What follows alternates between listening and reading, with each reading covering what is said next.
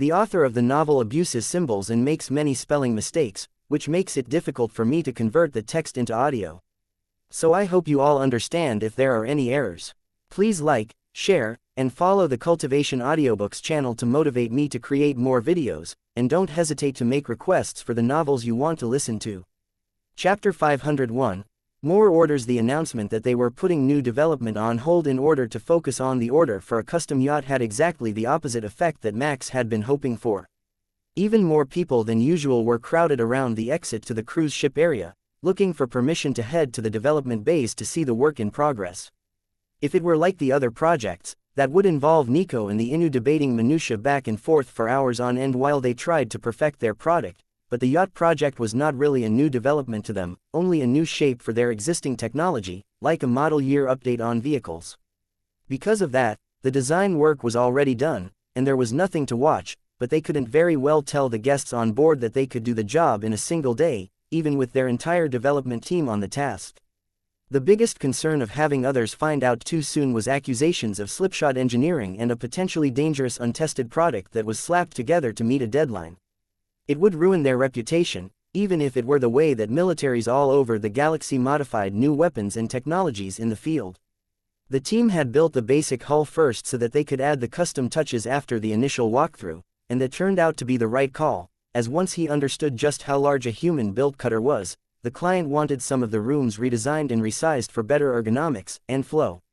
Humans would get a sense of that just through the virtual reality simulation since it was designed for the way their minds worked, but he didn't really get it until he touched everything for the first time. In the bay, it wasn't a big deal to move the room bulkheads since there was no flooring or anything else installed yet, so they got to the redesign and then worked out a few new color schemes for the crew and guest quarters so that everything could be visually identified. The crew uniforms would be designed to match both the common areas and their own quarters, but they would clash against the decor of the private bedrooms, highlighting the fact that anyone other than the butler and maids did not belong there. That structure was part of his culture, which had started from a parasitic fungus that merged with mammals. Everything had to have structure and a specific place, or it bothered them to no end. According to the client, his people were well known as the decorum and ritual experts of the Alliance, as well as talented structural engineers, but lousy architects since their need for structure kept them from truly harnessing creative talents. Nico thought it was highly amusing that there were precisely 9 servants for each noble on board, as well as multiples of 3 for every duty station, but the client insisted that it simply must be that way, no matter how the humans usually did things. That meant that what would normally be a vast expanse of cargo or visitor space was instead dedicated to staff quarters at the rear of the ship, but enough room was left for them to load shuttles and other small craft for leisure activities. The Terminus pattern shuttles already had a smooth lower hull for easy atmospheric entry, so with a small redesign, which included retractable top plating at the rear of the vessel, they could be repurposed as a leisure watercraft with an open rear sundeck and provisions for towing a variety of water toys. The shuttle would have to use its gravity control systems to move in the water since thrusters were out of the question, but even 50 knots was way more than most species were willing to endure while dragged behind a boat on skis. All of the little things that came up after the initial design took them 2 more days. Days when the rest of the guests who came to supervise the new technology development slowly went crazy about being excluded from the process because it was a private client and not a production design. Finally, the client and the design team relented and let the others in to see the completed vessel before it began space trials. The hull design is based on a classic human vessel, patent obsolete, slightly modified for aesthetics, so we didn't need to begin structural tests from the beginning. The interior is fully custom, but the warp drive and shielding technologies are Terminus Trading Company standard models. Nico introduced them to the ship when the viewing port to the bay opened. Behold, the Lord Governor Moop Edition luxury yacht, by the Terminus Trading Company. Patents have already been verified, and we are ready to begin the very first power-up of the engines. What will be the official designation of the vessel once it is launched for public consumption? One of the engineers asked while admiring the vessel's hull lines. It will be sold as the Lord Governor Moop Edition luxury yacht by the Terminus Trading Company. No licenses for third-party construction will be considered, but the interior color schemes may be ordered from a preset collection of approved patterns. Nico informed the group. A few of the others gave him appreciative looks. Getting his name on a new yacht line by a trending designer was an impressive feat, and it would make him somewhat famous among the luxury yacht crowd. Only so many people could afford a cutter as a private yacht, but on the scale of the Alliance, that number was over 1 million. Still exclusive enough to be the envy of the common citizen, but common enough to ensure that there would be a few more ships of his design sold. Might we all join you for the test? The drive technology is a tested and proven design, as is the basic hull, so it shouldn't be an issue, right? One of the lawyers in the group asked. Unfortunately not. I only brought my 9 servants with me for the mission here, so I do not have the appropriate number of staff to properly entertain guests at the moment. The governor sighed. We can provide you with a small crew of Terminus Trading Company employees if you wish to bring a few friends aboard, or we can open a micro portal for you to bring a ship crew from home, Max suggested. Oh, that would be lovely. There is nothing quite like having your own people around. I will arrange a crew for the ship, and we can leave this afternoon after lunch. The Lord Governor agreed. Chapter 502, Test Flight 450 Staff. That is what he requested from home for the cutter service staff alone, plus the 60 that would actually be flying the ship and working in the technical areas. That was at least triple the flight staff that Terminus used, but the hundreds of people he hired to serve 50 guests seemed more than a little excessive to Max. No task was duplicated. The servers for alcoholic and non-alcoholic beverages were even different people, with every guest having their own. You know, this is kind of swanky. I feel like a true princess here with so many staff scurrying about making everything perfect while somehow managing not to be underfoot. Nico whispered to Max as they boarded the yacht, dressed in their very best formal wear that afternoon. I think it's because they're all so small and slender. It's like they're barely there at all, though I know that they're everywhere. Max agreed. The uniforms chosen managed to blend nearly perfectly into the walls, so the servants lining every room basically vanished the moment that they stepped out of the way. How much training it would take to accomplish that, even if they were using some sort of technology to supplement the effect, was astounding, and Max began to feel that their level of service might be somewhat lacking by intergalactic nobility standards. He wouldn't go all out like this, but perhaps a few extra people hired for the VIP clients wouldn't be amiss. Perhaps the Lord Governor could refer some trained staff to him, so he could assign a butler and maid to each VIP room. The 47 chosen guests, plus Nico, Max, and the Lord Governor, all gathered in the front solarium for the pre-launch announcements and the start of the tour by their assigned staff. Max assumed that a route was chosen so that the 50 guests would never cross paths with each other during that process while getting a full impression of the luxury and style of the Lord Governor's personally designed vessel. Welcome, everyone. The design team has allowed me the honor of welcoming you all to the first test flight of the Millie Moop, named in honor of my lovely wife, for whom this vessel is a surprise anniversary present. We will test every system of the ship, including the replicators and the furniture, so please do feel free to relax and enjoy yourselves while we launch. I am assured that the gravity control systems work well enough that the risk of spilled drinks from rapid maneuvering is minimal. That made a number of the wealthy guests chuckle. Every ship had a bit of lag when maneuvering, where the gravity controls struggled to keep up with the changes in inertia while the majority of the ship's power was diverted to the warp drives, and the delicate dance of keeping one's drink balanced had become part of their muscle memory at this point. They didn't know it yet, but human vessels were very different in that aspect. While most vessels had a gentle sway to them as they maneuvered, due to the highly efficient drive systems and limited power supply, the humans still used brute force for most things. The power output of the yacht was on par with vessels twice its size in the Alliance, even though it used the most advanced warp bubble designs that Terminus had managed to develop, so keeping the gravity functioning flawlessly was child's play to the power system. As a luxury yacht, much of the outer hull had transparent metallic windows so that the occupants could enjoy the view outside with their own eyes, including the current view as the ship lifted a half-meter and was gently escorted out of the construction bay. Once clear of the colony ship, they wove a tight course between a group of asteroids, showing off the precision gravity control of the ship while the guests clutched their drinks and looked fearfully out the windows at the asteroids passing dangerously close by. Fear not, the shielding is top-notch, on par with the military vessels of the human species. A minor asteroid collision at this speed will not damage the vessel at all. It is one of the many luxuries of owning a Terminus Trading Company luxury yacht. The flight was going flawlessly at first, and Max couldn't sense any issues until he suddenly sensed a flash of malice, followed by a short scream and glass breaking. One of the female guests had tripped another onto a couch, and the shattered glass had split her skin wide open. A servant was at her side in seconds, using an Alliance medical tool to heal her hand, while a group cleaned up the mess and removed the stained couch that she had landed on. The servants quickly cleaned her dress by waving some sort of tool at it, and Max nodded at Nico to make sure that she was recording all of these tools so that they could modify them with human technology and provide them to the Reavers. Moments later, a new couch was brought out, and it was as if the incident had never happened. If you ignored the two women in matching dresses having a stare-off in the middle of the room, that is. The ship even comes with spare furniture. Someone among the crowd asked, with an impressed note in his voice. On the contrary, the damaged unit was scrapped as material for the replicator, and a brand new one was created on the spot. The ship's crew has access to replicator plans to replace all furniture, fixtures, and floor coverings present inside the vessel. Even custom monogrammed bedding is available. The Lord Governor declared proudly.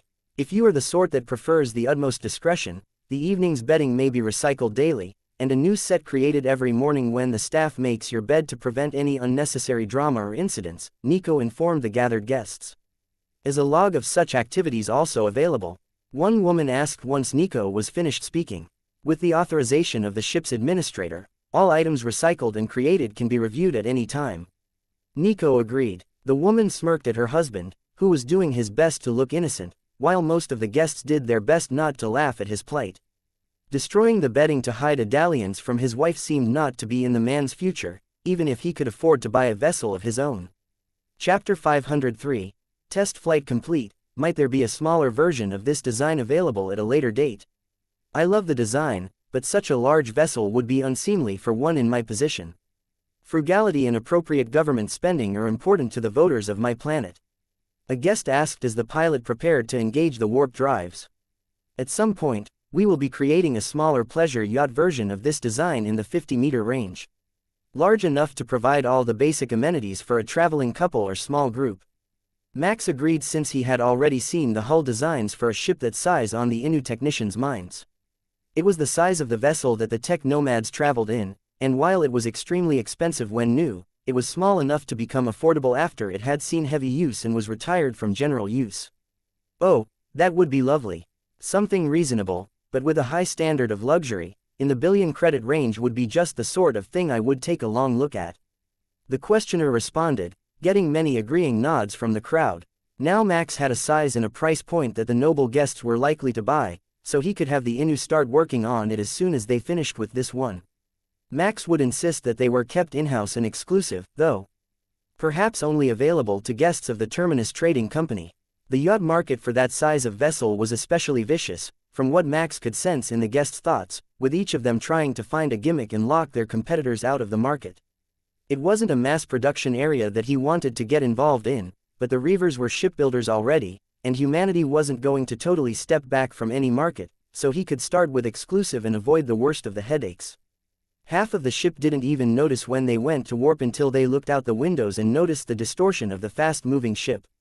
Oh, that was smooth. Even for a cutter, that was to die for, and the gravity control is amazing.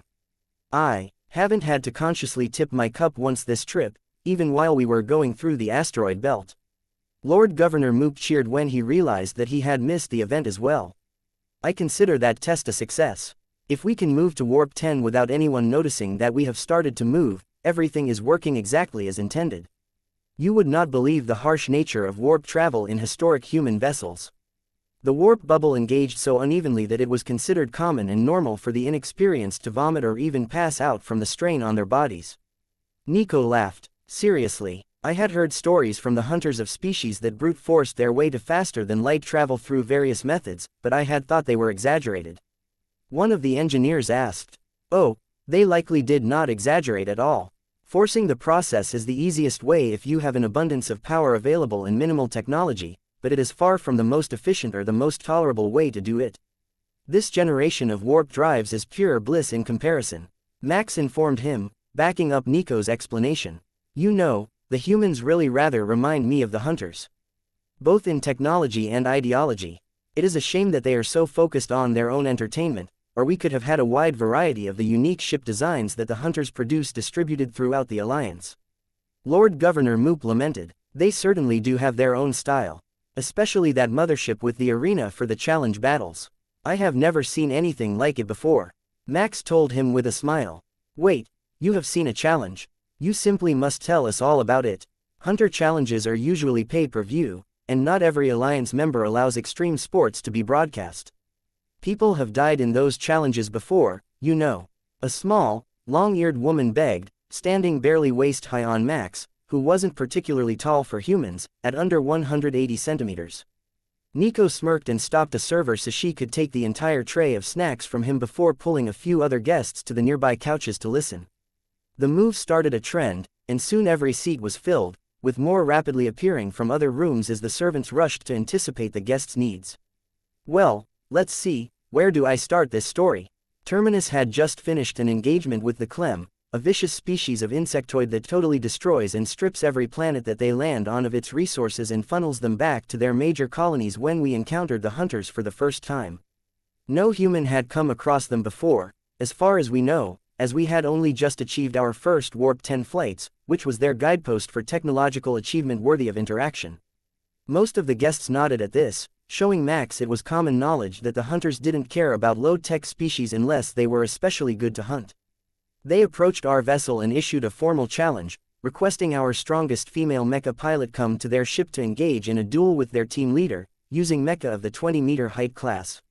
Now, the Hunters, females are biologically far superior to the males in the physical combat aspects, while humans are the other way around, but with far less of a bias. Fortunately for us, we had a suitable pilot on board, as well as a unique mecha known as Shattered Pride. The whole crowd was engrossed in Max's story as he told how the two sides met, fought the challenge to the draw, and then worked out a cooperative agreement for hunting dangerous species within this galaxy, including a short vacation by the Hunter group's leadership aboard Terminus, in some of the same rooms that the current crowd was occupying. The nobles seemed to view the Hunters like movie idols, which they somewhat were to the Alliance nobles, who would likely never see them in person unless they held a planet close to the border. The tale of fighting them to a draw was especially intriguing to them, and Max ended up showing them a few clips of the fight, to their delight, before returning everyone's attention to the test flight. One last question. This woman who can fight a Huntress leader to a standstill, might we have a chance to meet her? Lord Governor Moop asked with joy in his eyes. I would say so. She's sitting right next to you. Chapter 504. Trust the system. Most of the crowd looked shocked to hear that Nico was a mecha pilot, but some of them had done enough research to at least know her basic background, as it was known to the Alliance. They had seen Shattered Pride in combat a number of times since the first guests arrived aboard Terminus, so the mecha itself was no secret to them, nor was the pilot. It was just that few had connected the leader of the design team to the pilot of the super heavy mecha with the demonic visage. The rest of the test, including dinner and drinks made by the onboard replicators, went swimmingly, and the 50 noble guests returned back to Terminus slightly tipsy and in a great mood. None of them were in the market for a cutter-class yacht, but Max had received multiple requests for smaller versions of the ship. They all retired to their cabins for the evening, and the very next morning, Max started to get departure notices from some of the companies who had come to supervise their production. The design team had proven themselves so capable that the concept of keeping a team on hand was becoming more like sending them on vacation. Few of the companies still viewed the chances that they would be able to block the Terminus Trading Company's development and patents as a realistic option, so only a few who were working on similar modular designs left teams behind to ensure that the humans' development didn't overlap with their unpatented prototypes. 800 fewer guests made the ship feel a bit empty again, but that didn't last long. As soon as they were gone, more ships started to arrive, drawn in by the promise of product testing streams and the ever-present chance that the humans would end up in a mechanized fistfight with something. There were a wide variety of species on the ship from all over the Alliance, but there was no denying that the Terminus Trading Company was the Inu's new hottest vacation spot. Half of the ship was full of Inu tourists, and the staff had dedicated multiple meeting rooms for their impromptu technology brainstorming sessions so that they stopped sitting down in circles in the middle of the hallways to discuss ideas inspired by something that they had seen. Max was spending a quiet morning in his office, catching up on all of the daily updates and requests from the crew, when a message came in from Ray 5 Command, requesting their presence to negotiate a deal with a planet well beyond the extent of what was generally considered human territory. It was outward of the Clem territories and almost all the way to the Narcian region, but so far out that, like the Deathwind territory, there weren't many inhabited planets around them. If some far-flung human colony wanted in on the trade deal, Max didn't see any good reason to refuse them, especially if they were somewhere so dangerous. All danger was an opportunity for weapons dealers, no matter the century. Terminus staff and guests. Following the acquisition of the current supply of raw materials, we will begin a portal transition to meet with a potential ally of the company.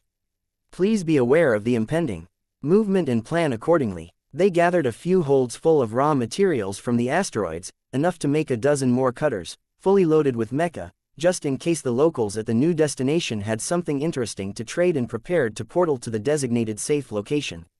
Max watched the monitors as the ship slowly slid through the portal and arrived at the other side, but something was definitely off in this star system. There was an inhabited planet, and the sensors showed that they had billions of residents on a feral world, many times the surface area of Kepler Terminus, but with an impressive rotational speed that brought the effective gravity down to roughly double that of the human standard at the equator, but over triple of the rotational poles. The most notable part was that Max didn't see more than a few fortress cities among the jungles, and only a few outposts among the frigid polar regions, with nothing at all in orbit and no sign of advanced vehicles on the surface. Canis Colony, this is Commander Karras of the Terminus Trading Company on behalf of the Reaver Trade Group. Please respond. Max tried. Welcome to Canis, Terminus Trading Company. We have located you. If you have the capability, please send a smaller vessel to the surface for negotiations, as we have no space-capable vessels. How in the world did they contact the Reavers from halfway across the galaxy before they rediscovered spaceflight? Better yet, who gave them the communication codes? 1st Battalion, prepare to descend for negotiations. Max called over the crew area intercoms and then returned to messaging the colony. We will send a cutter, only a few hundred meters in length, to the surface to meet with you. Which fortress city would you like to hold the meetings at? Central Command is in the plains, at these coordinates. We will signal you with a beacon. The colony representative responded. The beacon turned out to be a Cygnus expansion-era transponder, over 3,000 years old, but somehow still functional or rebuilt using the same frequencies and codes as the original. Max loaded everyone up, including Shattered Pride, inside the cutter and then returned to Cleansing Light to fly to the surface himself. Canis Colony, 1 cutter, and 1 Titan-class mecha are incoming in 3 minutes, please prepare for our arrival. Max informed them and then ordered the launch, following it down so that he could take his time and get a better reading on this planet to see what it might have to offer. The answer seemed to be monsters. As tall as a Crusader-class mecha, with some being significantly larger, and hides as tough as military alloys were everywhere. Even under the polar ice caps, the mecha detected monsters, including a form of squid over a kilometer long. He wasn't sure how humans had survived on this planet, but he admired their tenacity already, and he hadn't even met them yet. Chapter 505, Canis, Land of Monsters. Max landed Cleansing Light beside the entrance to the fortress city in the plains, which seemed to be the most defensible spot on the planet, due to its exceedingly long sight lines, and waited for the cutter to arrive. The atmosphere was dense but breathable, and the temperature was within the tolerances of human comfort at just over 30 degrees Celsius. The forces of gravity and centrifugal force working against each other put an odd strain on the body, but nothing that the augmented soldiers from Kepler couldn't deal with. They had been sent to much less habitable places, though only a Clem world could possibly be considered more hostile than this. Commander Karras, welcome. Please bring your mecha inside along with your entourage and have the cutter return to orbit. Standing outside the walls attracts unwanted attention that would disrupt our meetings. The base commander requested. Max had to duck to get Cleansing Light in the 30-meter-tall doors, and he could see the awe on the faces of the defenders inside the walls when he stepped through the door. The rest of the 1st Battalion followed right behind, and the look of awe turned to one of envy. The doors were closed behind them, and the shield raised around the city even before the cutter took to the sky again. Max opened the cockpit of Cleansing Light and double-checked his kit to be sure that his armor was fully charged and his flat space had all of the rest of his kit inside. He was wearing a more formal suit in the Reaver style. Black leather pants, a red silk shirt, and a long black cape with golden embroidery. He looked at himself in the mirror, then removed his cape and put on a leather vest. Nico's insane fashion sense was rubbing off on him again, wearing a cape to a meeting. He double-checked that the disruptor pistol at his hip was charged and secure in its holster, then hopped onto the winch line and rode down to the ground. Nico had set up a remote on his watch, tied to his biometrics, so that he could close and lock the mecha from outside, as well as engage its shields to surround himself if he was close enough, so he put the mecha in standby mode and stepped in front of his battalion to greet the locals with Nico at his side, her long red dress and leather jacket closely matching his own outfit. "You checked my cameras, didn't you?" he asked. "Packed you a cape too. I like the cape. Very superhero when you descend from the Mecha." So that was the purpose of the impractical clothing item. They were greeted by a shirtless man in cargo pants and an incredibly buff woman in short shorts and a tank top with scars and tattoos all over her body, both smiling at the sight of the two Reavers in their outlandish clothing. "Can you even fight in that?" the big woman asked before she even introduced herself. "Of course, it's slid right up past the hip, and the coat has pockets for all of my blades and explosives," Nico responded with a smile. Not bad then. It might keep some of the biting bugs off the legs." The woman nodded. Max looked through the thoughts of the locals for a moment and realized that this was no technological powerhouse. They had laser weapons and some limited but flaky, plasma weapons, but mostly they hunted and gathered from the land while growing the majority of their essential crops inside the city's hydroponic facilities. They had actually devolved after landing and had not recovered at all, which didn't match with their ability to message the Reavers. "My name is Ramba, and I apologize for the unseasonable cold today, but we had thought you would take much longer to arrive and sent the message with Warp 5 travel in mind. That looks like the human flagship terminus, though. We heard good things about you and how well you fight." The man spoke in a slow, gravelly voice, thanks to damaged vocal cords from a lifetime of smoking and a long scar across his neck. "Oh, now I get it. The hunters were here, weren't they?" Nico asked. "Yes, they were quite impressive, and they told us that there were other humans worthy of talking to. One of their youngsters even decided to stay with us so she could build up her combat skills until her clan comes to pick her back up again." The woman replied proudly. That also explained to Max why they sent a huge woman to meet with him. The hunters valued the best female combatants, so it was only logical that they would instruct the humans they met to do the same. "I will leave the rest of the battalion out here if you would like to have a seat somewhere to discuss what you are looking for from this trade negotiation," Max suggested. "We don't ask for much. It would disrupt our way of life if we changed everything to match the other humans, but we heard about your replicators and rifles, and we would like to make a deal to get them. Think of Canis as a game preserve. We strictly limit hunting so that the numbers don't get too low. It keeps our people strong and resilient. The Rill family is among the strongest on the planet." The woman informed him with great pride. Max checked her thoughts and found that Rill was the name of her entire family. Not a family name. They all went by that one single word. She took off her hat, and Max noticed that she did not have human ears but long wolf ears, and in her excitement, Max noticed a long brown tail, the same color as her hair, behind her back. Max ran a quick scan using cleansing light sensors and found that it said these were humans, at least mostly. They had adapted their genome a little to better survive this planet, and it led to the expression of canine features. "I think we can work something out along those lines. We always need a good spot to train mecha pilots, and I saw many beasts larger than the mecha that we brought scattered across the planet," Max told her, beginning the negotiation. She seemed startled. "You are sure?" Even most of the hunters didn't dare to go after the largest of those beasts. "Perhaps not the largest, but the ones you think might be on par with our mecha and our soldiers. Like yourselves, we have been augmented.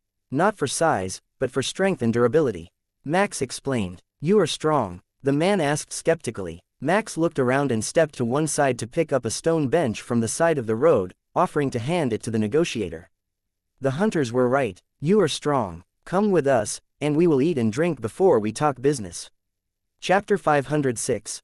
Hunting grounds. The two Canis leaders guided Max and Nico to a bright and airy gazebo that was set with a variety of local meats and fruits, looking more eager with each step. Their thoughts said that they had enhanced their sense of smell to help them survive the early days on this planet, and the smell of freshly roasted meat was nearly overpowering to them. As soon as they sat down, Nico pulled a silver domed covered dish out of her flat space and placed it on the table. "A token of our appreciation for your hospitality," she told their hosts. "While it sure is pretty, we aren't really big on shiny trinkets, but we appreciate your gesture." The man informed her politely. "No, lift the lid. I'm glad you like the container it came in, but the gift is inside." Nico laughed. The big woman laughed and opened the lid, then her eyes went wide in wonder, and her nose began to twitch. "Is that slow roasted beef brisket, created by our replicators, and the highlight of today's crew mess hall lunch menu aboard Terminus?" Nico informed them. Max probed her thoughts and found that Nico made that roughly 30 seconds before they landed after her scans revealed the abundance of meat dishes for sale in the city. Max hadn't thought to take note of that. He had been more interested in the people and their technology than their lunch, despite the fact that they were offering replicators to every planet they stopped at. Humans all generally ate the same sort of things, so it was all going to be within the capability of the replicators, but these people had modified their genome enough that they might not like most of the dishes that were available.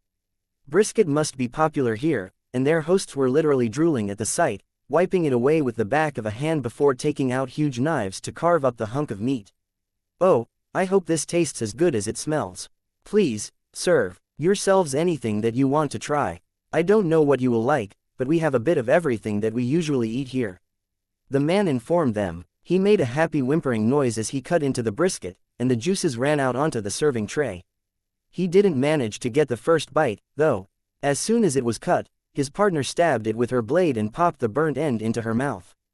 "Oh my blade, that is amazing. How do you raise animals so juicy on a spaceship?" Max chuckled at her evident joy. "That's the trick. We don't. The replicator creates it. You could make it with a bundle of grass or the worst-tasting root vegetables, and it would come out the same. We use fast-growing algae to feed ours aboard Terminus. Even in the leanest of seasons, there is no need for food quality to suffer with the replicators making your meals." "Seriously?" she asked, stabbing another slice of meat and throwing it in her mouth. "It's a pretty popular item, and it has convinced a lot of people to join our trade group.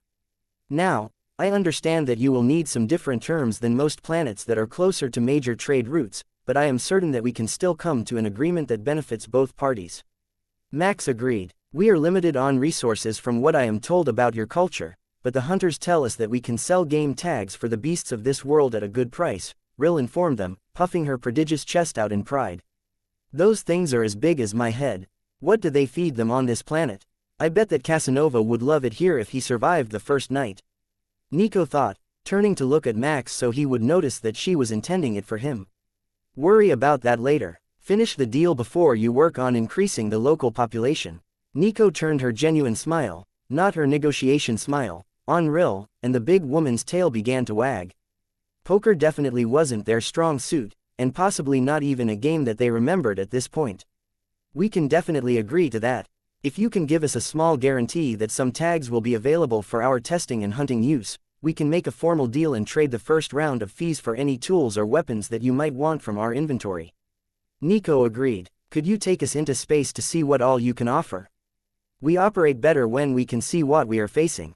It's part of the animal instinct, you understand," Ramba requested, looking at his partner for confirmation that she would join them on a trip to Terminus. Nico nodded and gestured toward the table full of food. "Why don't we finish lunch, then we can go to Terminus and work out the details before we return to the surface for a hunt. We have some body armor that I think you would love, especially if you don't hunt using Mecha." "Armor? Could any armor deflect the claws of a Comax?" Rill asked. "It can stop a shot from a plasma rifle or a hit from an energy blade." "What does a Comax look like?" Max asked. 6 meters tall, bipedal, powerful front arms, armored scales, long tail, and a mouth big enough to sit inside while it eats you," Ramba explained. That sounded rather disturbing, but Max recalled seeing some of them on the scans, he thought. However, there were many species that roughly matched that description, so he might be thinking of the wrong one. "If there are some nearby, perhaps we could go as a small group and hunt them.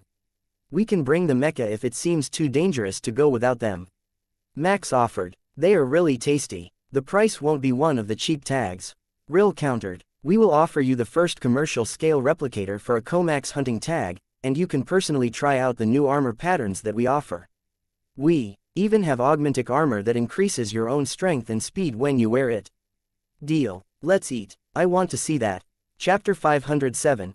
Everything is new. Max was inclined to be generous with this backwater planet, thanks to not only their great hunting potential but the possibility that they might be able to recruit superhuman soldiers from the world to add muscle to crews who didn't have Kepler-born soldiers on board. With someone as powerful as Rill or Ramba and an augmentic armor suit, they wouldn't really need a light mecha at all. The meal passed in a hurry, and the Canis leaders assembled an honor guard to follow them to Terminus, made up of similarly large specimens of their species. If Max hadn't scanned the planet to find out that they came in a wide variety of builds, he would have thought that everyone in this world was built like a walking tank, but realistically, they were just showing off their military muscle. Nico called the cutter back to the ground while Max climbed back into cleansing light and waited for the door to open. Do you think that they could break the city barrier? Ramba asked one of their companions with great interest while Max listened to their thoughts. I don't think that they would have to. The hunters simply opened a hole in the universe and stepped out to talk to us. Perhaps these humans can do the same thing. We all saw that strange light in the stars before they arrived, and the scholars say it was probably their method of travel. Max chuckled. The flash of light was most likely the warp drives powering down after the load of the portal was disengaged. The energy field that created the portals emitted radiation in the visible light spectrum, while the portal itself was not and was only detectable as an abnormality in space from the other side. The group followed Nico into the cutter while she ordered Shattered Pride to tag along like a lost puppy, taking up the rear of the convoy. Despite seeing Nico exit the mecha when she arrived, nobody seemed to find it odd that she wasn't in it now, so they probably assumed that there was a second pilot to the giant robot and that the woman accompanying them wasn't the primary pilot. Max flew back up and prepared to greet their guests at the 1st Battalion's hangar bay, causing a media phenomenon all across Canis as the reporters caught sight of the giant robot flying in the sky. The Canis team wasted no time disembarking from the ship once they were safely docked aboard Terminus, running around like kids in a candy store, examining everything in the bay, including the staff members that were present in non-combat roles. Why do some of these men smell stronger than others, even when they're the same size? One of the women on the team asked Max as soon as she got to him. Maybe the amount of time they've been at work today, Max asked, confused as to what she meant. She was one of the people with no internal monologue. All that was in her thoughts were the words she was speaking. No, their physical strength. Muscle density gives off a specific pheromone scent that we can detect. We use it to determine who is a suitable mate. Why do some smell strong, even when they're small? She explained. Oh, that's because we are from Kepler. Our region's people have nanotechnology living in their bodies, and it remakes them stronger, faster, and more talented than they were at birth. The greater the compatibility, the stronger you will get. The women have them too if it is going to trigger your males. Max warned her. Probably not. Our women are larger and stronger than yours, except maybe the tiny robot woman, so we shouldn't have to worry about losing our men to them. But some of the men are quite strong here, and we have more women than males. The Canis native explained. Why more females? Genetics, or selective breeding? Max asked. Testosterone. Men tend to die early seeking thrills, so we have more adult women. She shrugged. Understandable. That has been known to become an issue now and then. Max replied with a chuckle. I think your men might be in trouble, though. They're strong but small and cute. The woman informed him, looking over at Colonel Klinger, who had just exited his mecha and moved to join the command group. Her standards for small and cute were a bit off since the man was clearly middle-aged and battle-scarred, but compared to her, he was small. She was nearly 220 centimeters tall. I think they can handle themselves. They've been small and strong all their lives. Kepler's citizens aren't large by any human standards. Especially the pilots, who are chosen for their ability to pilot mecha, not their brute strength. Max agreed with a shrug. What is this armor? Is that the augmentic armor you spoke of? Rill asked, pointing at one of the infantry soldiers on duty in full armor.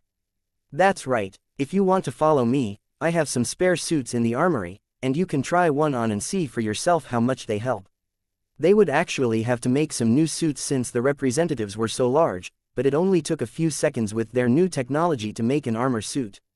They weren't an easy group to herd out of the room and toward the storage bays. Everything was new and interesting to them, so Max let them do as they pleased for a while, getting their answers from the 1st Battalion until they had the hang of the basics of the technology in use on Terminus.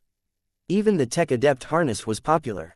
Not because they wanted a better way to repair technology but because they wanted to put pincers on every flexible arm so that they could effectively melee the multi-legged species on their planet. The thought was enough to make Max laugh. 10 arms and 2 legs, 12 knives in total, and a huge man with no shirt on charging at what looked like a fever dream of a killer spider. Even with the shielding on the Tech Adept harness, that was still an incredibly bad idea. Chapter 508. Shopping spree. Eventually, they did get them to a storage bay so that Nico could begin the demonstrations, including fitting them all with individual suits of augmentic armor, a small signing incentive, as she put it, and theirs to keep. Just like Max did when they were first testing it, the Canis team punched an armor plate with the augments off and then again with them enabled. "Oh, this is good. But can we fix the helmet? It's crushing my ears," Rill complained. "Sorry, they were made for my style of ears. Hand me the helmets for a second, and I will reconfigure them all." Nico made a pair of raised ridges on top so that the ears would be mostly flat to the head but not squished by the helmet, and relocated the earbuds so that they would still be able to hear properly. "How is that? Perfect. And I can hear properly too. Are there speakers inside the helmet?"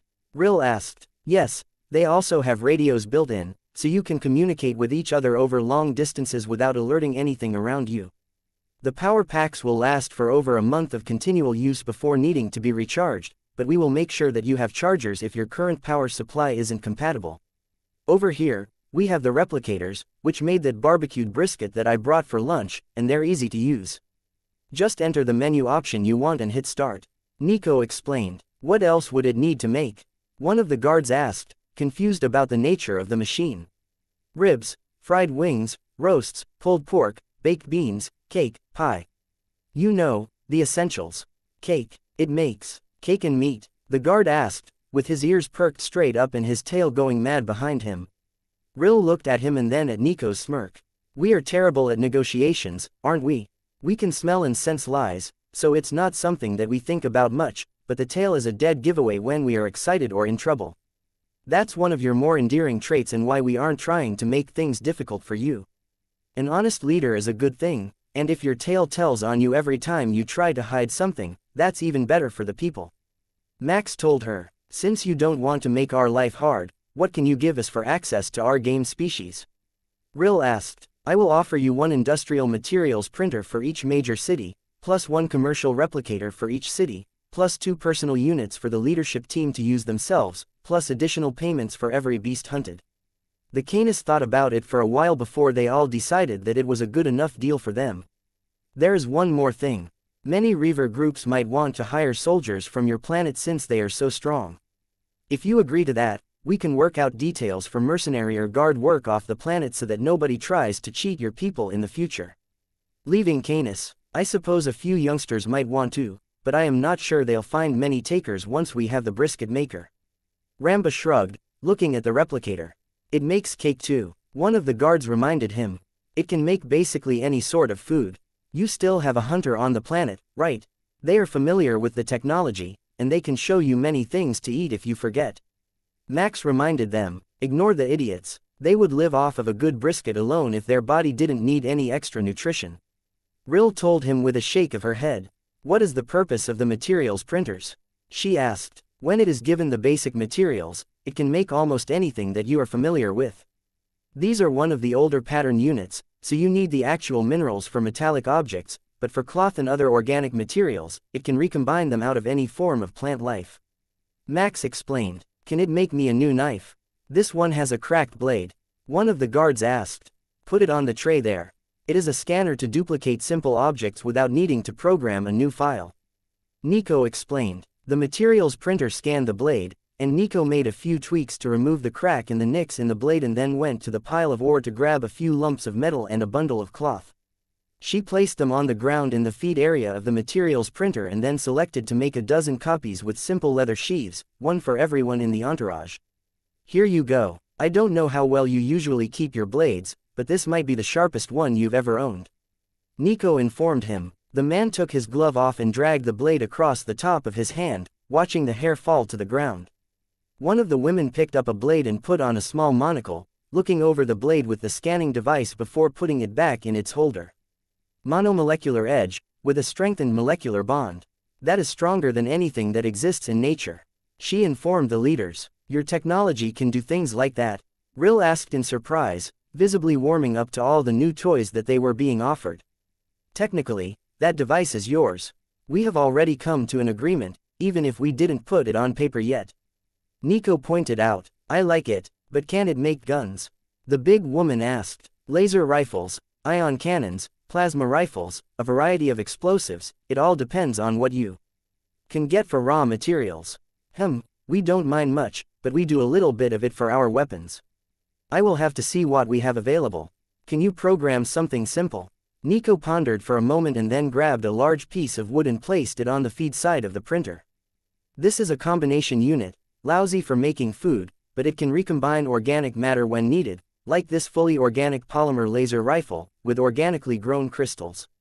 Nico plugged it into a charging port for a moment and then tapped at her watch, bringing down a targeting dummy from the upper-level storage, delivered by drone. Give it a try. It's only charged for a couple of shots so far, but it holds 100 in total, and you can make it out of any organic matter. Ril picked up the weapon and aimed at the dummy, blasting it with 3 quick shots, all to the heart before the weapon was empty again. How reliable are they? Are they tough? They're reliable in the short term, not so much in the long term, but they're cheap and easy to make. It is hard to make them fail without breaking them, but in the end, they're just fancy plastic. If anything with claws gets at them, they're done for. But if they do get broken, just put the pieces together as well as you can and add a bit more organic material in the printer to repair them. Nico explained. If they're beyond that point, just put the broken bits in the feeder, and you can use them as part of the materials for a new one, Max added. I like it. The perpetual laser rifle, infinitely recyclable. Ril laughed. The design was also prone to overheating if you went crazy with the shooting, and the organic crystals degraded rapidly with use, but since they could also be conventionally made out of chemically altered plant oils, they were a staple among planetary guards even before the advent of the replicators and organic materials printers. Chapter 509. Writing and Tracking. We should put all this on paper, so it is official. I am told that the Reavers take paper very seriously. Ril requested once the furor over the new toys had died down a little. We take agreements very seriously. The putting it on paper is so that nobody can argue over what the exact agreement was at a later date. Max explained. Nico took out the data tablet with the standard agreement and began editing it for their current clients. Sending reinforcements was unrealistic, so that part of their obligations was removed and replaced with the portion about allowing mercenaries who wished to leave the planet to go, along with terms of employment for anyone hired from among the Canis population. They would have to have their gear maintained to at least the current Reaver standard, be paid a minimum of the average share, and be provided with daily meat and a balanced diet sufficient for heavy exertion. That would likely be enough to keep the locals happy, and it would discourage the lowballers since they always wanted to pay far less than the average share to new hires in their fleet. The rest of the agreement was pretty standard. They could request shipments and have Reaver Trade Group members deliver them at a standard distance rate, sell at Reaver rates, and an additional note about the prices for game tags to be sold by the animal at the time of arrival, subject to population management plans and pricing variations. Finally, the notes about the included signing bonus items were added, and it was ready to be signed. Nico turned it over for their team to read, and they shared it among the group, poring over it with intense concentration and even finding a grammatical error that Nico had made. That was quickly fixed, and the hard copies were made. They moved to a table, and Max had the staff bring out another brisket, then set it to the side for after the agreement was signed. Ramba didn't miss this maneuver, and Ril smirked at Max. I thought you weren't going to make things hard on us. But here you are, placing the food to the side until the deal is done. She joked. Brisket is greasy, and paper soaks it right up. Max clarified, putting his signature on the sheet, followed closely by Ril and Ramba, then witnessed by Nico. Now that we're finished, let's eat. Max agreed, handing the documents to the administration team to copy and electronically file with the trade group. It was relaxing to eat with the Canis nobles. They didn't believe in table manners or cutlery, so there was no pressure to maintain an image, only to get enough food in you before it was all gone. I think I have the perfect hunting spot for our first trip together. There is a species of tree viper in the jungle whose blood tastes almost like the seasoning that is put on this meat. If we mix it into a sauce, I think we can replicate the taste with regular roast meat. Ril declared, licking the last of the juices from her fingers as the meal finished. So, we head to the jungle to hunt snakes. That sounds like a lot of fun. How big of a team should I bring? Max asked. You bring 5, and I will bring 5. Too many will either scare the game away or bring the big things. Both are bad options because that part of the jungle is too thick for your mecha or the hunter's suits. Ril suggested. I will put drones in the air in case we get in trouble. Don't worry, Commander. I can ensure relative safety without compromising the hunt. Nico assured Max with a smile. Good enough for me. Grab 3 from the infantry special forces who you think would enjoy the trip. Max ordered her. Nico's eyes went blank for a second, and she nodded. They're on their way. Now, what should we bring to hunt the tree vipers? Precision rifles and blades, or are they big enough that we will need plasma cannons and demolition charges to bring them down? I like your attitude. The vipers are only 10 meters long, but the Goliaths that also live in the area are on par with a regular hunter suit. We only hunt them with our heaviest weapons. Nico nodded and sent a message to a technician, who came back with 5 watches in her hand. These are not for general distribution yet, but they can be considered a personal gift from me to you. Put them on over your armor and tap them with your forefinger, or tell the armor to open the flat space. The device is activated, showing a supply of food, water, bioelectric energy packs, a handheld plasma cannon, a small selection of explosives, and a spare laser rifle in the all-organic pattern. That should be enough to get us through a hunt with what we are already carrying, Nico told them. Am I getting married? One of the guards asked dreamily. No, that one is mine. Max insisted, making Ramba laugh.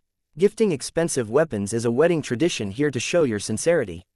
He explained. A friend of ours gifted his bride a cruiser-class warship as a wedding gift, and she assassinated the last of his enemies for him, Nico informed them with a smile. Perhaps the Reavers are not so different after all, even after all this time. The Canis man laughed, getting to his feet. So, shall we take that marvelous ship of yours back to the surface? He asked, looking back toward the bay where they landed. No need, there are only 10 of us going with no mecha, so we can take a shuttle. It can land in a much smaller space, and it won't disturb wildlife as much. Max disagreed, pointing in the other direction. The last 3 members of their team arrived in full armor, with ion rifles slung over their shoulders, so Nico got up and tapped their watches too. Check their kit and make sure that they had everything needed. She gave Max the thumbs up, and he led the group a few bays down to the nearest available shuttle, the weaponized ones Nico made, suitable for an entourage of 20 in mobile suits, which were almost as bulky as the Canis natives.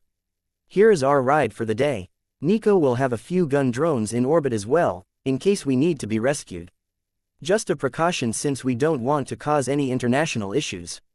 Max explained. That works for us. Who will fly the tiny ship, though? Rill asked. Usually Nico, but we will have a technician fly today so that she can focus entirely on the hunt, Max explained, pointing to a happily waving young woman in a flight suit.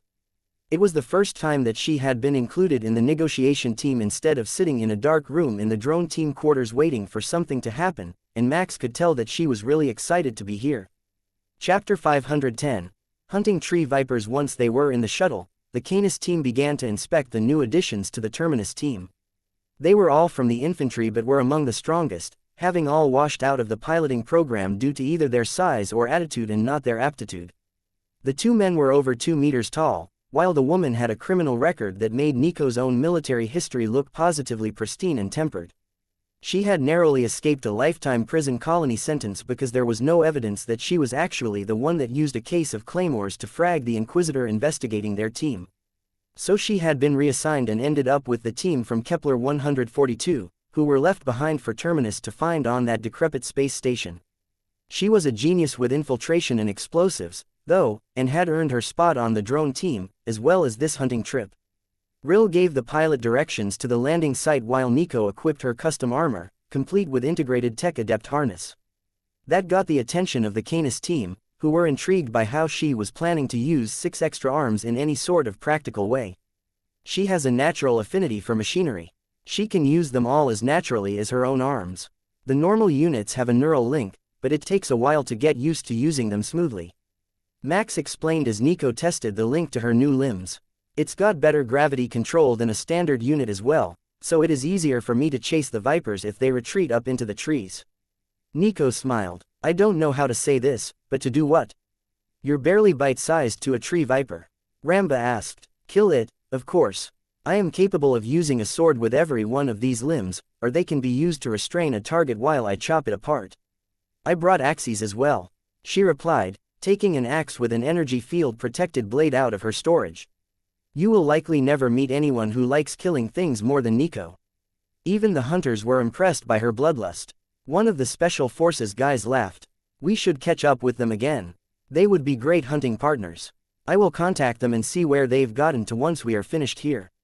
Nico agreed. They said that they wanted to see what the Narsians were like in close combat, so they should be somewhere northeast of our planet, but how far, I do not know. We lost track of them not long after they departed. Rill replied, then pointed to a spot in front of the shuttle. That is our landing zone, that pond. There aren't many clear spots in the jungle. Just watch for hidden creatures in the water. The crocs can grow rather large. In that case, I will be going first, Nico announced and directly stepped out of the shuttle's rear door, which had only begun to open when her body disappeared from sight. You get used to her. She's like that. Max shrugged as the others stared out the door. Oh, yeah, I forgot that you guys don't usually use gravity control, do you? She can fly with that armor on, so she's not going to crash into the ground. She just wanted first dibs on anything that might be in the water, he added. I see. Nico had the remains of one large snake and some sort of turtle on the shore when the shuttle landed only seconds later, discharging the team before returning to high altitude to keep track of them and any threats that they might be facing. If they needed evacuation, it could drop a line down for everyone to climb up, letting them leave from almost anywhere in the forest in a hurry. Not that the pilot expected to need to do that. The team she had dropped off looked more than capable of handling anything she could see on sensors, and they had all brought plasma cannons. That is one of the tree vipers we are here looking for. The turtles are vicious but unfortunately inedible, Ramba informed them, looking at the single blade wound on the viper, then turning to appraise Nico in a different light. It didn't expect that I could fly. I lifted when it struck at me and severed its spine with my axe. Nico explained, shaking the blood off the large-headed weapon in her hand. Why an axe instead of a sword? One of the Canis team asked. I wasn't sure how thick the hide was, and the extra force of the axe helps it penetrate bone more smoothly. The team took a moment to siphon a large amount of viper blood into what looked like a canteen that had been hidden under their clothing, and Rill signaled for them to move out behind her. They silently moved into the trees, smirking at the noise that the Terminus team was making before they all gave up on being as quiet as the locals and just did their best not to break branches that would cause extra loud noises. The only one that was truly silent was Nico, and she wasn't on the ground, preferring to scout from a spot further up the trees, flitting from one to another with an axe in her hand and clinging to the thick branches with the tentacles of her tech adept harness. I like that suit. It's almost like she's a baby Goliath, but with extra arms. They move the same way through the trees when they are small. Rill whispered, and when they are grown. Then they are too large for the branches to support them. Some of the branches were over a meter across on the enormous trees of this jungle, capable of supporting even a Corvette-class mecha, so whatever sort of species the Goliath was, it had to be truly massive. Chapter 511. Hunter or hunted. As they moved through the trees, it became clear to Max that they weren't only hunting for something, but some not-so-friendly residents of this jungle were also following them. His targeting system didn't identify between species that were watching from the woods, but he had a wide variety of targeting boxes to choose from, and some of them were clearly following the group as they traveled. Max signaled to the Canis team about some of the larger targets that he had spotted, and they nodded that they had seen them as well, but seemed intent on ignoring them for now, so Max assumed that they were either very low on the threat list, or very low on the target priority, so they could simply be ignored until they attacked. Nico stopped them a few minutes after Max had signaled to the group about a large cat he had seen and bounced down to rejoin the group. Are Goliaths a form of primate, roughly 15 meters tall? She whispered. Yes, those are them. Did you find an adult? Rill asked with a hint of excitement in her voice. I did. What's the hunting strategy? That thing is larger than a Crusader-class mecha, and I really want to shoot it. They are just as mean as they are large, so we usually surround it so that it can't focus on the whole group at once, and then target the knees and head with heavy weapons. The leader of the Canis team replied, pointing to the appropriate spots on herself. The beast had also detected them, and the sound of breaking wood signaled its approach at high speed toward the hunting team. Everyone spread out, make a half moon and begin to fire at a slow rate as soon as you have a clear target. Don't go too fast. Let the others take some of the creature's attention away before you fire again. Excellent plan. Will you go first, or will I? Nico asked, pointing a pair of plasma cannons through the trees toward the sound of the approaching Goliath. Since it is your first hunt, please, have the honors. Rill laughed while Nico hopped back up into the trees to wait for the creature to approach. Max wondered what her plan was, as she had only gone to the lowest branch, a mere 5 meters off the ground, to target a 15-meter-tall monster.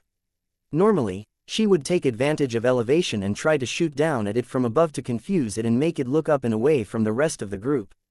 Now, Rill called as the beast appeared through the trees, and 2 light blue plasma balls flew out from Nico's weapons as she launched herself up in the air.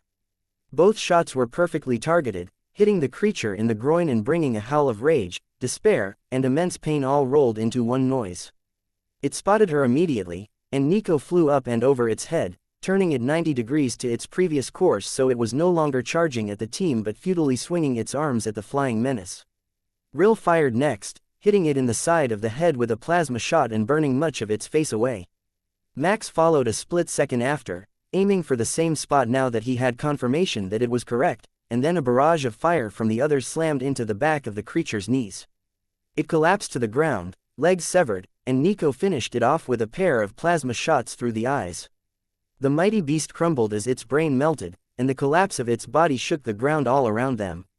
The fierce but short battle had scared away every other creature in the vicinity, and the forest fell deathly silent as the Goliath breathed its last breath. You know, I am starting to think these plasma cannons aren't really sporting. One volley to take out a Goliath was way too fast. Nico muttered as she inspected their trophy. You have a point. They are much more powerful than anything that we have here on Canis. Such a battle usually lasts 10 or 15 minutes. Rill agreed. That is good to know for later. You will have to specify hunting weapons when you issue permits to visitors so that they have the full experience of hunting the massive beasts on this planet. Max agreed, looking at the sad sight of the dead Goliath. Says the guy who never misses a shot. Maybe we should make the next one a melee-only attack and see how it goes. Nico suggested, but Ramba waved off that suggestion. You might be crazy enough to try, but they are surprisingly fast when you aren't flying up out of reach. Melee attacks against a Goliath are generally considered suicide. The big man informed them, with his tail tucked down behind him, showing just how afraid he was of the concept. You have a point, but there is a tree viper coming for your head, Nico replied, pointing to his right. Ramba turned in a split second and fired at the approaching snake, blowing its head off while it was in flight before taking the impact of its body and being thrown through the trees for a dozen meters, rolling along the ground. You could have told me that a half second earlier, he grumbled, dusting the dirt and leaves off his body. Sorry, I was distracted. But hey, it didn't eat you, and that's a good start. Let's drain the blood from this one, and we can look for another Goliath. This time we can use our light weapons and only switch to the plasma cannons if it gets too dangerous. Rill announced. It was possible that only she and Nico were actually enthusiastic about the idea, but somehow they had made themselves the deciding votes, and the plasma cannons were put away while the ion and laser rifles were taken out. Chapter 512. Great Bad Ideas. Max opted for a pair of disruptor pistols, as they had the same damage output as the rifles and were more maneuverable in split-second targeting scenarios, which he was seeing as more and more likely with every step they took through the woods. The number of large animals was increasing the further that they got, and none of them were friendly. Sporadic laser fire from the new organic rifles that they had made for the Canis team took out bugs the size of a large dog while Nico and Rill scouted ahead to try to find more large game. A flashing warning, showing that a hostile target was incoming, flashed on the display in Max's helmet, and he popped a disruptor shot at it the instant he verified that it was indeed an alien insect. After multiple battles against the Clem, alien bugs were starting to become a sore point with Max, and he would have been more than happy to find out that they didn't exist here, but it seemed that they only came in more familiar-looking giant varieties than the Clem did. His camera feed would be showing everything that they did to the guests up on Terminus, or at least those with the stomach to watch. Hunting wasn't every species' idea of a good time, even if the animals were extremely hostile, so it wasn't being played on the common area view screens, only in the private quarters or by request. He had already verified that his system notifications weren't showing on the feed since they only appeared to him inside his display and not to the cameras mounted on the sides of his helmet, so that much of his data was safe, but it was a strange feeling knowing that thousands of people were looking at the same thing that you were, jumping with every incoming insect and creature. Like the evil squirrels that they had come across, they looked so cute and fluffy, but their jaws opened up large enough to swallow a human, and they had 3 rows of teeth in their mouths. One of them had nearly gotten a Canis warrior before a well-placed shot from Max's pistols had split its head apart and left the man with only a few scratches from the close call. New target up ahead, 200 meters. I don't know what it is, but it looks really stabbable.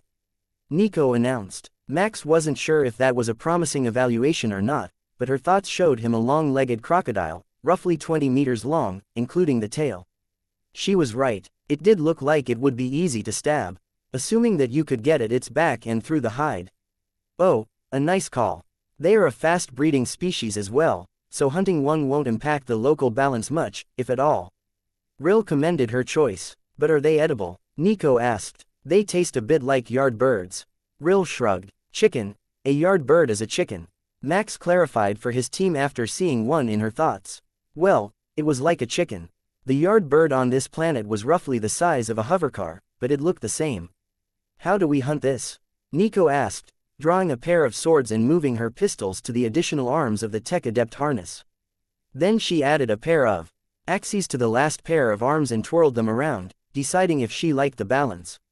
It must have passed her evaluation because she didn't switch the weapons out and only waited patiently as Rill worked out a plan to attack the beast. It's not alone. It might look that way, but there is a helper with it, a scavenger bird hiding in the trees. The claws of the bird are venomous, and it likes to weaken targets for the crocolisk to finish off. In return, the bigger beast will leave a share of the spoils for it. Rill explained. Max searched his targeting solutions and found the bird. Unlike everything else in this forest, which seemed to be a gigantic version of something vaguely familiar, the scavenger bird looked like a normal barn owl. Nothing special at all, no gigantic fangs in the beak, just a 2-kilo or smaller bird with big eyes and a round head. Maybe that was its secret. It weakened the targets and only needed a bit of food, so none of the other monsters were upset about having it around. I will take out the bird. I can hit it from here. Not a problem, Max informed the group, taking out an ion rifle since his pistols were short-range weapons. Start off with the scavenger. It will make our life easier. The only trick is not to get eaten, and I am sure you can manage that.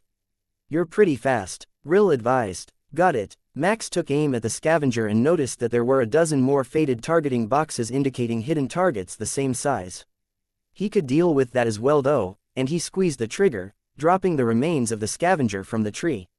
As soon as it was hit, a dozen more birds took to the air, meeting the precisely targeted shots from Max's rifle, leaving them all blown to small pieces and scattered through the trees. Nice shooting, Commander. No wonder you're the one in charge. It's like you can see the future. Ramba told him with a smile. As soon as he started shooting, Nico and Rill had both charged, one down either side of the crocolisk, whose attention was now firmly on Max after he unleashed a dozen energy shots into the trees over its head. The beast was about to charge when it noticed the two women approaching it. It adjusted its intent instantly, but it made no difference. The massive jaws went for Rill, who rolled under its belly and sliced the bottom of its neck with her sword, while Nico dodged the tail by activating her gravity control for a split second and landed on its back, slamming both axes down to anchor herself while she sliced out its eyes with her blades. The beast reared up in agony, letting Rill get clear of its dangerous front claws and land a deep strike into its chest which gushed blood, and Nico slammed her swords down into its skull. The brain is the size of a walnut. You are too far back, Rill informed Nico as the beast collapsed. I should have guessed that. It fell for that trick way too easily for it to have a brain big enough to fill its skull. Nico complained, then shook their tour guide's hand and tapped something into the holographic display from her watch, calling down the shuttle to pick up the hunters and the beast to carry back for dinner. Do we have enough blood from the tree vipers, or should we find one more before we go? Max asked. We have more than enough. They don't reproduce too quickly, so I don't want to hunt too many just for seasoning meat. The big beast will be enough reward for today's trip, and I am sure the others will be interested in hearing the tales of our battles. Ramba replied, leading the way to the shuttle as it landed as close as possible to them. Chapter 513. Post-hunt. The gravity beam of the shuttle made the loading of their game an easy task, not even requiring the assistance of the team, much to everyone's relief, and within minutes they were on their way back to the city and ready to start telling the planet about the good news. Canis had been isolated for a long time, and news of another ally and trading partner would be huge news for them. They had almost everything that they needed, and they lived simply, but some things, like the replicators and materials printers, were such a luxury that they were willing to let outsiders on their planet in order to obtain them. Will all residents that wish to participate in a post-hunt feast please gather in the city park for an announcement by our beloved leaders, who have hunted a giant crocolisk for us to roast. An announcement was playing throughout the city, and thousands of residents were already on their way to experience the festivities. With this many people, Even given its size, the crocolisk would barely qualify as a meal, let alone a feast, but Max detected that most of the adults were bringing a covered dish with them. That implied that either this was a standard mealtime for most of the city, or they had announced the return of the hunters far enough in advance that locals had made dishes for a potluck. It seemed like a fun tradition, like on Founders' Day back home when the government sent out busloads of candy and snacks for the kids. They would chase the bus around until they had their fill, often running right out of their own neighborhood. Nico was thinking of a very different event, the Harvest Festival, where her family would all gather, and everyone brought a dish just like this. There was an art form to that tradition as well, as despite having large families, not all of the Terith women were good cooks. On a daily basis, they hired a chef for their meals, but it was a point of pride to show up with something you made yourself, and the others would know instantly if your chef had made the dish for you. So, the children who were tasked to set the tables carefully curated the items that started nearest to them in the room so that by the time the truly awful dishes made it to them, they were empty, and the children wouldn't be shamed into placing them on their plate, which would inevitably lead to them being forced to eat them before dessert would be served. Holiday desserts at the Terith family house were a fond memory for Nico and Max as well. The first time he had her mother's secret recipe cake, they were at her house for winter break, the first and only year they were in the academy on Kepler Terminus. "What are you thinking about?" Nico asked as she noticed Max's mind was elsewhere. "Our first winter break and your mother's secret recipe cake," he replied honestly, making her laugh. "Good luck getting that recipe, even I haven't earned it yet. But there is hope for the future, and I will make a number of other cakes today with the replicator in the shuttle." "Rill, what parts of this thing aren't edible?" Nico responded, looking outside at the crocolisk being suspended below them. "The side hide. The scales aren't edible either, but they're useful. So, pick the side hide to make the cake and let the locals see you do it. They will love you even more than they do for bringing back a feast." The rhythmic thumping of her tail as she answered proved the truth of her words, and Max reveled in the fact that he didn't have to read anyone's mind to know if they were telling the truth. The Canis locals were terrible liars, and Nico only lied if she was messing with him. Most of the time, if someone thought she was lying, it was because she planned to do something so outlandish that their brains couldn't process it. The crocolisk was set down on a roasting spit built over a huge fire for exactly this sort of occasion, and the chefs got to work cleaning and skinning the enormous creature. "Save me the useless hide. I will do a demonstration of the capabilities of the replicator for the feast. Today, it will turn the useless waste scraps of the crocolisk into delicious cakes," Nico announced, then whispered to Rill. "You can eat chocolate, right?" The big woman laughed and nodded. "We might have some canine features, but we don't suffer from any of their allergies." Hundreds of locals moved so that they could see Nico operating the replicator using the scraps cut from the beast, watching through the limited angles available through the open rear cargo door, but when the first trays of cake began to appear, and the heavy chunks of leather disappeared, the doubters were instantly silenced. There was no fooling a Canis nose, and that food smelled very good. "Since so much sugar isn't good for the teeth, how about we collect some more scraps and make some brisket?" Max asked. "I have just the thing. Give me like 3 blocks, and I will be back," someone in the crowd announced. Max looked to Rill for an explanation since the man's thoughts said that blocks were a measure of time and not distance but weren't a measure he was familiar with. "It's the standard time that it takes to jog the length of one habitation block. About 1 minute in standard measure," she explained. "Can you use this? I run a butcher's shop, and none of this has buyers, so we compost it along with the rest of the waste." The man explained when he returned, pushing a huge 2-wheeled wheelbarrow full of some sort of hide and offal. "Park it in front of the replicator's feed bin. It has a bit of range, so you don't need to feed it manually. Then stand off to the left but in front of me, and I will hand you the brisket," Nico told him. He parked the wagon, and Nico entered the data, then handed him the brisket on the plastic tray when it came out. "Best trade ever. 1 wagon of scrap for a beautiful chunk of premium meat." The man cheered, holding it up for the crowd to see, then began to walk away. "Hey, where do you think you're going? There's like 1,000 kilos more material in that bin. Pass off the brisket and come grab the next one." The look of shock on everyone's face when the meat kept flowing out of the machine as the offal wagon emptied was priceless. He had brought more offal than the crocolisk weighed after it was deboned and dressed, turning their crocolisk hunt feast into a roast brisket feature, with people just walking up and pressing the button to get a huge chunk of meat, then walking away laughing as they tore it apart with their teeth. To think, we just threw an entire feast with one hunted beast and a garbage wagon from the butcher's place. Ramba chuckled as the event wound down for the night, well after midnight. Watching children tear apart an entire roast with their mouth because it took 2 hands to hold it was hilarious. How are your laundry services? These will either have to become topless events, or you'll be wearing out a laundry machine after every party. Max asked. We managed to obtain modern auto laundry a few hundred years ago from a rogue merchant, so we are good there, but topless feasts do have a certain appeal to them, Ramba replied with a wink. Chapter 514, Are We Humanitarians? Terminus managed to get a hold of the hunters that night while Max and the negotiation team were sleeping off the excess of the celebration. The hunters had found more fun things for them to see, including a human-controlled planet that was under attack by the Narcians. According to Kepler data, there were no human territories on the northwest side of the galaxy, out here past Clem territory. But they were currently on one and had been informed of another, so it seemed that there was a lot they didn't know about the ancient colonization efforts and where they sent their ships to. Sekhet was the name of the new planet that the hunters had found, and they were currently challenging the invaders without their hunting suits to make the fight more even, in their estimation. They still had body armor and energy weapons, so it wasn't like they had devolved by much. They had just taken their equivalent of the nuclear option off the table. I don't think it's a good idea to join in without the Mecha. But perhaps we could assist with the Mecha forces and help create a safe space for the locals to stay while the hunters finish their battles. I don't doubt they will win, even against a Narcian invasion, but the collateral damage could be fairly high. Max explained to the command group via virtual meeting held from the shuttle's cargo hold. I don't think they would be mad if we brought the Mecha. The hunters are good like that.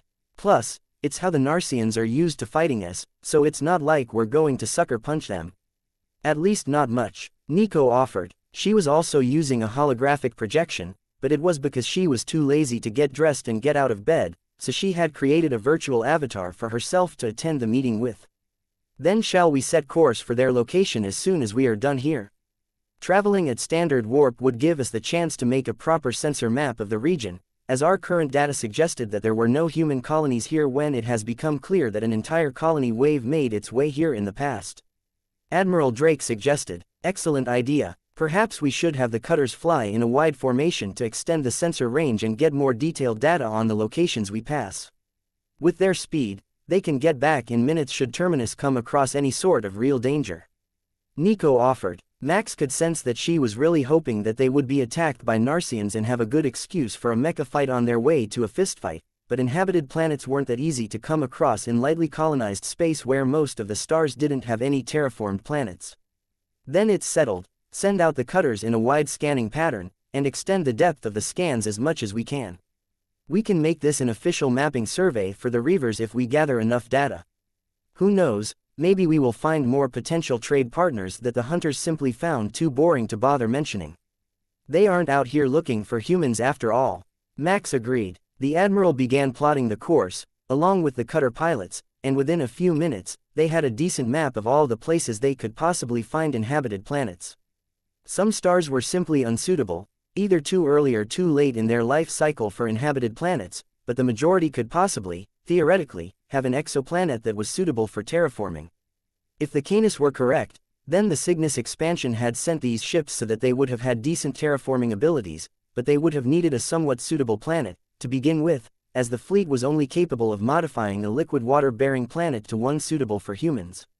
We will leave this afternoon after we have confirmation from the Reavers that they know what we are up to and that they don't object to our deal. I can't see them making a fuss, even if this ally is so rural.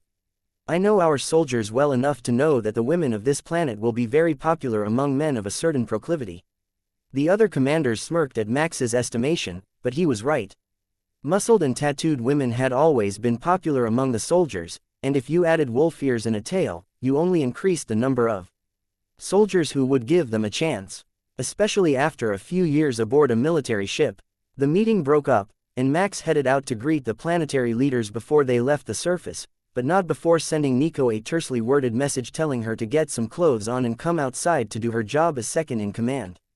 He should have been more specific about how much clothing was considered. Some.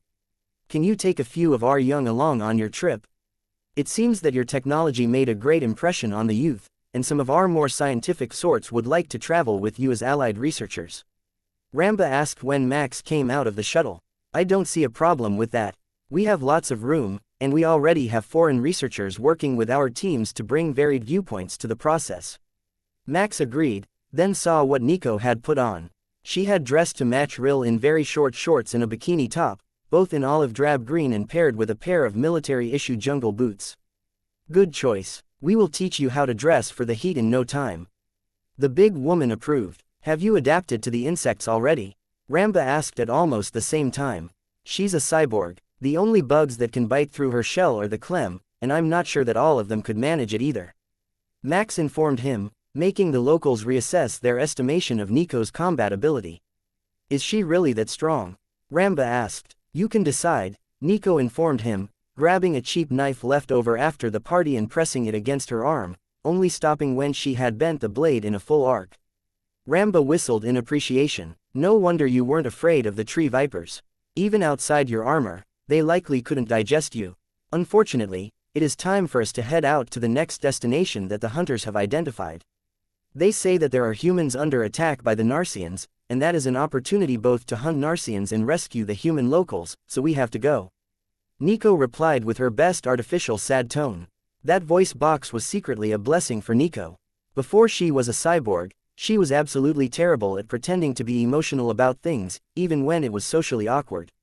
The only things she got properly emotional about were food and killing, but now that she could fake the appropriate response by changing her voice settings, she was actually better at blending in with the rest of humanity.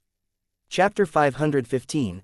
Canis can be nerds too. Max waited and chatted with the leaders while the officials gathered the approved group of college students who had wanted to leave aboard Terminus for an indefinite period of time. The students viewed it like an extended work experience program, but while traveling the galaxy. Max had assured the Canis leaders that they would take good care of the guests, while Nico assured the concerned parents that the Terminus Trading Company would find them employment and that the fact that Canis didn't have a currency that was worth anything beyond its own borders didn't matter. After talking to the families of the ones going, Max truly understood Ril's comment about the Reavers not finding too many mercenaries among the local population. Almost all of the students lived in a family unit with their grandparents, aunts, uncles, and cousins, and it was only when they had their own grandchildren that they would branch off and move to another residence to expand their family. There were exceptions, of course. The locals loved to run in the woods and hunt, neither of which were safe activities, so the families had gaps in them, and some preferred smaller families, so there were only 1 or 2 surviving members from each generation. Even the one orphan of the group going to space had been taken in by extended family a few generations separated. Living alone simply wasn't a thing that they did. Max would have to make accommodations for that in the living areas, though it shouldn't be hard since all of the crew spaces were set up for the units to live together so that the entire Canis group would be sharing one common area with separate bedrooms. Hopefully, that would be close enough for them. In fact, they might even find the experience of having their own bedrooms new and interesting, since he could hear in their thoughts that many of them shared with multiple siblings at the moment. The students arrived, and Max smiled at their enthusiasm, with their ears perked up and tails wagging. It reminded him of the first time that the Innu had seen human technology and had completely freaked out with joy. Welcome, everyone. I am Commander Karras of the Terminus Trading Company. I want to say thank you all for considering Terminus Trading Company as your first off-world excursion, and I have promised your families to take the very best care of you until such time as you decide to return. As you might already know, we are both an interspecies cruise ship as well as a working Reaver ship, doing trade deals through the galaxy and helping form a trade alliance, so there will be a wide variety of opportunities for you in the future. I am sorry that we are leaving so abruptly, but we have gotten notice that a human-inhabited planet is under attack by the Narsians not too far from here, and we are off to lend a hand. The students nodded in understanding and began to swarm toward the shuttle, guided by Nico and the hunting team, while Max did the honors of saying their parting words to the planet. If they had waited for the parents to finish their tearful goodbyes, they would be here all day, so escaping to the shuttle was the only option that the students had to avoid being guilt-tripped into returning home, but Max could sense in their thoughts that the replicator was their real goal. They had seen the end product yesterday, but none of them had a chance to really examine the machine while they picked up dinner. Ril and Ramba seemed to know very well what the end result would be if the families were allowed to linger too long and plead for one last hug from their children, so they escorted them away to a meeting, leaving Max alone with his team and their guests to depart for Terminus. With 10 large additions, the shuttle was fairly crowded, but nobody had to move to the cargo area, so at least they were still properly seated for the trip back to the ship. Their gravity control system was pretty good, but an atmospheric entry was still a rather bumpy ride and tended to pin the weaker humans to their seats, even with the dampening effects of the shuttle. It was like the first ever roller coaster ride for the Canis youths, and unlike the more stoic team that had come up for the negotiations, their tails were giving away their excitement. The ship is kept a fair bit colder than the planet, so we will get you fitted for uniforms that will keep you comfortable, while you can set the temperature in your dorm to whatever you like, Nico explained as they flew. We're in one room, one of the men asked. Not really. You all have individual bedrooms, but the dorm area was created for military units, so all 10 of you will share a common area and kitchen with your own private bedrooms. If you want more privacy than that, you can visit the cruise ship area on your time off and spend part of your wages on renting a fully private room for those times. She told him with a wink. My own room, all to myself, no sharing the bed with my little cousin. He sighed happily. Roof couldn't be that bad. One of the others laughed. You have no idea, even at 12 years old, he still wet the bed once a week. My own room is going to be the greatest thing ever. The first boy laughed. I would have gladly traded you. I shared a room with Priscilla for my whole life. Once she had her first heat, she would come back smelling like a different male nearly every day. It was horrible, and I had to shower twice before leaving for school every morning so that the teachers wouldn't think that I was sleeping around instead of studying. One of the girls complained. Perhaps sharing space with your family wasn't always as great as it sounded. Chapter 516. Settled in. Ah, I forgot Priscilla was your sister. I apologize for all the times that smell was me. It's a good thing that she didn't want to come along. The whole galaxy would get the wrong impression of us. A boy at the end of the shuttle next to Max added with a laugh and promptly got a knife thrown at his head. Please do not throw knives in the shuttle. The walls will cause them to ricochet, and you could hit someone you didn't intend to. But if you do happen to get along particularly well with someone aboard the ship, there are no rules against it other than consent and public decency. Nico informed them. Public decency? I'm not sure what all that entails. Is that like the rules about peeing in public places? One of the students asked. Yes, also, keep your clothes on in public, and no public sexual activities. There are some nuanced rules, but you can look them up once we get to the ship. I didn't notice anything in public on Canis that was out of bounds on Terminus, so you should be fine. Nico agreed. Are there seriously aliens, like real aliens, not just demihumans who adapted to their planet? The boy asked. There are. Some look nearly like demihumans, some wear human-shaped robotic suits that can be mistaken for actual people at first, like the Illithid, and some are completely foreign, like the Shin, who look like mobile trees. You're in trouble now. No peeing against the living trees. The talkative boy teased one of the others. Man, I was 3 years old. When will you forget that? The boy in question asked. It was a holiday tree in the mall. I will never forget. Max laughed at the banter. These 10 should fit right in with the soldiers they would be bunked next to. I should warn the group about a few things before we land. Alcohol is available in many places on the ship and can be produced by your kitchen's replicator. We expect you to be sober to be on duty, and refrain from consuming if you can't handle your alcohol or become violent. If you are violent without it, we have a variety of virtual reality combat training simulations, as well as well-equipped gyms to work off some excess energy. They are made for Kepler soldiers with systems, so there are more than enough weights for you to work off some excess energy. Also, the ship is at half the gravity of your planet. You can adjust that inside your dorm area for comfort, but the common areas are all at human standard gravity levels. The cruise ship area has a gravity slide, like a water slide, but with the gravity controlled, the tunnels don't always lead down. They only feel like they do. There are swimsuits and sealed bags for your other clothing available at the kiosks by the entrance to the cruise ship area. Again, a reminder that there are change rooms for the purpose and no nudity is allowed in the public areas. He informed them. Terminus sounds like a fun place. Are there mating rooms? You know, if we do find someone we like and don't want to bother our roommates. One of the girls asked. Yes, all of the rooms in the cruise ship area are soundproof and private. They are mostly just bedrooms, and almost all guests eat at the restaurants or cafeterias, which are included in your privileges as employees, by the way. Nico will provide you with full details, but if you need privacy for such things, a small fee will get you a private room in the cruise ship area. Don't feel ashamed to use them if you need them, and if you find a long-term partner, we can arrange for family accommodations when they become necessary. The Reaver companies, like the Terminus Trading Company, are generational. Our core members will spend their entire lives aboard the ship, and so will the next generation. Our ship is fairly newly founded, but I am informed that we have already assigned a few family units to members. The men of the Canis group shared a conspiratorial look, and the girls rolled their eyes at them. What are you thinking? Nico asked, curious what the inside joke was. Maybe we should have brought Priscilla with us. One of the boys answered before they all burst into laughter. The shuttle docked with Terminus not long after, and Nico led the new arrivals to their rooms while Max arranged the cutters, departure and double-checked the path they would take to their destination. They should be there tonight, but if they ran into any delays or unexpected phenomena, it might be morning, ship time, before they reached their destination. The Admiral had already sent messages verifying that the planet was holding out against the attack and had learned that it was not their first time fighting the Narsians.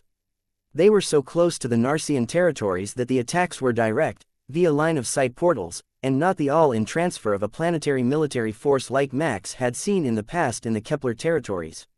Supposedly those were their version of colonization and not their primary mode of a military offense, a fact that Max hadn't known before. He had assumed that was how they always invaded, and it had never occurred to anyone that they had attacked in the past that it might be a colonization fleet and not a normal, targeted military offensive. That greatly changed the way humans would have thought about the Narsian attacks.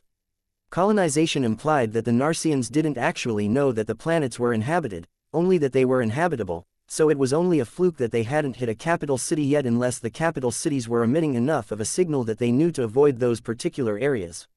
All cutters, maintain formation and warp 5 until further notice. We will only scramble to maximum warp if we lose contact with the planet or receive additional distress calls. Max informed the pilots and then got to work on the planning stages for their offensive beyond where the troops would land. There were drones to deploy, bombings to plan, not to mention the matter of if he should intervene with cleansing light. It would escalate the situation to a whole new level, and being so close to Narsian-inhabited planets, it might actually be worse for the humans they were trying to rescue than if he remained aboard Terminus. Chapter 517. More threats. The 5 vessels spread out in a wide fan space to gather the maximum amount of data about every system they passed, with the findings relayed both to the Reavers and the passengers aboard Terminus. This was exactly the sort of thing they had hoped to find when they booked their vacation here. They got to be the first to collect data on inhabited planets that hadn't been seen by the naked eyes of any outsider in time immemorial, thousands of years at the minimum. They had watched as the commander of Terminus had met a lost colony that had adapted their genome to a hostile planet, and now they were going to see more forgotten star systems, ending with a battle against aggressive aliens that might have descended from the giants that they knew at home as a peaceful and tolerant species. Even if the stay had cost 50 times as much as they had paid, they would have been more than satisfied with this experience. Disregarding the cost, just the exclusivity of the experience put it at the very top of the bucket list of events they could have been privileged to enjoy. Nico's voice was narrating the details of random stars and phenomena that they were passing as they raced toward the planet where the humans and the hunters were fighting against the Narsians, giving Max a surreal feeling, like he was watching a movie of his own exploits, but in real time and not played back to him. Instead of dwelling on that, he linked the command ship that the hunters were traveling on to find out where they wanted his troops, who were currently anxiously waiting aboard their cutters for deployment. Well, metaphorically, realistically, most of them were playing cards or sleeping while they waited for the 1-hour notice to sound that would tell them to get prepped and return to their Mecha for an imminent battle. Commander, I have excellent news for you, Nico informed Max just as he had finished the deployment orders. Please don't tell me we need to change the drop sites. I just finished arranging them with the hunters so we weren't interfering with each other's prey. Max responded, no, this is way better than that. The planet we're headed for is the neutral zone between the Narsians and the Clem territories. We have 48 hours to clear the Narsians before utter chaos descends in the form of a Clem wave 10 times anything we have seen attacking human space. Max rubbed his temples in an attempt to defeat the headache that he could feel coming on. And how exactly is that a good thing? Well, you don't have to be bored, and you don't have to intervene on the surface. You can go with the cutters and the hunters, interceptor ships for space battles to deal with the Clem. If my readings are right, This isn't just a wave of pods. It is an actual attack fleet, like real ships, with living stuff in them.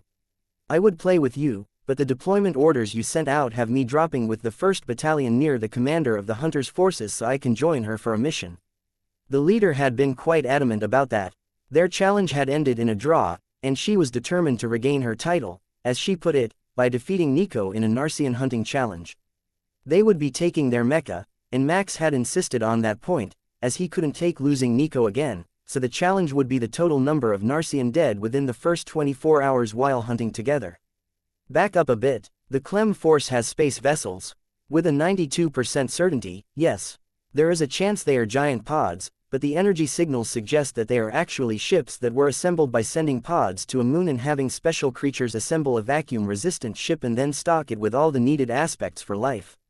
The sensors detect plant life aboard the largest signals, though it might be a biomass slurry, like they use to grow more pods.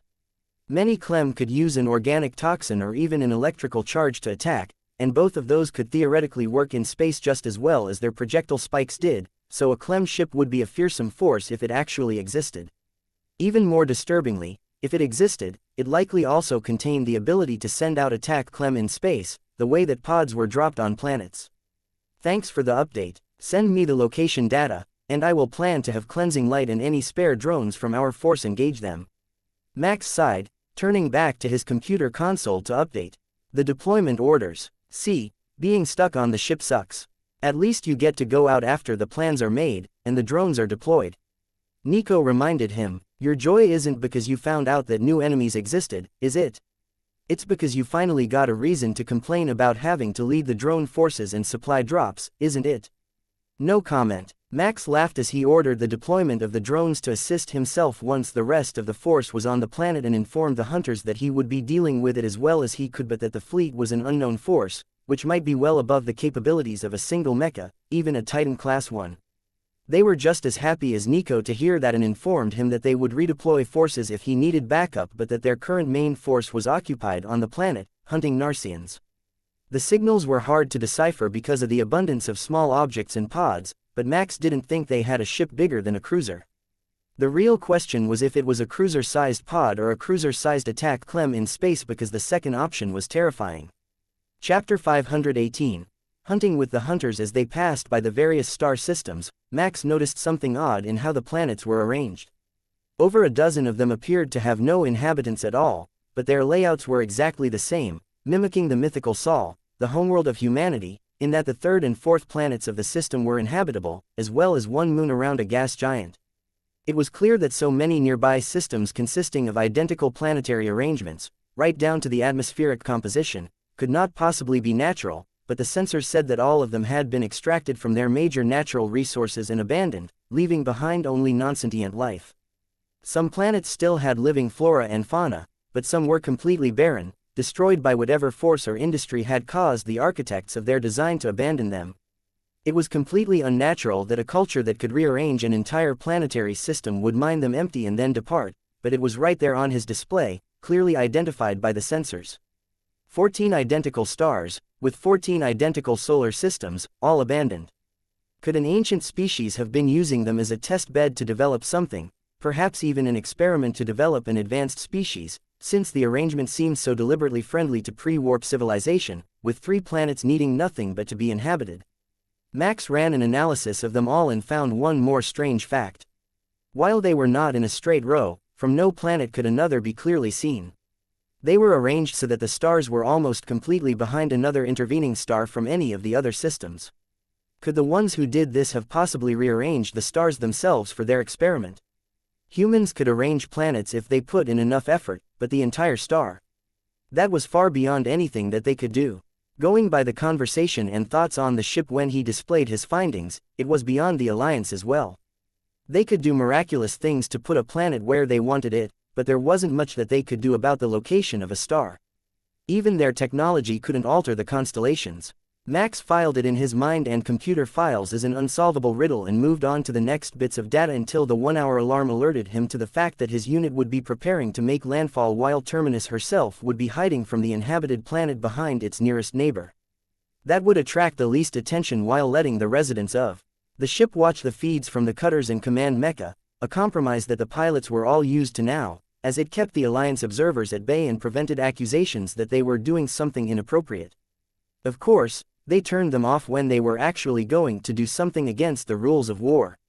They weren't idiots, and a few lapses in the data could be written off as glitches in the nascent human streaming technology. Don't like it? Why not arrange to trade the humans some of that top-notch Alliance tech? As the cutters dropped out of warp, Nico sent a flood of drones out to join them, looking to the locals as if the cutters had launched them as they arrived behind their planetary neighbor. The bombers and orbital fighters made the first wave of attacks, clearing the flight paths and landing zones for the cutters, while Max prepared to launch cleansing light out toward the edge of the solar system and intercept the Clem threat, and Nico prepared a personal shuttle to land next to the hunters with shattered pride. Now that they were close enough for detailed data, Max made sure he wasn't sending anyone on a suicide mission due to outdated data and found that the only one whose target was more formidable than expected was the position that Nico and the hunters' leader were attacking. The Narsians had taken a whole city, with a population of roughly 20,000, with sensors indicating over 2,000 giant soldiers currently in residence.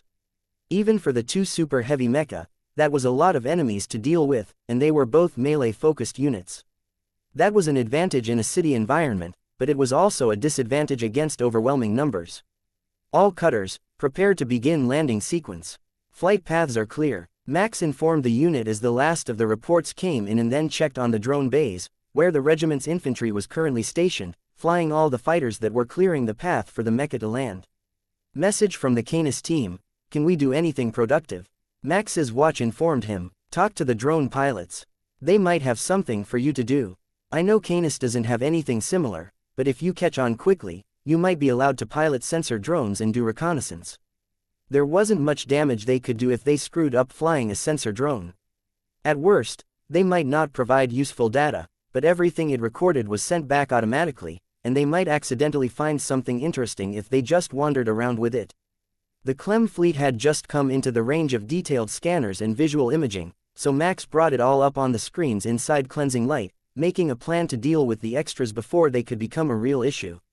This was the very northeast region of Clem space and the very northwest of Narsian space, with only empty planets to the outside of them, as far as their sensors and the data he had gotten from Canis indicated, so the Clem fleet might be responding to the Narsians as if they had encroached into the neutral territory between the two species.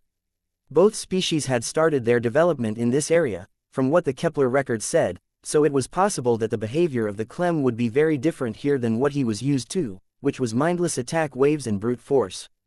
Chapter 519. Bugs in Space. Max's estimation of their strength wasn't far off. The largest of their vessels was on the borderline between cruiser and destroyer, and fortunately, they seemed to be a holding vessel for other Clem and not a living attack creature of their own.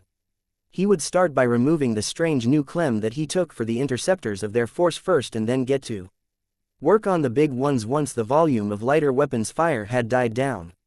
With no planet or atmosphere to worry about, Max could go all out, and he began to unleash every laser he could while the first 6 beams from his disruptors tore streaks through the Clem attack force. A strange mental pattern appeared in Max's senses of confusion and excitement.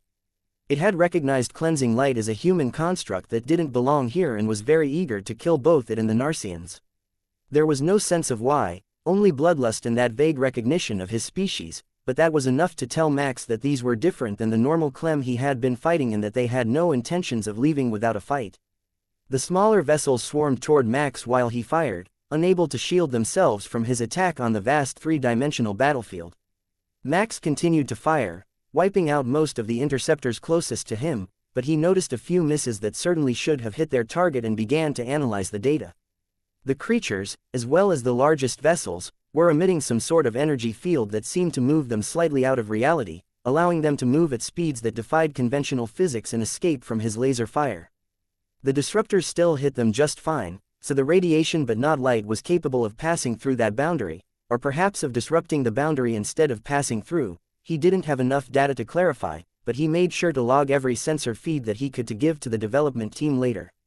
Only a portion of the force seemed intent on attacking him, while most continued on their path and had increased their speed, intending to make landfall before Max could destroy their vanguard forces. 3 cruiser-sized vessels were headed for Max, firing a dispersed wave of spikes, expecting him to dodge.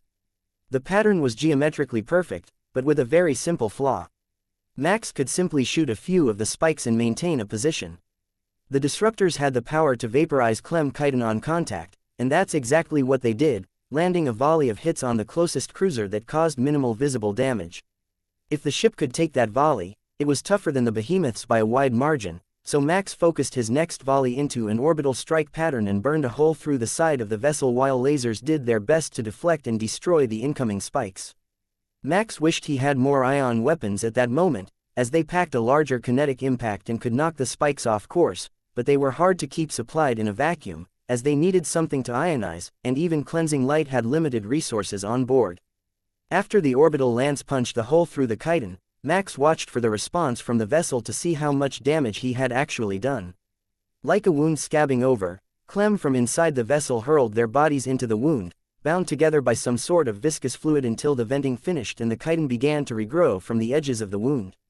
Max decided that meant he could treat it as an enormous living creature whose biology he was completely unfamiliar with. He just needed to learn its weak point, and then he should be able to take out the other 4 ships coming his way much more easily. Max flashed to the side with as much speed as cleansing light could muster and launched another orbital lance at the vessel, aiming for one of the wrinkles in the side that had a higher energy concentration than other areas. Again the orbital lance punched a 50-meter wide hole in the ship, but this time, its trajectory faltered, and it began to slow down. That was valuable information. The high-energy wrinkles were part of its maneuvering system. Again Max targeted the high-energy areas, this time toward the rear of the vessel, going by its direction of travel, and this time it began to vent plasma into space before the hole could be plugged. The damage again visibly slowed the ship, and Max could see the hull shudder in what its rudimentary thoughts identified as agony. Perfect, he had found a vital spot. Now he just had to finish the job. But the Clem wouldn't make it that easy for him, and a dense wave of spikes, accompanied by some sort of liquid wave, was coming his way from the other ships, and more interceptors were launching to replace the wave that Max had eliminated. The best option was to reposition, getting beyond the range of that liquid wave, whatever it was, and to try to completely destroy one vessel before moving on to the others. Multiple wounded enemies were much more dangerous than a few full health ones when dealing with Clem, as they didn't lose their combat viability until the very last breath. Max targeted an energy spot on the very rear of the wounded vessel and hit something vital inside, causing a huge secondary explosion that rippled through the hull, sending fleeing Clem in every direction while the ship burned from the inside. Now he truly had his kill shot, and Max turned his attention to the wave of smaller Clem that were heading his way, plotting a battle plan that would let him get behind another Clem vessel for the kill. The most pressing danger was the interceptors, but there were other types capable of surviving and maneuvering in space as well, on top of the ones that the other ships were moving toward, attempting to rescue them from the void before that large chunk of their force was lost without ever being able to fight. Chapter 520. Even bugs have vital points. Moving to save their allies immediately was a mistake, from Max's point of view, though he could see that they didn't have any sort of spacesuits or protective pod as humans ejected from a destroyed ship usually did. Max ignored the disabled survivors and unleashed the disruptors in a wide pattern, vaporizing countless interceptors in an instant, then activated his thrusters to gain an advantageous position to attack the cruisers. Max could sense the urgency from the Clem, but there was no emotion, only a biological imperative to destroy him before he could damage the mothership. More spikes and a burst of plasma from one of the ships came his way, and Max chose to move to a lower density area but not worry about completely escaping, allowing him to fire at the same weak point as he used to destroy the last ship. The huge Clem vessel phased out of reality at the last moment and turned slightly, but the disruptor still tore the outer chitin off the rear section, leaving the interior exposed.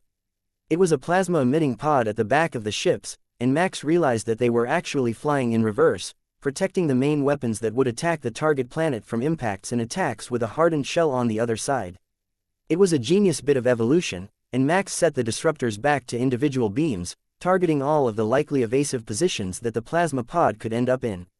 He fired again, and the pod exploded, sending much less of a deadly wave through the ship this time but still leaving it venting vital fluids and atmosphere into space as it floated off course on an uncontrolled trajectory.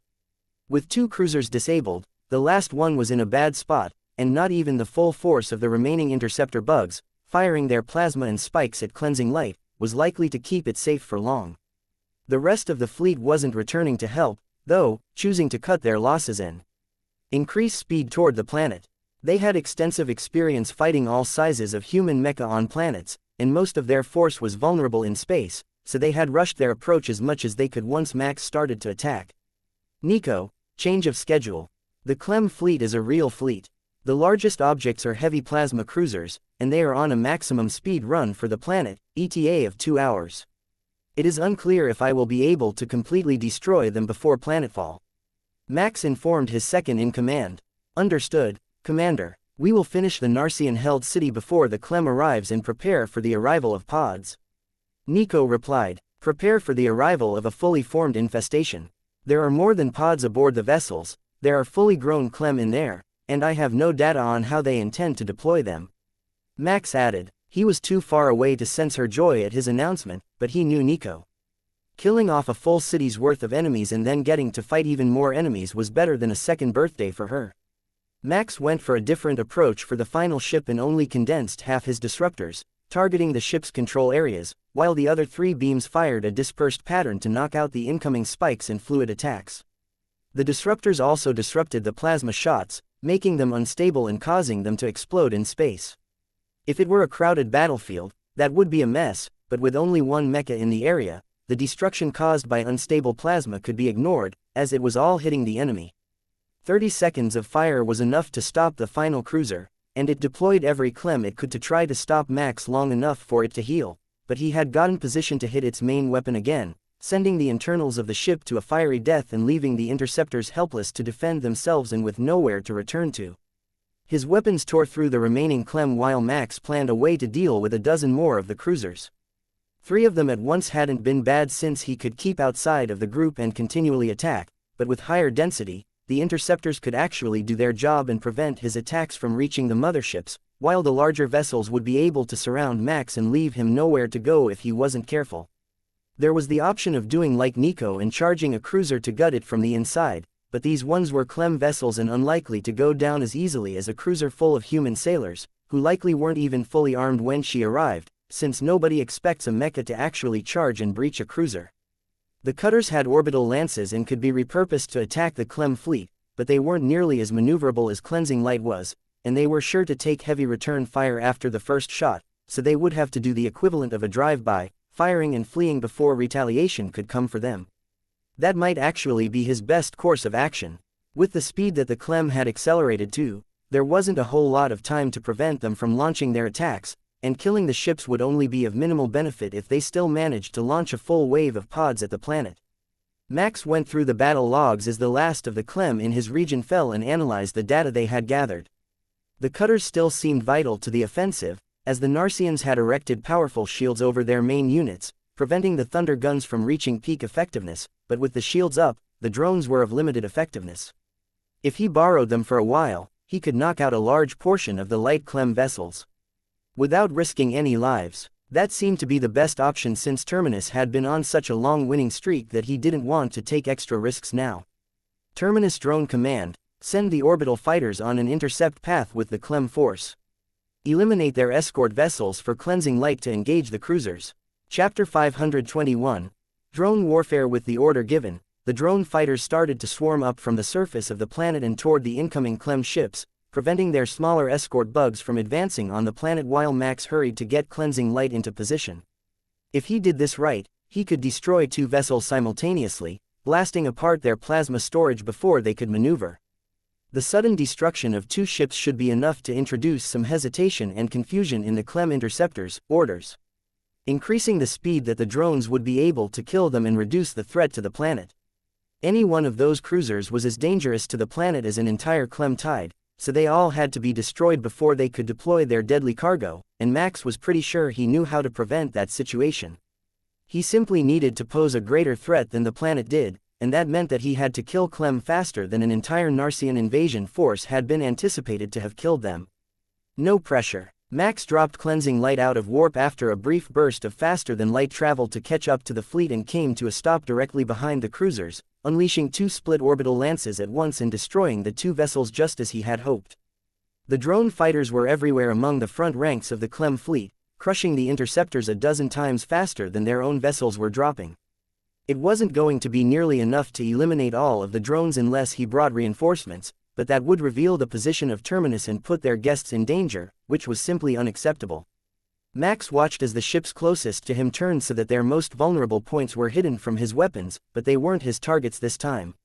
Instead, Max hit the two cruisers closest to the planet, eliminating a large portion of the interceptors when the larger vessels exploded.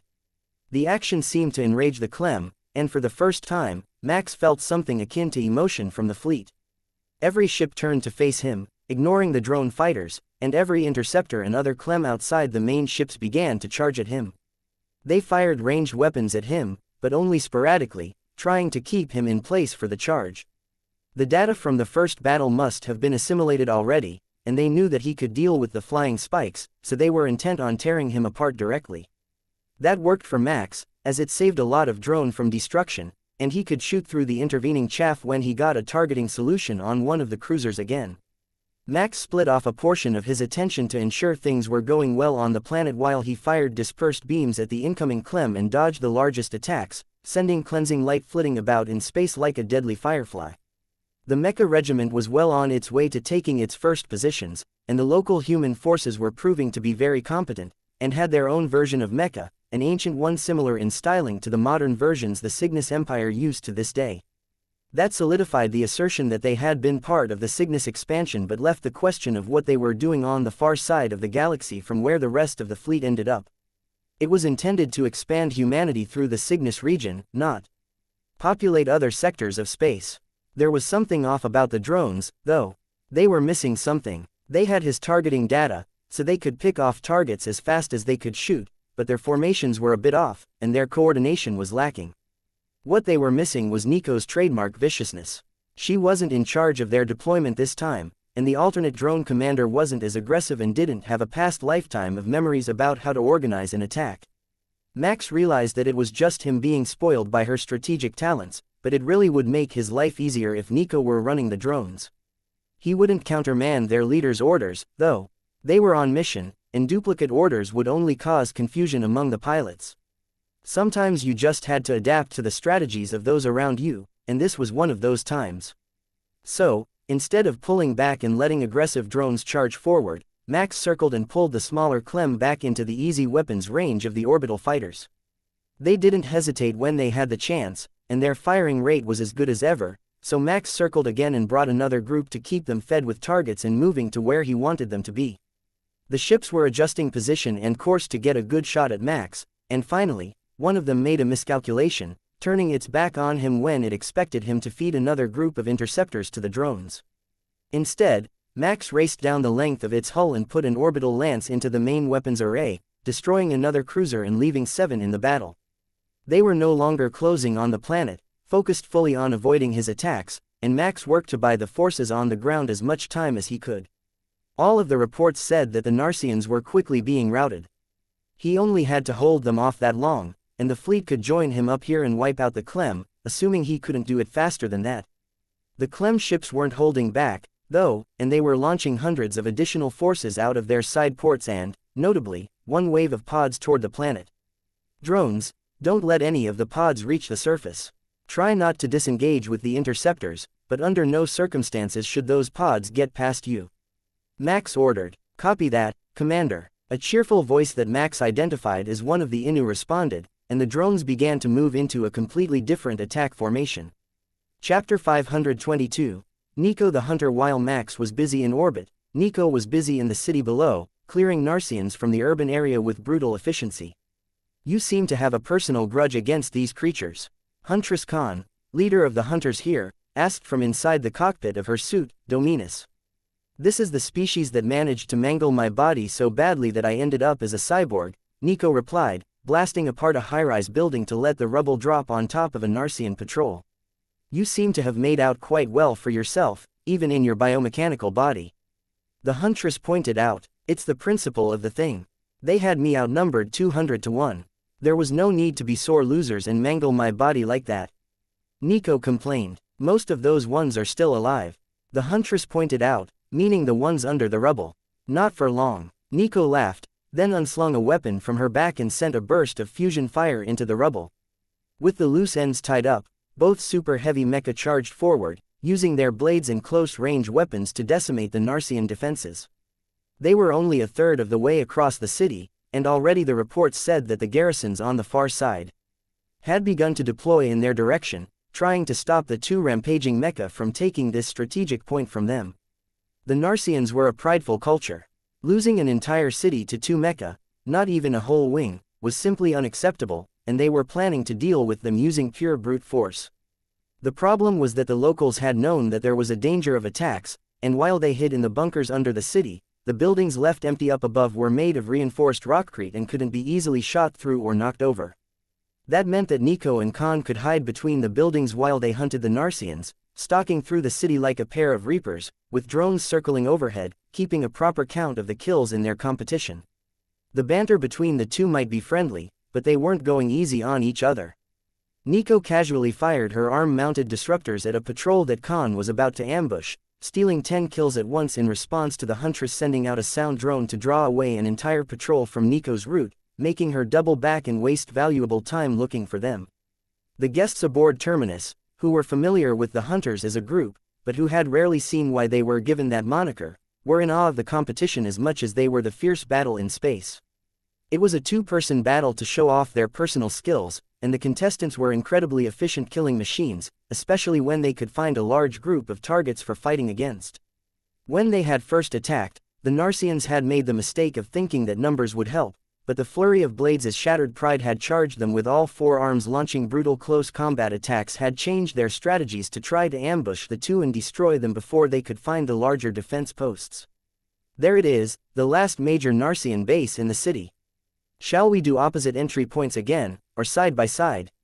Nico asked as they reached a barrier made of collapsed buildings. Side by side. Once we are finished here, there likely won't be enough enemies left for the trailing challenger to catch up again. Khan suggested. In that case, there is a saying from my homeland that is appropriate for this moment. Nico laughed. Oh, and what might that be? Your skulls are mine. Nico used her thrusters to launch over the wall and charge into the camp, with all four blades swinging and every weapon firing at once. She even went as far as stomping on fleeing Narsians to up her kill count a little bit more. Khan was right beside her, saturating the area in ion fire as she attacked and sneaked random kills out from under Nico's blades. When they reached the far side of the camp, nothing but the two Mecha was moving, and the ground was saturated with blood, with chunks of half-disintegrated or burned vehicles scattered all around. So, are any of the skulls worth keeping? Khan asked. Probably not. We mangled them pretty badly. Nico shrugged, making the motion with her Mecha as well. Well, it's the thought that counts. I have already found a lovely new hammer to add to my collection. The huntress agreed. They turned to survey the battlefield, and something caught Nico's eye. A glowing energy halberd that she had kicked and impaled the wielder upon from the haft side. Not only was it a viable skull, but it was also an excellent weapon as well for fighting outside the Mecha. She jogged over and carefully used the lower arms of Shattered Pride to remove the body from the spear, leaving the head, and then tossed it into the flat space token that she had mounted to her Mecha's arm. I was wrong. There was one good one left. I think that they have fled the city. The drone feed isn't picking up any more life signs above ground. Khan sighed, realizing that their competition was coming to an end. Well, I know that we agreed to 24 hours, but since the city is clear and there is a Clem fleet coming, perhaps we should call it for interference at this point. What do the observers say about our scores? Nico asked. They say that I am up by 32 Narsians. Huntress Khan replied proudly. Bah, that bus you caught really was the difference, wasn't it? Fine, I will take the 0-1 and 1 score for now, but I will even my numbers back up the next time we go hunting. Nico sighed. Should I have the mothership deal with the Clem, or are we letting whatever gets past your commander land here? Huntress Khan asked. We should likely eliminate them. We wanted to make allies with these locals since they're in a good strategic position between two hostile forces. Not only can it be a defensive base, but it is also a good translation point for arriving hunters to depart from to go explore the region. Nico suggested. Agreed. We will let the humans do the politics, and we will eliminate the Clem before we cloak our vessel again. Chapter 523. Nico the Negotiator Commander. The hunters have agreed to use their mothership to help you eliminate the Clem while I work on a trade agreement with the local government down here.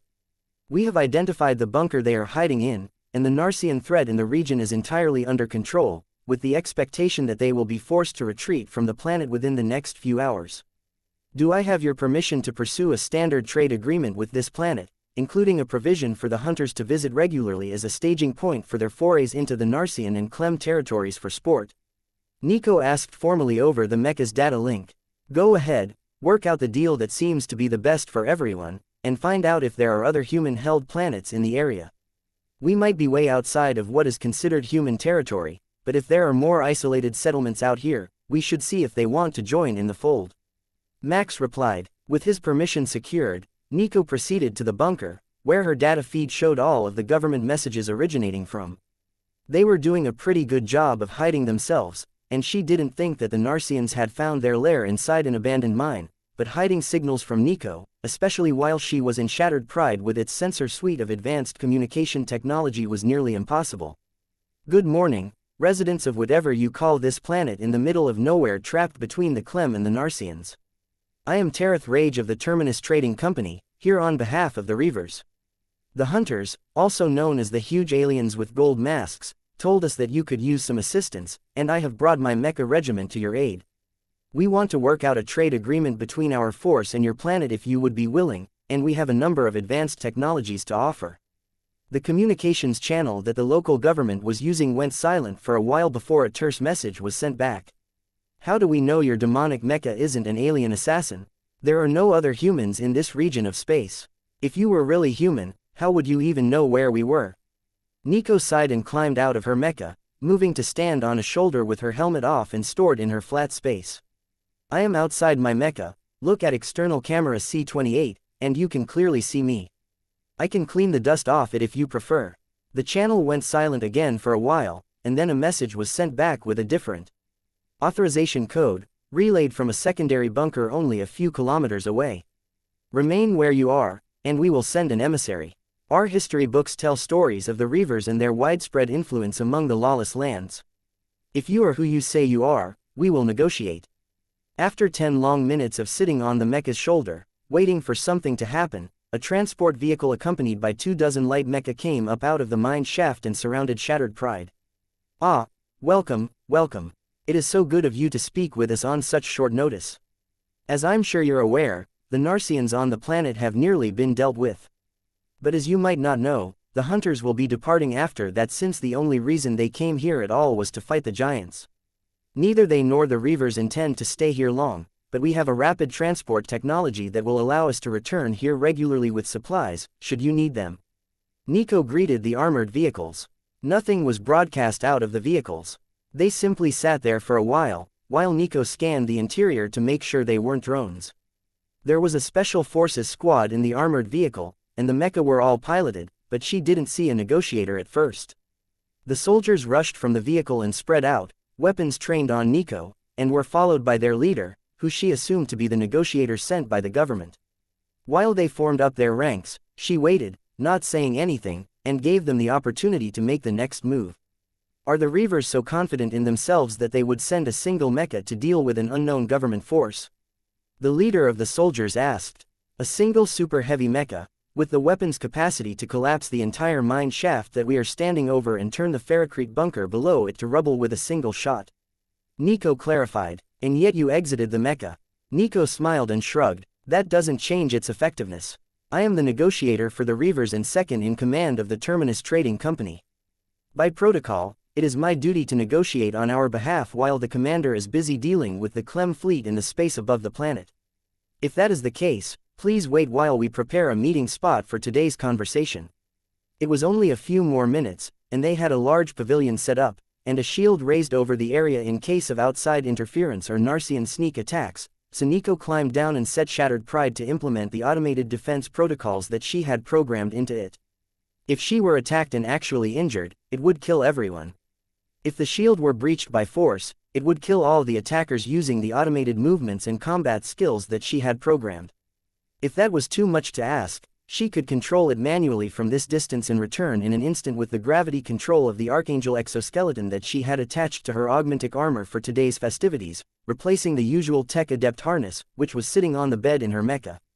Chapter 524. Not sure they believe, please follow us to the pavilion. Do you have any weapons on your person? A member of the Special Forces team asked. Of course I do. It's built into my armor. I recommend that your negotiator keeps a pistol on themselves as well. It is considered common courtesy among the Reavers to not leave yourself defenseless in case the negotiations are interrupted. Nico explained. What a strange tradition. We will inform the negotiator. The mechanical voice responded. Inside the cloth-covered building, the team took up places behind the negotiator, who had his rifle slung over the back of his chair, and Nico could see he still had a combat knife holstered in the chest carrier on his armor. She took a comfortable seat across from him and placed a data tablet on the table between them. I will assume that since your dialect is still quite close to human standard that you can read the language. If not, I can work on a translation for you. Nico greeted him. What is this? You have drawn up terms of surrender for us already? The man asked, seeming startled. Why would you surrender? We're on the same team. These are the standard conditions of every planet or planetary cluster wishing to join the Reavers trade group. They detail the trade of technology, terms of non-aggression toward other members, and an assistance obligation should a member neighbor be attacked, which might not actually apply to you. The details are, of course, open to negotiation, and I will have a supply shuttle come with demonstration models of the basic technologies that we are offering all members to increase their quality of life. Many of your cities took significant damage fighting the Narsians, and this is the perfect opportunity to rebuild in a more efficient way, with more luxuries. The negotiator picked up the tablet and looked through the terms, then used the data transfer function to send it down to the facility below. He clearly knew nothing about data security, as any Trojan or other backdoor virus that Nico had left on the tablet would have infected their facility when he sent the message, but it was possible that he was simply that confident in their security and was testing her to see if they actually tried to hack the bunker. A shuttle landed outside the shield a few minutes later, and both of them looked out the open flap to verify its identity. That's one of mine. It should have the replicator and a small-scale version of the materials printer on board. I will have them open the bay doors. Please send someone to remove the 2 items from the cargo hold and bring them here. They're perfectly safe, I assure you, and I will be right next to you. Nico informed them. The negotiator looked tense but nodded, and the items were brought in and placed on the floor to Nico's right. Now that the replicator is here, we can start with the Reaver standard greetings. Do you perhaps partake in alcohol, negotiator? Reavers are quite fond of the rum we make, and the replicator turns out a very decent facsimile of the home-brewed version. She couldn't tell through his helmet, but the man seemed to smile as he nodded. Indeed we do. Please, do demonstrate this technology that you are so proud of. Marvelous. Can someone grab us one of the broken tree branches outside or even a large bundle of grass? The replicator needs biomass to function, of equivalent weight to the item being produced. A soldier ducked his head out the door and caught a bundle that was tossed to him from a compatriot in one of the light mecha. It appeared to be some sort of animal dropping, but it was dried and solid. Close enough. Place it beside the replicator, next to the label marked feed. She instructed. The soldier looked confused but set it down as instructed while Nico stood to tap a set of buttons on the touchscreen. There we go, a bottle of rum, 2 glasses, and a platter of snacks. That biomass was denser than it looked. The snacks were a simple thing, cheese, and crackers, as well as a few slices of roast meat. I didn't know what you liked, so I bought some of everything. With her piece said, Nico poured 2 glasses of rum, sipped half of hers down, then stacked a bit of cheese on top of a cracker and popped it into her mouth. Man, I love this cheese. No matter how many negotiations I go to, the cheese and crackers never get old. She sighed. The negotiator was visibly sweating when he took his helmet off and placed it on the table, but he drank the rum, coughed, and went for the cheese and crackers. Nico chuckled at his caution and took a bit of the sliced meat before settling back into her seat. Well, does it suit the local taste?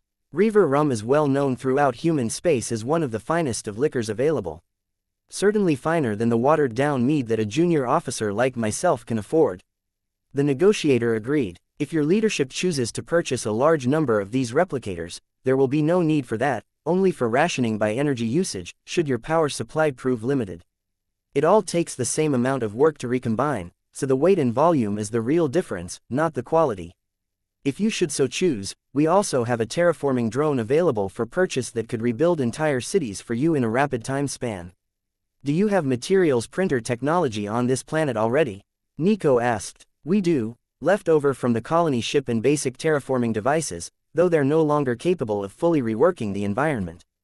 Mostly we do our construction traditionally at this point, as the planet is lacking some of the materials needed to repair the materials printers that we came with.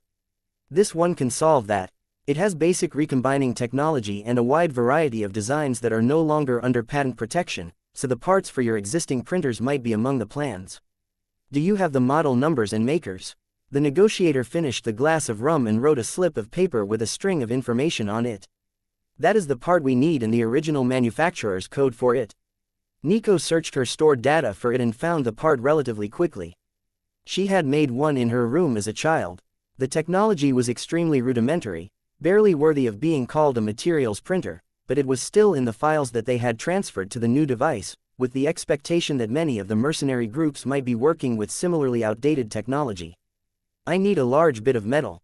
The type doesn't matter too much.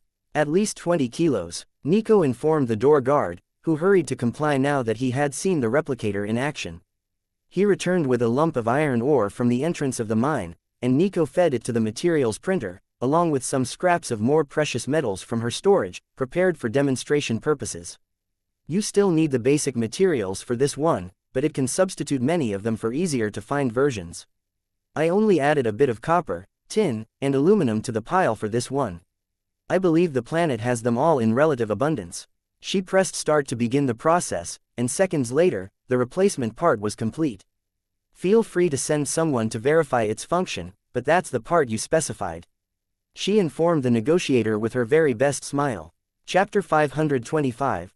Orders from below. The technology that you have shown us so far is truly impressive, and it would save our people a lot of headaches in the future, especially with the creation of obsolete parts, plus your terms look good, especially the parts about not price gouging due to our remote location, but as I am sure you understand, I must wait for orders to come down from above before I can make any decision. The negotiator informed Nico as they sat across the table from each other. Are your people a democracy? If it's going to take an extended negotiation, I can create lunch for everyone from the replicator, and we can enjoy ourselves while the rest of the forces clean up the mess on the planet. Nico suggested. That sounds much better than going back in the bunker to wait for them to give us the go-ahead to bring you to the elected leaders. I hate to admit it, but even for us government officials, the bunker food is absolutely horrendous. The negotiator sighed. Then feel free to pick something. Just have the guards place some sort of plant life next to the feed side and select what you want from the options. I don't know how many of the menu options you will actually know, but there are pictures, so feel free to just pick what you like. If you're feeling particularly hardcore, there are options for the Kepler standard ration packs available as well. That made the guards chuckle. The replicator that was being pushed as an alternative to shelf-stable rations could also make shelf-stable rations. It made sense in a way since the material to feed it wasn't always long-lasting, but the idea of making more ration packs at this point, after being in the bunker since the battle started, seemed like the worst possible outcome. Let's try this one. I am almost certain you cannot go wrong with a grilled cheese sandwich and tomato soup. The guard who brought in the log they were going to use as fuel suggested, tapping at the screen. Seriously, with all of the food options of an advanced culture at your fingertips, you choose soup and a sandwich? The negotiator asked. Hey, you can tell a lot about a culture by how well they do the simple things. The guard defended himself. Oh, what philosophy book did that come from? Nico smirked at the exchange and brought the food to the table so that the next entree could be produced. I am about 90% sure that he just made that up because he wanted tomato soup. Go ahead and eat. I think the negotiator is going to be a few minutes with the options. There are hundreds of available menu items. One after another, the guards in the room made themselves lunch, with the negotiator checking menu items in between every order until finally, he settled on a shepherd's pie and a pitcher of mango juice. I have no idea what a mango is, but it looks like the orange fruits we grow here. He explained as he poured himself a glass. While it is roughly the same color, mangoes and oranges aren't the same fruit. It's sweet and pulpy though, so it should do well enough for your purposes. Nico explained. After the first sip, his eyes opened in surprise, and he poured more glasses for the others. You have to try this strange juice. I've never tasted anything like it, but I think it would go particularly well with our local spiced stew. The guards gave the juice a taste, looking impressed, so Nico got up and tapped in an order for mutton curry and brought the dish out to the table. Try this spiced stew. I think you might like it. Even if you don't, You can tell the others that you got to try delicacies from the other side of the galaxy, she suggested. Oh, this is good. The planetary governor is going to be so mad when he finds out that we got to enjoy a banquet while we waited for them to make a decision. 2 hours later, the response finally came up from the bunker where the senior government officials were hiding. They agreed in principle to the trade agreement but had a number of conditions that they wanted to be fulfilled. A few of them were no big deal, only a small number of materials printers to help rebuild their industry and some materials that Terminus could produce with their more advanced technology, but the last one was simply outlandish. They want 50,000 human females to help diversify the planet's genetic base. I can offer you 50,000 embryos with different genetics, Nico suggested. That could easily be done with their replicators if you just ignored the moral implications of genetically engineering humans. The message was sent below, and a few minutes later, a modified response was sent back up. They were willing to accept males as well, as long as at least half were females between 15 and 20 years old. I am starting to suspect that they do not understand the nature of the Reavers. We don't deal in human trafficking, and we don't deal with slavers, Nico told the negotiator with a frown. He took a device from his pocket and turned it on, then whispered to her. Let me talk to them. I'm not sure what this is all about. There are millions of family lines on the planet. We aren't short of genetic diversity. He turned the device off again and put it back in his pocket, then sent a string of messages back and forth with his commanders. Finally, he handed Nico a tablet with a new set of terms on it. The planetary governor's office demands the immediate surrender of the Terminus Trading Company and the provision of all available reconstruction materials along with the rightfully due tribute of harem candidates earmarked for the cabinet members. The negotiator sighed and shook his head at the idiocy of the message, even as the communicators on all of the guards beeped, and they raised their guns toward Nico while the sound of footsteps sounded outside as the Mecha attempted to seize shattered pride. Nico looked at the negotiator with pity. I will give you one last warning. I really wouldn't do that if I were you. Making enemies of everyone you meet is a particularly bad idea, especially after they agreed to save your planet free of charge. I don't have the authority to countermand their orders. I am sorry. Chapter 526. What a mess. Both Max and the Hunter mothership received an update from Nico at the same time, detailing the way that the negotiations had broken down and the demand of the planetary governor and his cabinet. They had already dealt with the Clem fleet, leaving none of them alive to return and give the insects an updated set of battle data for dealing with the Mecha armies, so they couldn't just let the Clem deal with the issue, and the Narsians were in full retreat, fleeing the planet as fast as they had arrived. Nico, I don't think we made contact with the planetary governor. That was obviously an imposter.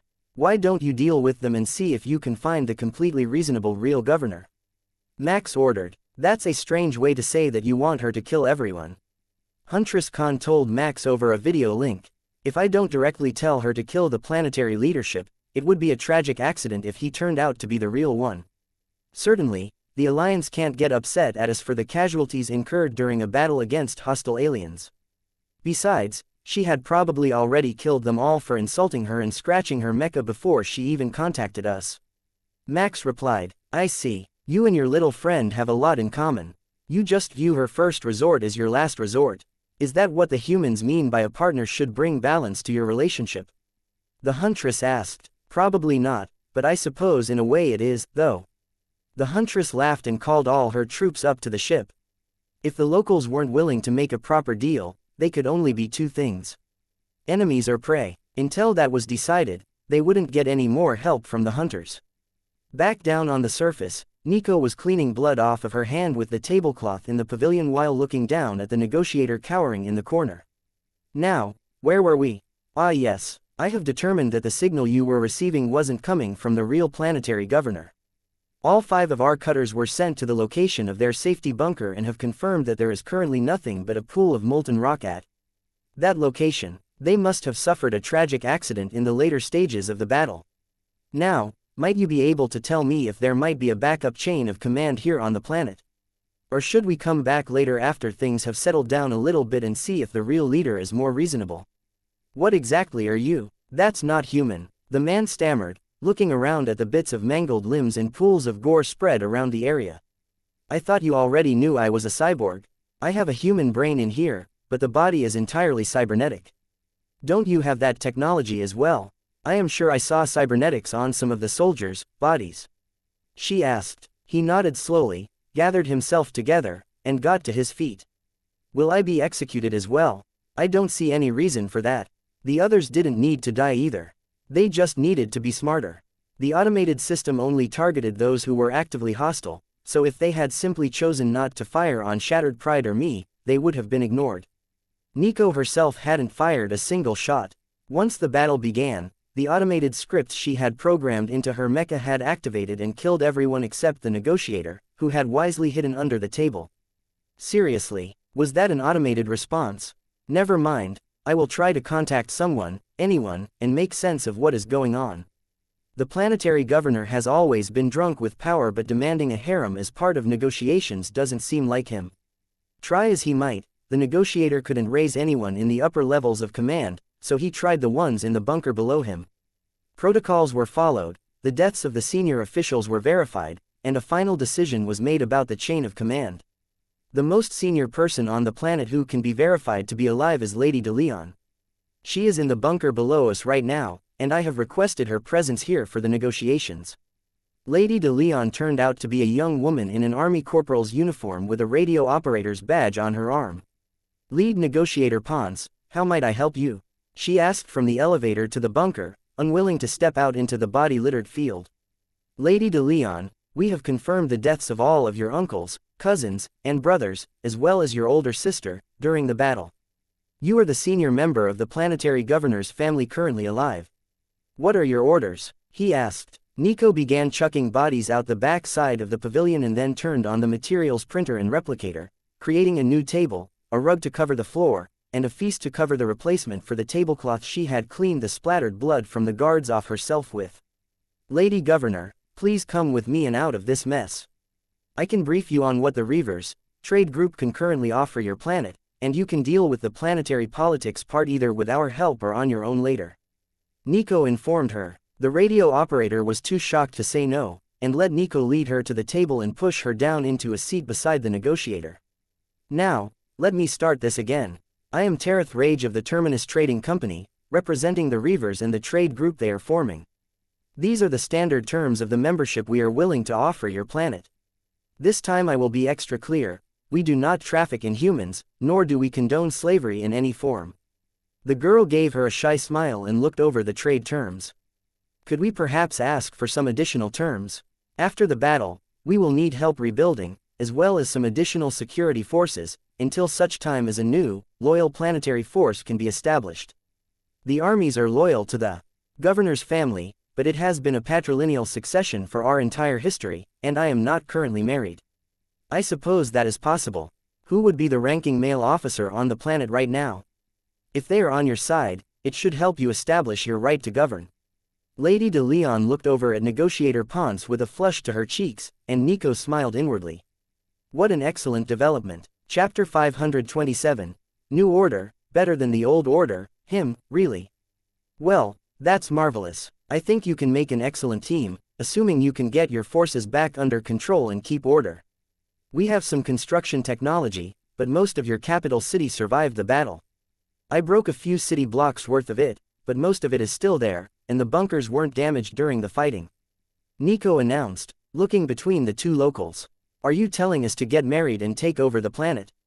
The negotiator asked. As I said, we don't deal in human trafficking, but if she doesn't object, it will make good political sense for the two most powerful survivors of the battle to take over as a beacon of hope for the people.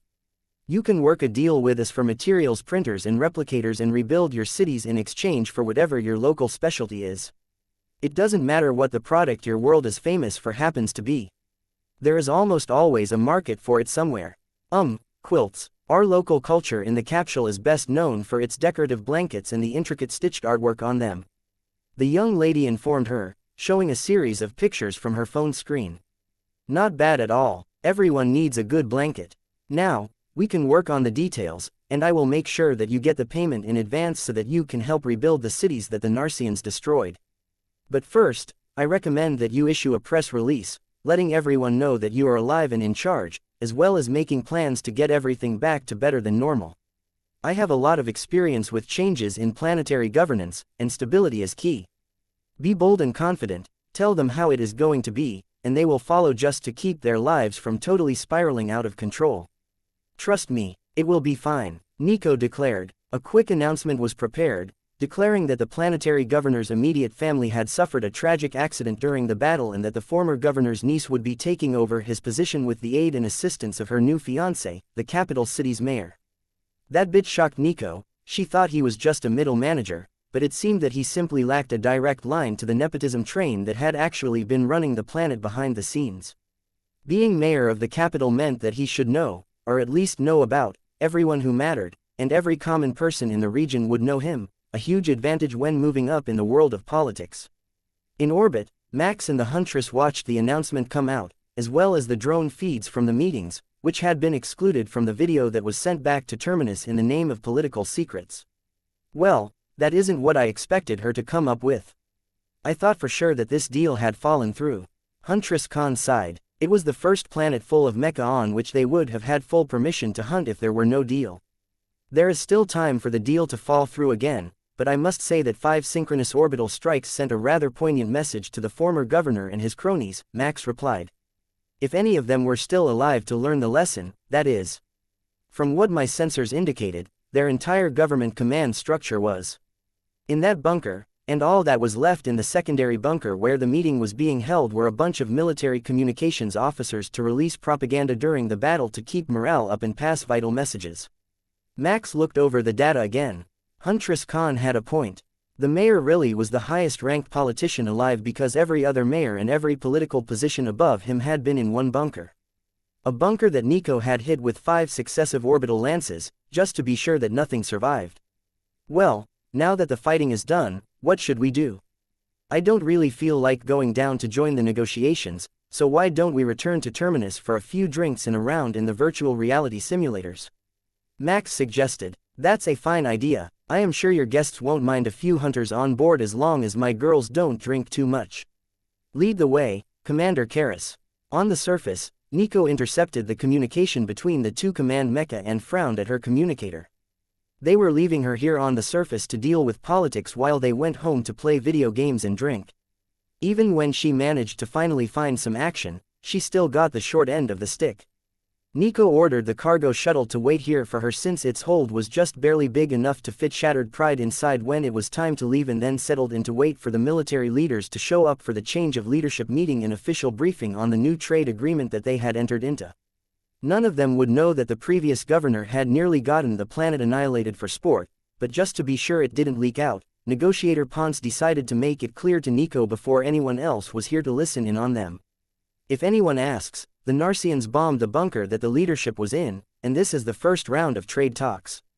I will make sure that nobody challenges the new governess, so please tell your mecha not to kill everyone if things get heated for a few minutes. They should eventually listen to me since I do outrank all of them, both as a politician and as a military officer, but they might be a bit resistant if they have thoughts of seizing power for themselves. Chapter 528, Gaining Approval. You have a point, Mayor. Or is it Negotiator? Maybe I should call you Governor-elect instead. What is your highest official position? Nico asked. Negotiator on behalf of the governor's office is my highest position and one of the highest on the planet before the invasion. I was in charge of getting all the mayors and regional leaders on board with the plans that the planetary governor's office made since the lower-ranked members didn't have clearance to even know who the members of the cabinet were. Ponce explained. Interesting. I won't interfere so that nobody thinks that there is an alien army forcing you to do their bidding or take over the planet. In fact, I will bring out a drone so I can record the footage of the meeting in case you need to broadcast it. But first, we need to make a proper impression. Nico agreed. She ordered the printer in Shattered Pride to make a tiara of gold and precious gems, along with a fur-trimmed cloak to go over the governess's military outfit, and had a camera drone bring the lot of it over, struggling with the weight in its own tiny size. The small camera drone from Shattered Pride was a disc barely larger than her palm, which flew straight to the governess, who recovered the items that had been draped over the top of it before the drone moved to hover above and behind Nico's head so that she would be at the bottom of the feed the entire time and not out of view. The fewer questions that could be asked about the situation, the better, and Nico began her performance as soon as the drone was in place and the very regal-looking outfit was on the governess. As I was saying, These foods and beverages are all made by the replicators that Terminus Trading Company is offering you at a discount as new members of the trade group, so please, do enjoy, Nico announced, looking up at the camera above her head. Of course, it would be my pleasure. The negotiator chuckled, plating up a lunch for the second time in an hour and placing it in front of the new governess before picking another set for himself. She looked at the food selections dubiously, so Nico explained. At the top is a shepherd's pie serving, next to a portion of spiced mutton stew, a vegetable medley, and a buttermilk biscuit. On the side are a bowl of tomato cream soup and a grilled cheese sandwich, a favorite of the members of the Terminus Trading Company.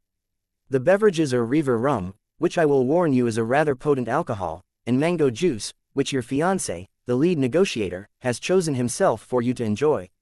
The new governess fell quickly into the role, having been raised in an environment of complete noble decorum before taking an internship as a communications officer so that her senior family members didn't have to speak to a commoner every time they contacted the outside world.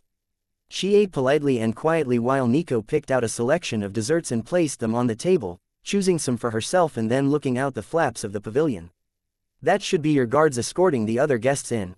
Should I ask them to wait until you are finished, governess? Nico asked. No, it wouldn't do to keep them waiting in this situation. Guards, please allow the guests to enter, she replied, sitting primly with her hands folded in her lap while a half-dozen military officers entered the room and began to look around in confusion. There was obviously a very bloody battle outside, but the pavilion wasn't damaged, and the floor was covered in a pristine rug of extreme quality and a design that they had never seen before. On top of that, they had received a briefing on what the trading company was offering, so they were curious about the devices sitting along one wall and the array of food on the table. If we may, I will make another table for our guests, and we can begin the meeting. The negotiator asked the young governess, who nodded politely and gestured for a guard to move to the materials printer.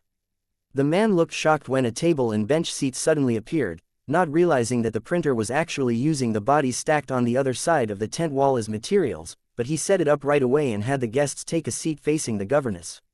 Nico nodded to the replicator, and the guard stood by to collect a platter of snacks and drinks as they came out of the machine, impressing all the new guests with the technology and making for a great video feed for the population of the planet. Fine food and beverages appearing out of nowhere at the touch of a button were always impressive the first time you saw the process. First, I will ask the obvious question. As the highest-ranked living member of the planetary governor's lineage and the bride of the head negotiator, who is also the capital city's mayor, do any of you have an objection to me taking over as governess? Lady de Leon asked politely as the officers stared at the food displayed in front of them. Are there really no older men left alive? How did that happen? One of the soldiers asked. The Narsians located and bombed the Royal Command bunker, unfortunately eliminating all of the direct descendants of the line. There are still some children left, who were hidden with their nannies in the city, but they are much further down the succession than Lady de Leon. The negotiator informed them. Well, it was no real secret that she fancied you, so I have no objections to the marriage, but do you have any direct link to the governor's family, Negotiator Ponce? Another officer asked. Only very distantly. 9 generations ago, my mother's side came from the youngest sister of the elected governor at that time. Negotiator Ponce replied. Well, at least you're still part of the lineage, so we don't have to amend any laws to allow the wedding since it would make you governor consort. The officer agreed. This was sounding a lot like a king and queen sort of thing more than a governorship, but it wouldn't be the first planet they had encountered where the elected leader must be chosen from a single family by the family members themselves. All she had to do now was wait and watch. Chapter 529. One little match. While Nico was busy playing politician with Lady de Leon and the government bureaucrats on the planet's surface, Max had a better plan to spend his day. Huntress Khan, I believe you recall the Canis locals. A number of them who were more interested in technology chose to come aboard Terminus for an extended period of time as technical employees. I thought that since we have some downtime while the issues are sorted out, we could spend some time in the combat simulators. I have a lovely setup with the Clem as adversaries. We can face them on foot and invite some combat-loving friends to join us. Max suggested. Now that's the right way to spend a day off. I will gather some of my people who need the practice, and we can see how good these simulators of yours are. I have heard that the human technology is somewhat different than that of the Alliance. Max led the way to the virtual reality rooms and sent a message to the Canis to meet them there if they wanted to run a simulation with the leader of the hunters and some of her friends. There were only 10 of them on the ship, so even if they all showed up, there wouldn't be too many for a standard patrol unless the huntress brought a lot of people with her. The simulation was optimized for 25 infantry with all of Terminus, new goodies, including augmentic armor, so the hunters should enjoy the experience, even if it wasn't actual combat. Huntress Khan showed up with 5 of her people, and 6 of the Canis came while the others excused themselves to continue an experiment they were doing with the Innu, who were getting bored in idle mode since Nico was on the surface and not aboard the ship to rubber stamp all their ideas. Huntress, it's an honor to meet you. My Aunt Rill spoke very highly of you. A Canis boy named Toby greeted the hunters as he led the group into the room. Oh, you must be the one she said was more like the Innu, obsessed with new technology. It will be a pleasure to see how the Canis do when they're not full-time fighters. Huntress Khan replied with a polite smile. That was more polite than Max had expected, so he didn't say anything about her abrupt nature and decided to simply introduce the scenario instead of going through any formalities. This one is a simple introduction since not all of you are familiar with Terminus Trading Company's infantry technology. The pod will adjust your virtual avatar to the readings it takes of your actual body, so your physical skills should be very close to accurate inside the simulation. The goal of the mission is to survive for 2 hours under the Clem army's assault. Points are awarded for every kill, and points are deducted for every ally's death, triple if they were in your line of sight when they took the fatal hit. There is no map to learn, the Clem will come to us, and we can hold the position where we start, or we can pick a spot we think might be more advantageous. As our guest, Huntress Khan will get the lead in this mission. If everyone understands the basics, we can enter. The hunters smiled and jogged over to the pods, awkwardly climbing into the few oversized units that were available for larger species. The process was much like getting into a personal transport with a low roof. Not hard, but it took a bit of practice to do smoothly. The scenario booted up, and the hunters found themselves in the middle of an infantry camp, clad in augmentic armor made by the humans instead of their own version. The first thing they did was test the assistance they got from the suits and come to the conclusion that the humans were still a few technology generations behind anything that could be called comparable to what they used. It was good enough for them to fight in, though, and they were looking forward to seeing how this very realistic game worked. The Canis took a little longer to adjust since they had never fought the Clem or used any of the infantry gear before. They had to test everything before the Clem arrived, short of wasting ammunition firing at nothing. They figured it all out quickly enough since the targeting display was intended to be intuitive, and the ion rifles were similar to weapons they had used before. Incoming at 1,500 meters from the south, Huntress Khan declared, pointing to the spot she detected the threat. Canis, take a knee for more stable firing positions. Hunters switched to heavy weapons, while Commander Max can join me at the front to prevent the Clem from breaching our lines. Khan decided, normally nobody fought the Clem hand to hand, you just shot them all down as fast as they appeared, but that wasn't the hunter's style, and Khan would be expecting them to make it to the lines eventually. The scenario was also meant for twice as many soldiers as they had brought, so it was going to be a tough fight from the start, no matter how they deployed. The first wave was entirely Clem warriors with no ranged weapons.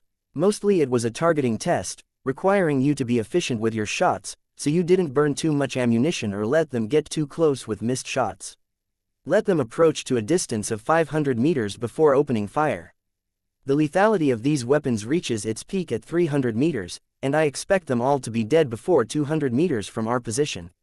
Khan ordered. She had high expectations for her troops, as there were a lot of Clem coming, but Max shouldered his ion rifle and waited for them to approach while he shared his targeting data with the rest of the team. Chapter 530. QQ. When the Clem reached the designated mark, the air began to sizzle with energy weapon fire. The rest of the hunters had taken out their plasma cannons and were targeting the tightest packed groups while Max and Khan shot down the closest targets, and the Canis hit everything they could. There were so many targets in this wave that they could hardly miss, but with Max's targeting solutions, they were also mostly hitting vital spots and dropping Clem warriors with most of their shots. Is this data part of your armor? Khan asked as she fired away at a warrior who had almost made it to the 200-meter mark. The basic targeting reticule is part of the armor. The additional hitboxes are a result of my own AI-enhanced functions. You can turn off the data in your helmet if it is distracting. Max replied, no, they're rather helpful. We have a similar function in our armor, and I had not expected to see such advanced warfare technology among the humans. Khan explained. I am glad you approve. I can extend it to our entire regiment, and incorporate data from all our drones and satellites to get the additional targeting solutions when I am in battle, so it saves a lot of lives for us. Max laughed as he failed to notice she had changed targets, and they both blasted the same target. None of the Clem made it to the mark that Huntress Khan had set, which seemed to improve her already good mood, and even the men on the Canis team were no longer getting dubious looks from the other hunters. North side and east. Split teams, 3 Canis, 3 hunters per side. I will take east. Max can take north. Same firing assignments. This wave had a few shredders among the warriors and a hidden group of Clem drones, who were low enough to the ground that they were almost at the defender's position when they first came into sight. Watch for the little ones. They don't look like much, but those mandibles are deadly. Max warned the others and then kicked one who had gotten all the way to their position up into the air so he could shoot it more easily. The Canis stopped shooting into the distance and focused on the closest threats, not able to focus them down quite as quickly now that they had to fight on 2 fronts at the same time. That was why having more bodies made life easier. A dozen simply didn't cover enough ground. They managed to get through the wave without injuries, and only sporadic fire into the distance to clean up the stragglers was necessary as they regrouped. What happens if we drag out the fight? Khan asked. The deaths of the Clem don't change the timing of the subsequent waves, but they can change the course of the other waves. The scenario has them moving past our camp, so they will naturally come into range. The huntress thought about that for a moment and then pointed to a spot on their west. I suggest we move there. It has good firing lines, but more importantly, the cliffs will make it hard for the Clem to approach us from all sides once they realize there is a dangerous opponent here. The whole team began to move, picking a new spot next to a coulee, where the river had dug a sharp cliff on 3 sides as it wandered through the area. Now, only the north would have an easy time getting to them, while east and west would be naturally diverted to the north side unless they wanted to charge up the hill for some unknown reason. It was one of the better defensive points in the area. Max knew it was, as he had reprogrammed all the maps himself so that Nico and the others could have at least a few surprises when they played. Letting them get too comfortable with the terrain would make them complacent during actual battles, so he had set the maps to randomize and had introduced some automatically created terrain sets so that there were genuinely new features every so often, even in a familiar scenario.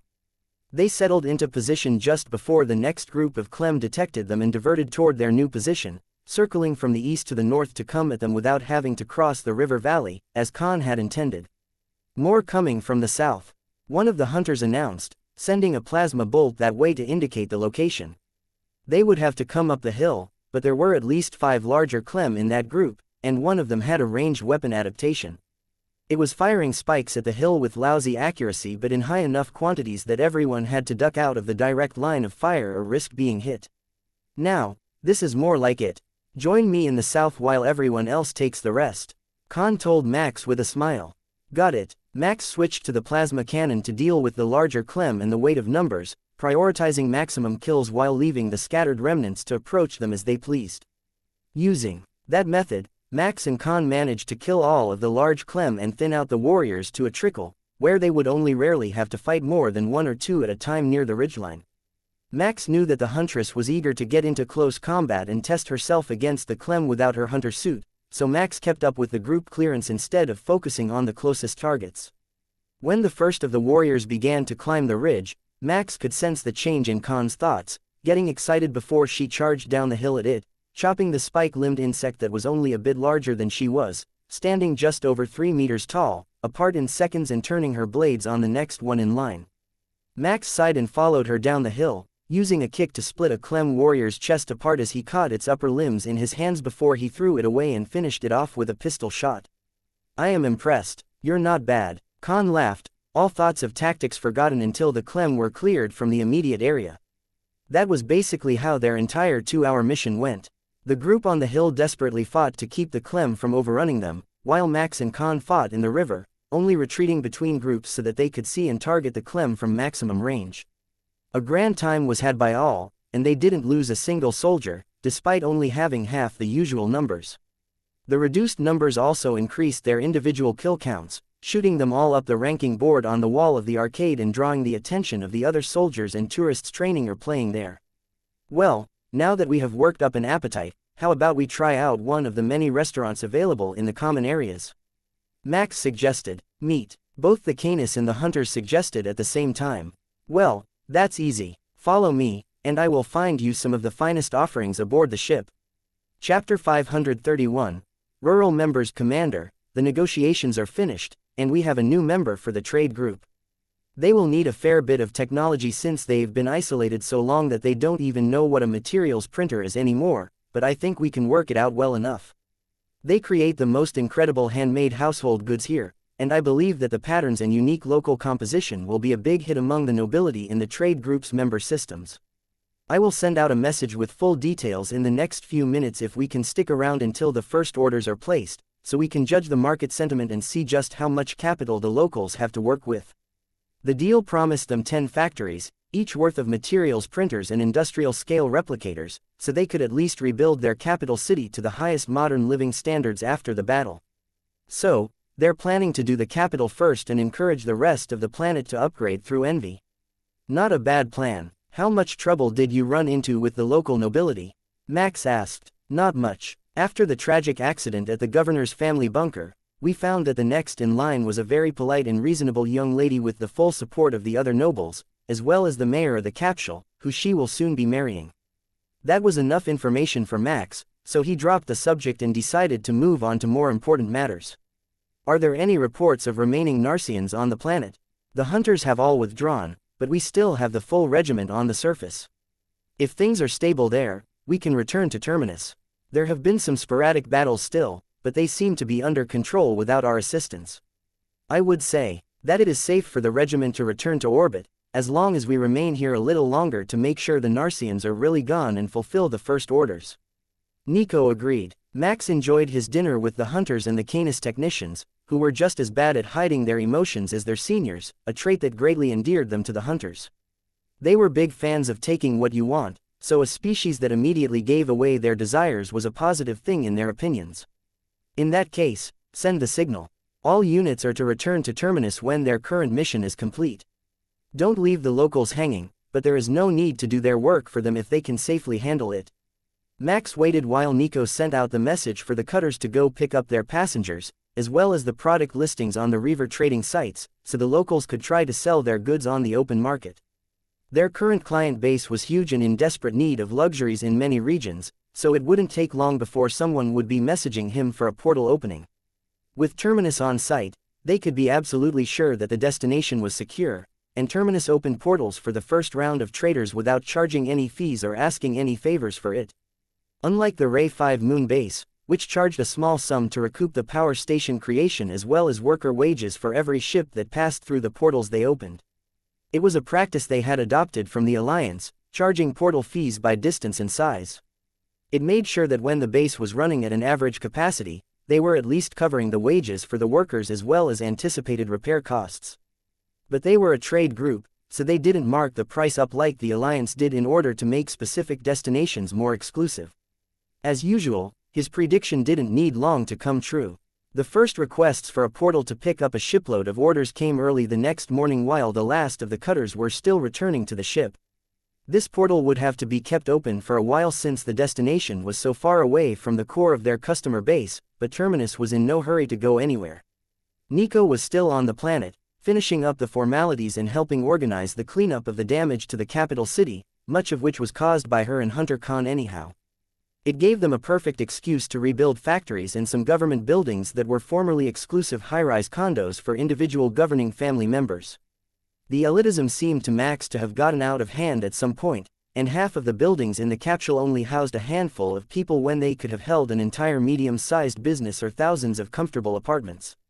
The new buildings would have the replicator technology, as well as the self-cleaning systems and a few other small luxuries that Kepler and most modern nations took for granted. They were all produced by the materials printer's default programming as essentials, but to the local population, it was a huge improvement.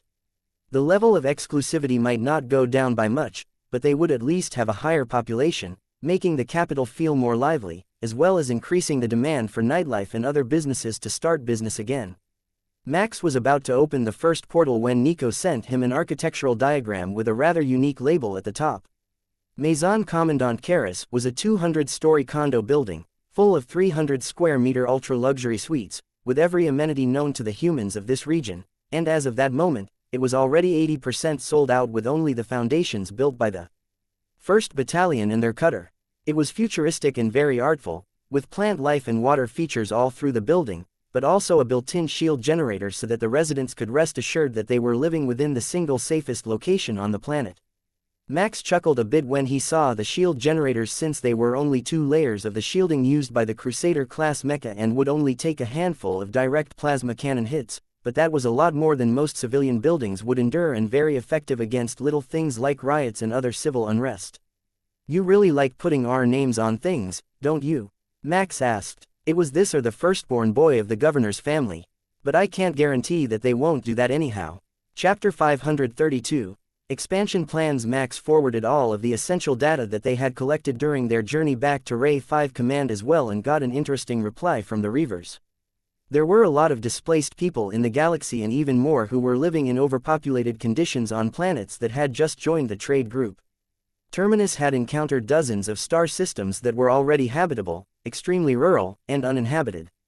If they could confirm that at least one of those was unclaimed and suitable, the Reavers could begin building cities on the planets and charge relocation fees to send tens of millions of refugees there to start a new life.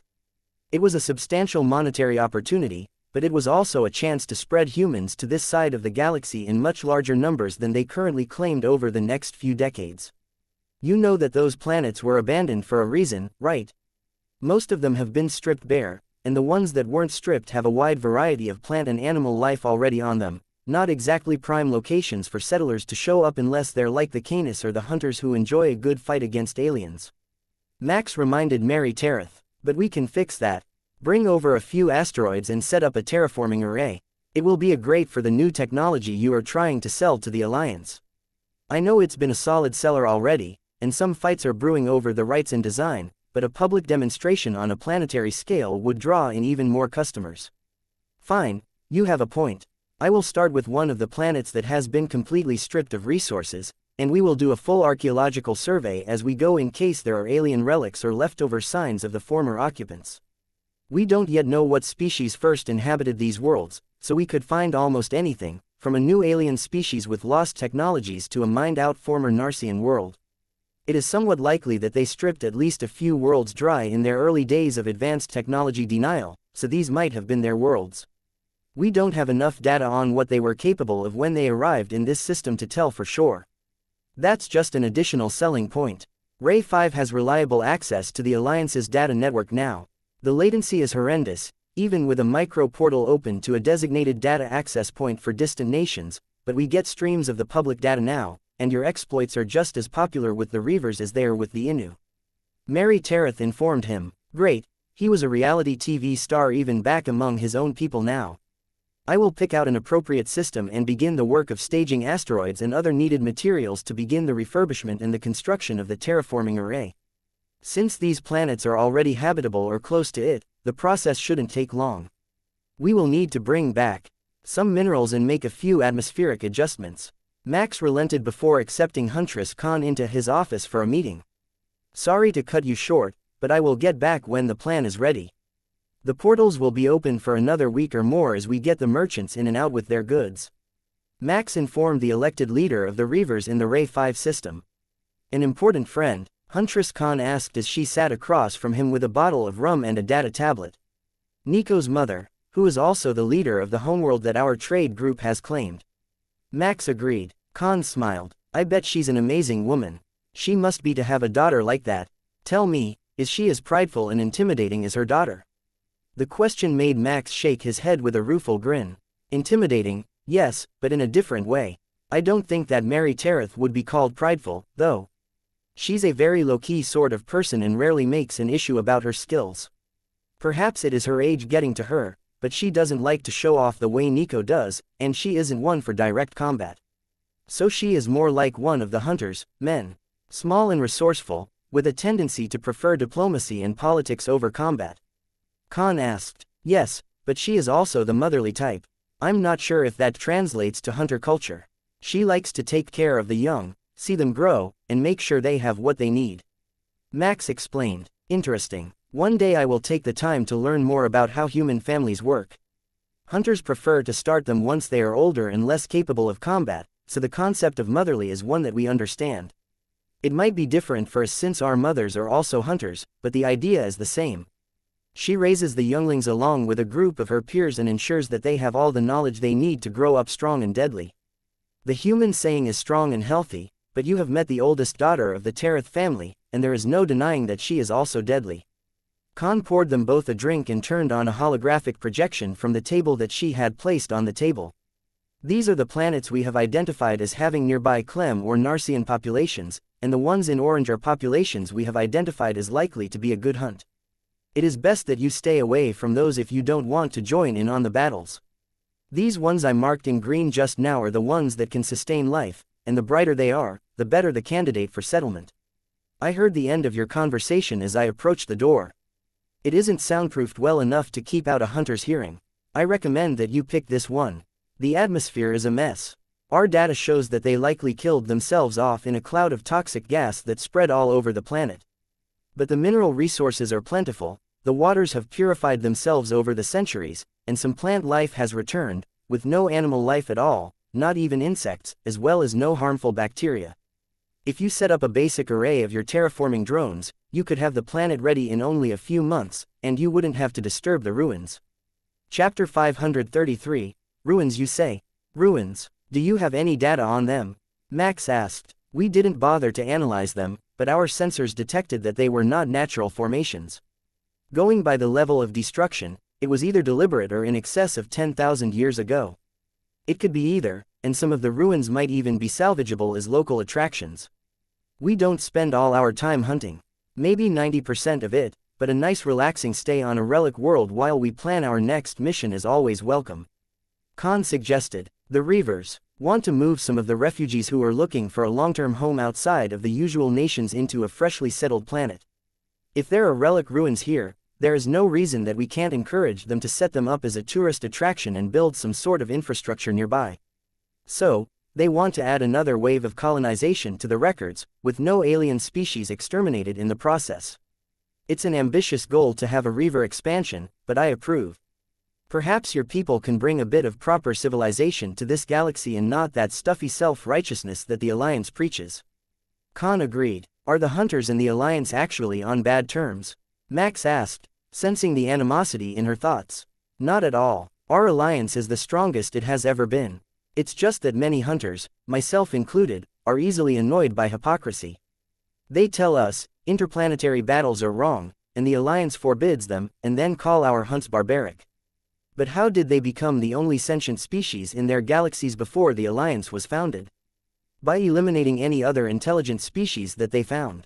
Even the peace-loving Shin developed potent toxins as a form of chemical warfare that is lethal to the native species of their galaxy. You might be surprised to know that you aren't the first species to develop entire fleets of drone fighters. If you look through the Innu history books, they sent fully autonomous compliance fleets around their galaxy to prepare it for themselves to colonize roughly 300,000 years ago. Max smiled at Khan's rant, and she shrugged her shoulders.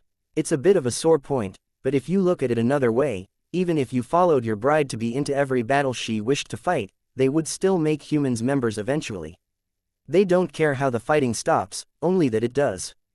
Give it a century after humans are the last ones left and unite as one, and they can likely get a full membership if you don't want to do as we did and continue your traditional ways. And here I thought they had claimed some moral high ground, but what they're really after are stability and good optics, isn't it? Khan nodded. It has to look good on camera. They are coming up on the epic anniversary of the founding of the Alliance, 1 million standard years since the first species banded together to try to calm the intergalactic fighting before it destroyed everything. This galaxy is relatively isolated and underdeveloped, but on the far side of the Alliance, there are a number of species that are looking for entry, and having them think that nothing has really changed in a million years would not bode well for the chance to bring them into the Alliance and their trade agreements.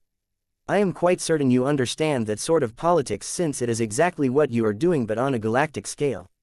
See, we're not that different after all. Every species wants to make a deal. Max chuckled. Except the Abyssals. If your long-range scans happen to detect a life form the size of an L-class planet, your best call is to pretend that region of space doesn't even exist. Don't come within a galaxy of them, and they aren't too temperamental. Khan added, As the banter faded, the two of them returned to analyzing both the data that the hunters had collected and the data that Terminus and her fleet had collected on their way past.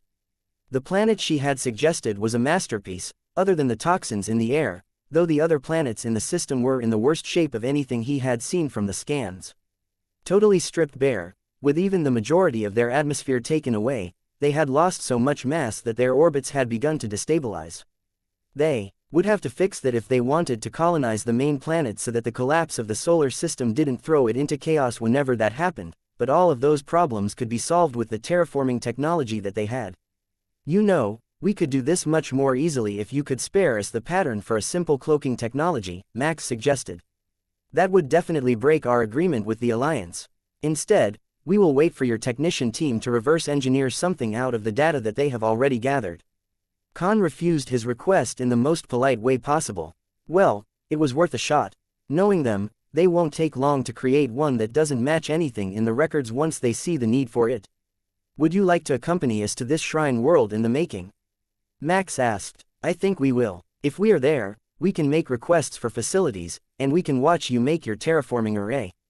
Max saw in her thoughts that the hunters were planning to do the same thing that Terminus did, find a technology and alter it enough that they could make it on their own without having to pay royalties. You know, I have the authority to license you a full array if you want to have one for your fleet. I have checked carefully, and there is no rule against discounts, so we can let you build your own from our pattern without violating Alliance laws now that it is properly patented and available for retail purchase. He informed her in response to her thoughts. I forget that you are like the Illithid, sneaking around in the brain to find out what someone really wants. It's an unfair advantage in negotiations, but I bet it's an even larger one in the bedroom. She laughed, making a swinging hip gesture to emphasize her point. I will decline to answer that. But she already told you, didn't she? Max didn't even have to wait for the amused smirk on Huntress Khan's face to know that Nico had given up all the juicy details during their rampage in the capsule. Chapter 534. New project. The first of the Reavers arrived over the next 2 days to collect the locally made housewares and quilts while bringing many of the things which the locals had requested. The capital city was well on its way to being reconstructed already by the end of the 3rd day, though they were still clearing rubble and corpses from the streets. Most of the multi-million-person population had survived the battle, thanks to the intervention of Khan, Nico, and the 1st Battalion, so the sense of grief was muted, with most of the residents having only lost property and distant family members in other locations, not close friends, or their entire life's work. It was the best spot on the planet for the traders to arrive, making a note of the fact that the planet currently lacked shuttles in sufficient numbers to collect their orders. They did have some, though they were clearly ancient and placed in a museum in vacuum-preserved storage. For the moment, they didn't intend to order any. Fulfilling the planet's basic needs came first, but it was definitely high up their wish list. Handmade goods proved to be quite popular among the wealthier members of society. With the advent of replicators and advanced materials printers, even the most exclusive of mass-produced items weren't all that hard to obtain. But genuine handcrafted items, with their unique flaws and unique character, were proving to be much more of a status symbol, and being able to tell guests that the blanket which was chosen for their room, or the end table in the hall, had come from the far side of the galaxy, beyond any other known human settlement, was a very unique talking point. Ordering items made with the materials printers was much cheaper than buying the machines themselves, thanks to the retail markup that made getting them as part of a trade deal so attractive, so the ships were coming with all sorts of machinery, tractors, tools, and such to help with the rebuilding effort until the factories could come back online. The Narcian invasion hadn't destroyed everything. That wasn't how they usually operated. They just wanted the native inhabitants gone so they could take over the planet using what existing infrastructure they could. So, Max got to play host to the hunters while Nico was on the planet helping with the reconstruction of the capital city and changing over all of the old security measures and passcodes to the new governor. Many items, including bank vaults and personal servers, were biometric encrypted and only accessible by the current position holder or their heir, all of whom were now gone, so there was a lot of work to do at the governing family's estates around the planet. Nico seemed to be enjoying herself, though, and was treating the whole thing like one big treasure hunt with the chance of finding hiding Narcians she could kill. Do you think you look better in a heroic pose with a sword or in a commanding pose with 1 foot up on a rock? Nico asked out of the blue. What are you even talking about? Max replied, not stopping his scan of the incoming vessels to make sure that they were all the right ones and nobody had taken the wrong portal out of Ray 5. There had been reports already of multiple portals in the moon base region, causing some less than diligent pilots to end up in the wrong star system. The heroic pose with a sword at the feet is classic for a statue, but if it's a painting, then in front of cleansing light with a foot up on a rock looking all philosophical is a better choice. Why are you asking? He replied. They want to put a statue of you in the park to commemorate this occasion. That was about what he had expected when she sent the message, but it was a bit surprising that they weren't making a statue of her and Khan, who had actually rescued the capital. Perhaps the damage they had done was more extensive than he had been led to believe, and the locals would rather recall that they had been saved from a Clem fleet than be reminded that a pair of giant robots had trashed the capital during a kill spree competition. Just let them do what they think is best. It's their planet, after all, and we will only be occasional visitors if we return to bring them supplies, he replied, letting Nico take care of the details for him. The efficiency of the locals in rebuilding their world was incredible, and they were putting the goods to work as soon as they arrived off the ships, making a passable form of recovery where they had partial power and proper food and water distribution within a week of hostilities ending. Quite a few war zones could learn from them, so Max put it in the system logs and forwarded it to Ray 5, along with all the other data he had been collecting. If one day, the Reavers were helping rebuild a planet's infrastructure, as they had done many times in the past, that information could save them a lot of time and money without requiring a lot of specialized equipment, which so many planets relied upon after declaring most manual labor obsolete. All ships have unloaded and returned to Ray 5, Commander. No current orders are pending, and the next delivery is scheduled for 1 month from now, with a portal to be opened by Ray 5 Moon Base. The communications officer on duty informed Max the evening after the statue of him had been commissioned. Nico, our work here is done. What is left down on the surface? Not much, just saying goodbye and getting everyone back up to the ship. They've got everything squared away. Here, and they have the 10 factories with the new materials printers working full speed to make the raw materials for their exports. Unless the Narcians or the Clem return, they should be fine, and they are working on reducing their signal transmission, as well as an emitter that should alter the appearance of the planet to Narcian scans, making the planet look uninhabitable. None of us know if it works on the Clem, but they had one in the past here and had no invasions, so they think that getting a new one up and operational might convince them not to come back again. Max made and transmitted even more notes of the new information, so nobody would be surprised if the signals from the planet said it was barren before he responded. We will be waiting for you then. Huntress Khan says that the world she wants us to terraform has ruins from an unknown civilization on it. Unknown age, fully dilapidated condition. She thinks they might be a good tourist destination. Also, I really do need to apologize for making you take all these notes. This paperwork is torture. When she got the last message, Nico laughed and turned to the new planetary governor and her husband-to-be. I'm afraid we can't stay long enough for the wedding. The half-year of the royal pre-wedding protocol is too much for our schedule, but if we finish the work we have scheduled, I will try to get Terminus back here for the ceremony. At the very least, I will inform the other Reavers, so they can put it on the schedule and try to make your monthly deliveries with time to be here for the ceremony, so you will at least have some representation from your allies present to remind the people that they are no longer alone in the galaxy. Thank you, Miss Tereth. The day that you and your people arrived here will be remembered for all time. The governor replied, taking Nico's hand into her own for a heartfelt handshake. Chapter 535. Alarms suck. Once the last of the Terminus Mecha battalions were back aboard the ship, they set course for their next target. The hunters had already cloaked their ship and were intending to meet them there since their mothership was significantly faster than Terminus, even when not using portals to skip large distances. Max could have done that, but the trip would only be a few days, and they could use it to collect data on the stars that were within sensor range of the ship as they passed, checking for additional threats and signs of possible habitation. They had done that once as they passed by the first time, but now they had more data on how the locals had hidden, so they had a better idea of what signs to look for that would indicate that there was life from the same expansion wave surviving in the region. It's late. Time to go to bed. Nico informed him just as the data screens throughout the ship signaled the graveyard shift to come on duty. It was good to have her back on the ship. Nico wasn't shifting her outer temperature to the cool metallic version to sleep anymore, but the warm and soft version was much more pleasant to spend the nights with. So pleasant, in fact, that Max actually missed the first messages of the morning, deep in slumber. "Alright, time to get up and get fed before people start missing you," she informed him before planting a kiss on his cheek. "That doesn't encourage me to think of activities outside the bedroom," Max reminded her. "Well, that's boring. Why only think of doing them in the bedroom? But seriously, it's time to get out of bed and start answering those messages already. Your watch is driving me nuts with everyone looking for updates, and I'm not sure you'd remember to turn the notifications back on if I silence them." Man nodded and picked up Nico to head to the shower.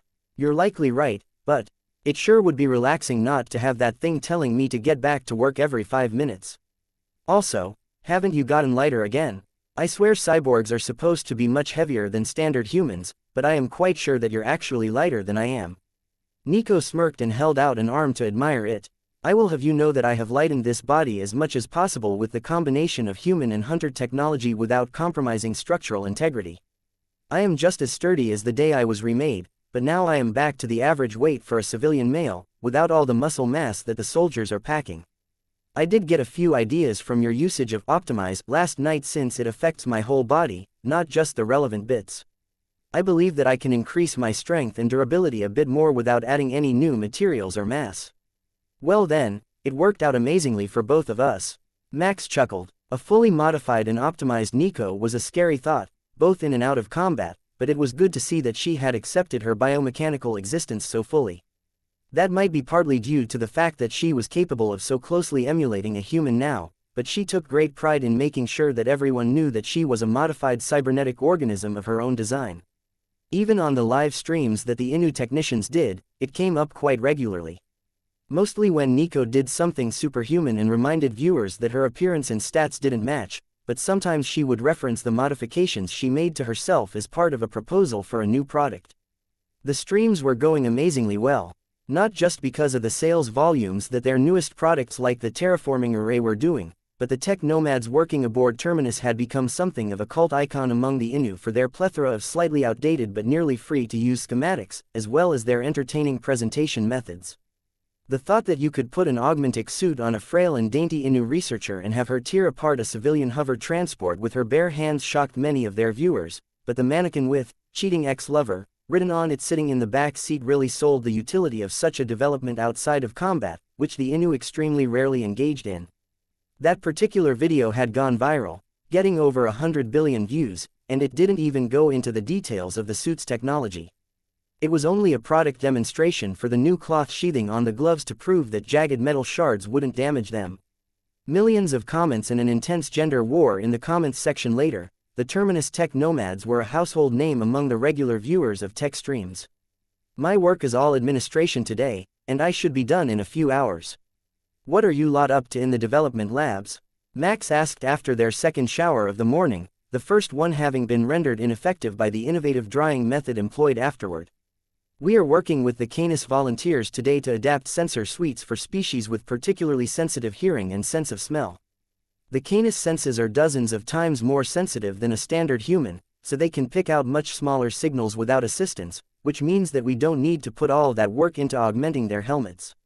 We only need to clarify the input with a small augmentation to allow them to pick out patterns and identify specific scents with ease. If this pattern works correctly, the Canis should be able to tell what route a patrolling soldier took that day by the scents that had gathered on their clothes. It would be devastating as in infiltration technology, and we could further boost the sensor data later to adapt it for human and other species usages. It's not on the publicly listed patents anywhere that we could find in the Alliance, though they likely have something like it off the books, so we won't be broadcasting that one as part of our stream, only the trials that we are doing later in the afternoon to try to rig up a rudimentary vehicle cloaking device." Max smiled at their proactive nature.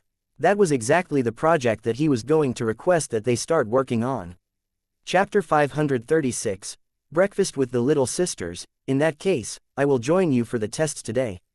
I would like to see how the attempt to cloak an object the way the hunters do is going." Max informed her. "Perfect, I will bring snacks. We likely won't have much success today, but the feedback from the commenters on the streams is mostly from other Inu tech nerds, so it can be very useful to the process, and one of the technicians monitors it in real time and provides feedback so that we can try out interesting ideas while we are still streaming." Nico explained. That sounded a lot like enlisting a small army of amateurs to attempt to make new military technology, but cloaking didn't seem to be a new or exclusive feature to the hunters, so the amateurs might actually have valuable insights on how the process might be accomplished without breaking any alliance patents. The rigid structure, the generational patents, and the strict prohibition on interplanetary combat were a strange combination, but they made the alliance the powerhouse it was, so who was Max to argue with a system that worked? Even their trade group prohibited aggressive actions between planets, so the peaceful front might well be nothing more than a front that the alliance put on, at least among many of the members, but the patent thing was strange. Corporations didn't rule them, and the governing body was made up of interspecies panels, but somehow the notion that corporate IP needed to be protected for centuries still managed to embed itself into their rules. How about we hit up Dave's place for breakfast? I haven't seen him in a while, and I'm sure he's secretly worried about you after the battle, even though he knows you returned safely. Nico suggested. I messaged him last night, but you are right. Messages are easy to hide injuries behind. I will message him now to let him know we're coming. Molly had a duster in her hands, double-checking the work of the automatic cleaning function when they arrived for breakfast while Dave was teaching Sasha and Sandy, Max's twin younger sisters, an early morning science lesson. If we get the first lesson in before we eat, then we have one less thing to learn during the day. They're both mentally developing quite quickly, faster than the low system compatibility assessment that they were given suggested, so I don't want them to have to wait for the regular primary school schedule. Dave explained. Let me know if you need any teaching materials or assistance. I am sure we have more than a few qualified teachers aboard who would love to help. Dave laughed at Max's offer. Oh, I'm sure we do, and I have been quite careful to keep the girls away from bad influences, but the boys are a going concern. They're obsessed with physical training after passing by the gym while the Special Forces unit was there working out. They don't even care about school or Mecha, just training like the infantry. That was a bit concerning, but here aboard Terminus, being infantry wasn't so much of a death sentence as a general-purpose position, with the members being more likely to be drafted as extra drone pilots than actually sent planetside. That was how most Reaver ships operated since. They trained everyone to at least fight in case of a large battle or an attempt to board their ship. Terminus was too new still for training youngsters to be an ongoing concern. These were the only kids aboard the ship who were old enough for it to matter to them. So, what's for breakfast? Dave asked as Molly finished her rapid check for any signs of dust, as if it might actually bother their guests. Today was scheduled to be New Foods Day. She reminded him, oh, you'll like this one, Max. Remember how we used to pick random stuff from the convenience store to see how it tasted? It's the same thing, but with breakfast recipes from the replicator. Some of them have been added by, and for alien species, so you never know what you'll get when you pick a random entry from the breakfast category. Dave explained. Alright, let's do this. You ready, everyone? Max asked the little ones. As long as it doesn't spit out the fried durian again. Sasha agreed. Molly hit the randomize button, and 7 portions of breakfast appeared, 4 being downsized for the kids. Eggs Benedict, I think we can work with that. Dave nodded happily as the food appeared. Crocolisk flank bacon with Egg Benedict, to be precise. Added just 2 days ago by a member of the crew. Molly confirmed. That had to be done by one of the teams who went to the surface with them on Canis for the hunt or one of the Canis workers. They were the only ones who could have had a reference sample with them to teach the replicators to make Crocolisk. The kids were looking at it rather dubiously, but Max was excited to try it again but mixed with traditional breakfast. This is the same creature we hunted on Canis, and it is really good. A local specialty, in fact. The special forces who went on the hunt with us really loved it. Nico informed the kids. That was enough to get the boys eating. They would try anything that their new heroes liked. The older pair held out for a few seconds until they saw everyone else eating before they tried it themselves. So what are you two studying to be? There are a lot of options here aboard the ship, so you can be nearly anything. Max asked his sisters. We want to work in environmental design for the cruise ship. The virtual reality rooms are really cool, and they can make anything that is programmed into them, and there are people who design specific places, like picnic spots and walking trails, and spots to watch the stars. Sandy informed him in a really excited voice. That there are. Not everyone wants to come up with their own spot, so making new great spots to stop is a very valuable job. The girls nodded happily as they ate, getting deep into detail about the places they wanted to make, as well as the things that they were learning about the basic function of the virtual reality systems. Dave was preparing them for any related job as well as he could for their age, so he was teaching them all the extra science lessons they would need to work on the projectors in case they wanted to repair them and not just program them. Max was sure that was stressful for the old soldier, since he didn't actually know anything about the topic before he had to start teaching it, but he had decades of experience on his side to help him keep ahead of his young charges. I think it's a great ambition. The technicians keep all the attractions running and make all the cool things we have aboard the ship. Plus, everyone loves a great entertainer, and the holograms are a big attraction among the guests. Have you seen the idol shows that they do on the 5th floor in the afternoons? Nico asked, setting off another excited tirade by the girls while the rest of the room rolled their eyes. The idols were most popular with female guests in their teenage years, as well as a small group of middle-aged men, not exactly the demographic for anyone in the room except the older twins. Perhaps you can convince one of these two to take you when you're done with your daily work. But we need to get to the lab and begin the day's tests. It was a pleasure seeing you again. Max excused himself, leaving Dave and Molly to deal with the fallout of the star-struck tirade Nico had initiated with her question. Chapter 537, Best Sisters, why don't you stay and help these fine young ladies with their science work? It's been a while since you got to really hang out, and Miss Molly can take the boys to go work out with the soldiers. Dave suggested as they were finishing breakfast. We don't need you right away, so you can have lunch with them as well, maybe even bring them to the lab afterward to see how scientists do things in real life, Nico added. That sounds amazing. How about it, ladies? Would you like to spend the day with me while you learn? Both girls looked overjoyed for the opportunity as they high-fived each other, then shared an excited look. Yes, please. Can we call over some friends to study as well? Some girls on the cruise ship side are our age. I don't see why not. If they don't mind studying while on vacation, that is. Max reluctantly agreed. Oh, no need to worry about that. They're Innu. I've never met an Innu that doesn't love science class. Sandy informed him with a smile. She had a point, and Max knew what she meant. Not many guests brought their children, especially young ones, so the two tiny figures rocketing through the gravity slides had been easy thoughts for Max to pick out after they had arrived. He mentally searched the ship for the pair and found them at one of the water park cafes, preparing for a busy day of their mother's mandatory lessons. That was even better. They were already going to be in an informal class, so he wouldn't be interrupting their vacation. Just their mother's carefully created learning plans. He sent a message to their parents right away, via the barista at the coffee shop where they were sitting, requesting that the two girls join him and his sisters for a morning science lesson. They have agreed, with the stipulation that it must be a serious lesson and not an excuse to fool around with their friends. The barista informed him after a few seconds' pause. The children's thoughts told Max that their mother had them studying an introduction to electrical engineering today. A tall order for most grade school children, but kids with higher system compatibility mentally developed much faster than most humans, and the Innu's innate talent for technology gave them a great advantage in learning applied science. Tell them that we will be studying the fundamentals of building holographic projections. Max replied and began to plan out his day. The first stop would actually be the medical bay since the girl's development made him believe that his dear mother had bribed the delivering doctor to F-rank the twins without a test. With a recorded report of 0 talent, they would only have one mandatory government follow-up at 6 years old when they entered grade school, and the girls hadn't been that old when they left Kepler Terminus. First stop, the clinic. The regiment's doctor is going to run a quick aptitude scan so that I can make a real custom lesson plan for you and make sure you won't have any problems being in the lab with lots of machinery around. He informed his sisters, who would have willingly agreed to almost anything up to and including eating Brussels sprouts for dinner if it meant a whole morning with their friends learning science with Max. The regimental doctor had a very useful set of system functions for this purpose.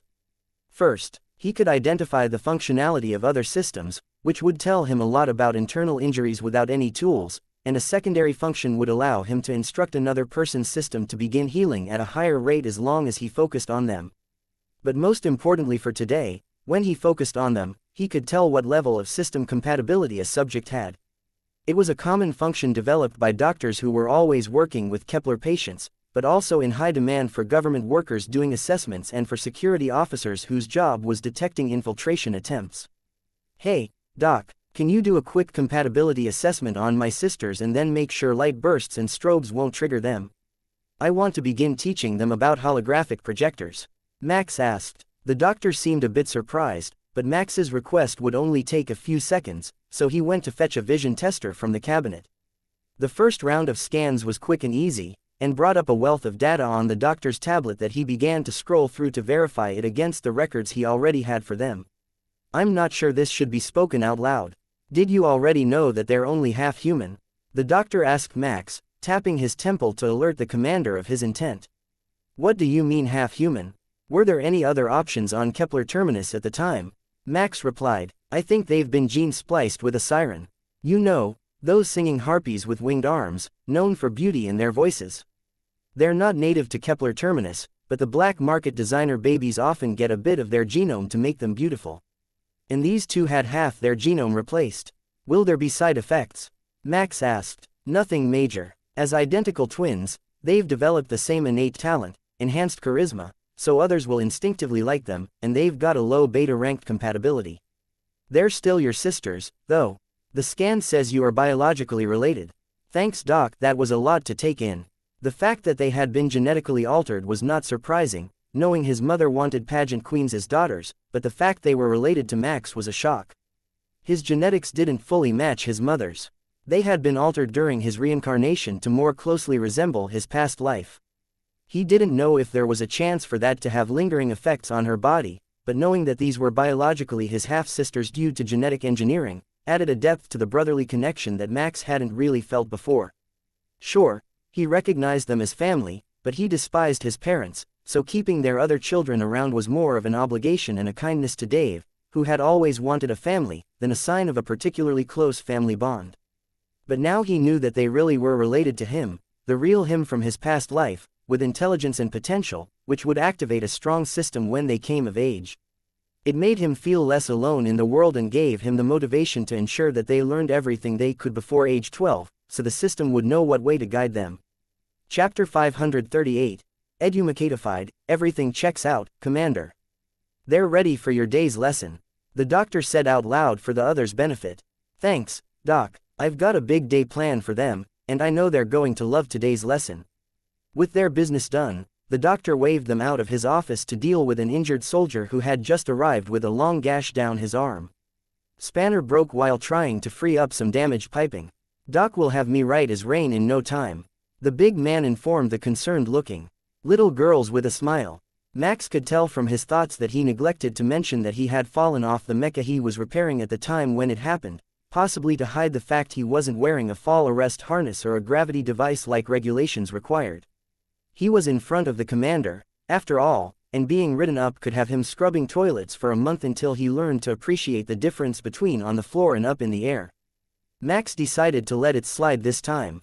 The repair bay lead technician would deal with the issue on his own, so Max just led the twins out toward the cruise ship zone to meet with their classmates for the day. The Inu parents had joined their two girls, who both appeared to be under 5 years old, in the water park, and they had set out 4 headsets on a table in preparation for the class. I hope you don't mind. We took the liberty of putting information on holograms into the auto-learning device in advance. The father of the Inu girls informed Max while the girls rushed to greet their friends. I should check it first. Since humans aren't Alliance members yet, we're not supposed to teach anything beyond the species' known capabilities, even if we have access to it. Max sighed. Just pop the headset on for a few seconds. The first lesson is an introduction that is suitable for their age. We can instinctively communicate with technology, but without the knowledge to comprehend what we're seeing, understanding how anything works is just a guessing game. Too much at once would overwhelm them, but there are so many new things here that we have started to teach them a number of things in advance while we are on vacation. So far, that has meant morning classes every day. The Inu man explained. If you don't mind, I'm sure the girls would love to learn together.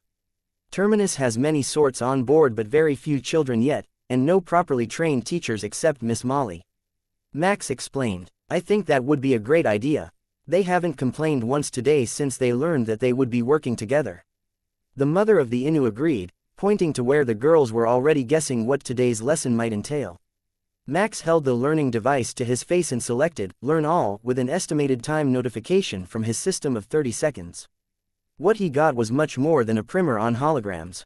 The device gave him a full university-level education in the field of electronic engineering over the course of a minute before happily announcing that course 1 of virtual reality technician training was complete. You were planning to have the kids learn all that today? Max asked when the process was over. Oh heavens no, just the first lesson. It takes about an hour for them to assimilate that much knowledge, and then you can begin your lecture. The father explained. The first course was only one of 50 that he had gone through in 30 seconds. The time difference must be due to the system and his functions, Max decided, since the Innu certainly weren't dim-witted. Do you have more lessons with you? The knowledge all seems perfectly acceptable, but I personally have enjoyed a rather focused education, as my career path was set from birth as a warrior. Max asked quietly. We would be delighted to share. The course programs we have downloaded are only to that level, the basic school courses that all Innu must learn, but if you think you can assimilate them from the device, we will gladly loan one to you. Thanks, I appreciate it. Then Max turned his thoughts to someone who probably already knew how great this device was. Nico, did you know about the Innu learning devices? Amazing, aren't they? But don't overdo it, or you'll get the worst headaches. We've got some here we used for training the recruits. And you neglected to mention this. Why? You're psychic. I just assumed you already knew. Max could hear the unconcerned shrug in her mental communication. I see. We will discuss this later. He would have to find out how the others did with the device, but there really was no reason to have a ship full of primary school dropouts when they could give the soldiers a full education. All right, ladies, sit down for a moment and assimilate the first lesson from the device. Once that is done, we will begin with the fun stuff. Max instructed the 4 girls. The difference was almost certainly due to the system. His sisters were too young to have it active, and like the Innu girls, it took them roughly an hour to finish assimilating the first of 50 lessons. They all looked overwhelmed and disoriented after the session as well, and one of the Innu girls was rubbing her temples, warding off the incoming headache. I hope the lesson is good because that learning method is no fun. I feel like I've been trapped in a classroom for months, but I can tell we didn't move. Sasha informed him with a grimace. Oh, it is worth it. Follow me to the immersion suite, and I will begin today's lesson on building realistic simulations using the layering method. Even the parents looked excited at that. They had all of the required knowledge, but they had gone into the business side of their family's operations, so they hadn't personally had much experience with the practical side of actually using the skills they had learned so many years ago in school. As an added benefit, human technology wasn't needlessly complex, encrypted, or vaguely programmed to deter inquisitive Innu. It was like a public playground to the adults of their species. Chapter 539. Building a feeling. Once inside the meeting room that could be completely converted into a solid holographic projection, Max created 4 desks and a pair of small couches. Welcome to my first actual attempt at teaching a class. Forgive me if I'm not good at it, but I can assure you that I am quite good at building realistic simulations. Now, which of you can tell me what the first element that needs to be determined is? Max asked the kids. Would it be the type of planet that your simulation is set upon? One of the Innu girls asked. Not bad, that is right, start with the sky and bare ground. Today, we will make something spooky but beautiful, so what do you think we should make the world like? Sandy's hand shot in the air. The scariest movies are always the most realistic ones. Alien horror movies are only a little scary, but ones set in your own home are the scariest. Alright, then, we will start with a basic M-class planet, blue skies, soft black dirt, and lots of water. But that's not enough. You need to create some terrain in your vicinity. It can be auto-created randomly, but today we will do it manually. A romantic mountainside dinner sounds fun, so first up, we are going to need to create a mountain. Build it out of stone that fits your setting and then scatter dirt over it, so it doesn't stand out unless it is supposed to be incongruous with your setting. Now, we have our basic setting. The easiest way to build a scenario is ground up, so next comes the ground cover, with shrubs, some grasses, and a nice river, coming from an artisan spring on the mountainside. While the description sounded random, it was actually the scene from near the Innu family's vacation cabin in the mountains, perfect for helping to immerse the adults into the scenario.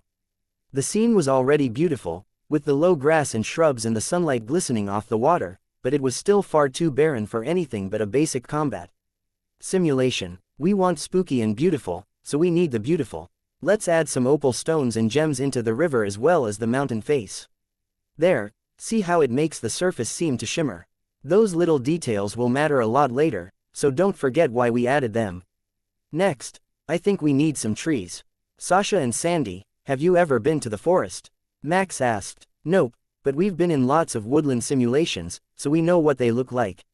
How about everyone else? Do you think this would be better with some native Innu trees? You can do that, one of the mothers asked. Of course, we have Innu working on the ship. They have programmed a huge variety of familiar plant and animal life to the database. Technically Nico stole the data from their ship and added most of it herself, but that wasn't the point. Max added the pool trees, as the Innu knew them, whose 5-meter-long leaves curved upward to trap rainwater in them, creating small pools that the Innu kids loved to play in. They stood hundreds of meters tall, so he could create a fairly dense canopy, reducing the direct sunlight that they were standing under and adding a feeling of being at one with nature.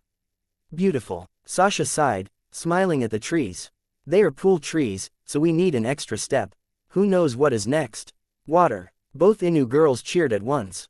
They were an aquatic species, and being on dry ground when everything in this scenario should be soaked with water felt a bit wrong. Max set the scenario to shield their work area and then made it rain for a few minutes, filling the leaves and turning the pathways on the ground into slow-moving streams. But a forest doesn't only have one sort of tree, so we will add a few more to make the area feel natural. Smaller trees have grown in the clear areas by the pathways where the canopy overhead isn't as dense. Then we will upgrade the pathway itself so that it is made of natural stone, the same as the mountain that the path leads to. It's incredible. If I didn't know better, I would think you had been to our homeworld yourself. One of the mothers sighed before getting up out of her chair to go touch and smell the trees. That's another point. Don't forget the scent. It is programmed into the default data for the elements, but if you modify them or want a specific ambiance, you need to make the scent of the area match what the user will expect it to be. Now, we have the basic scenario down.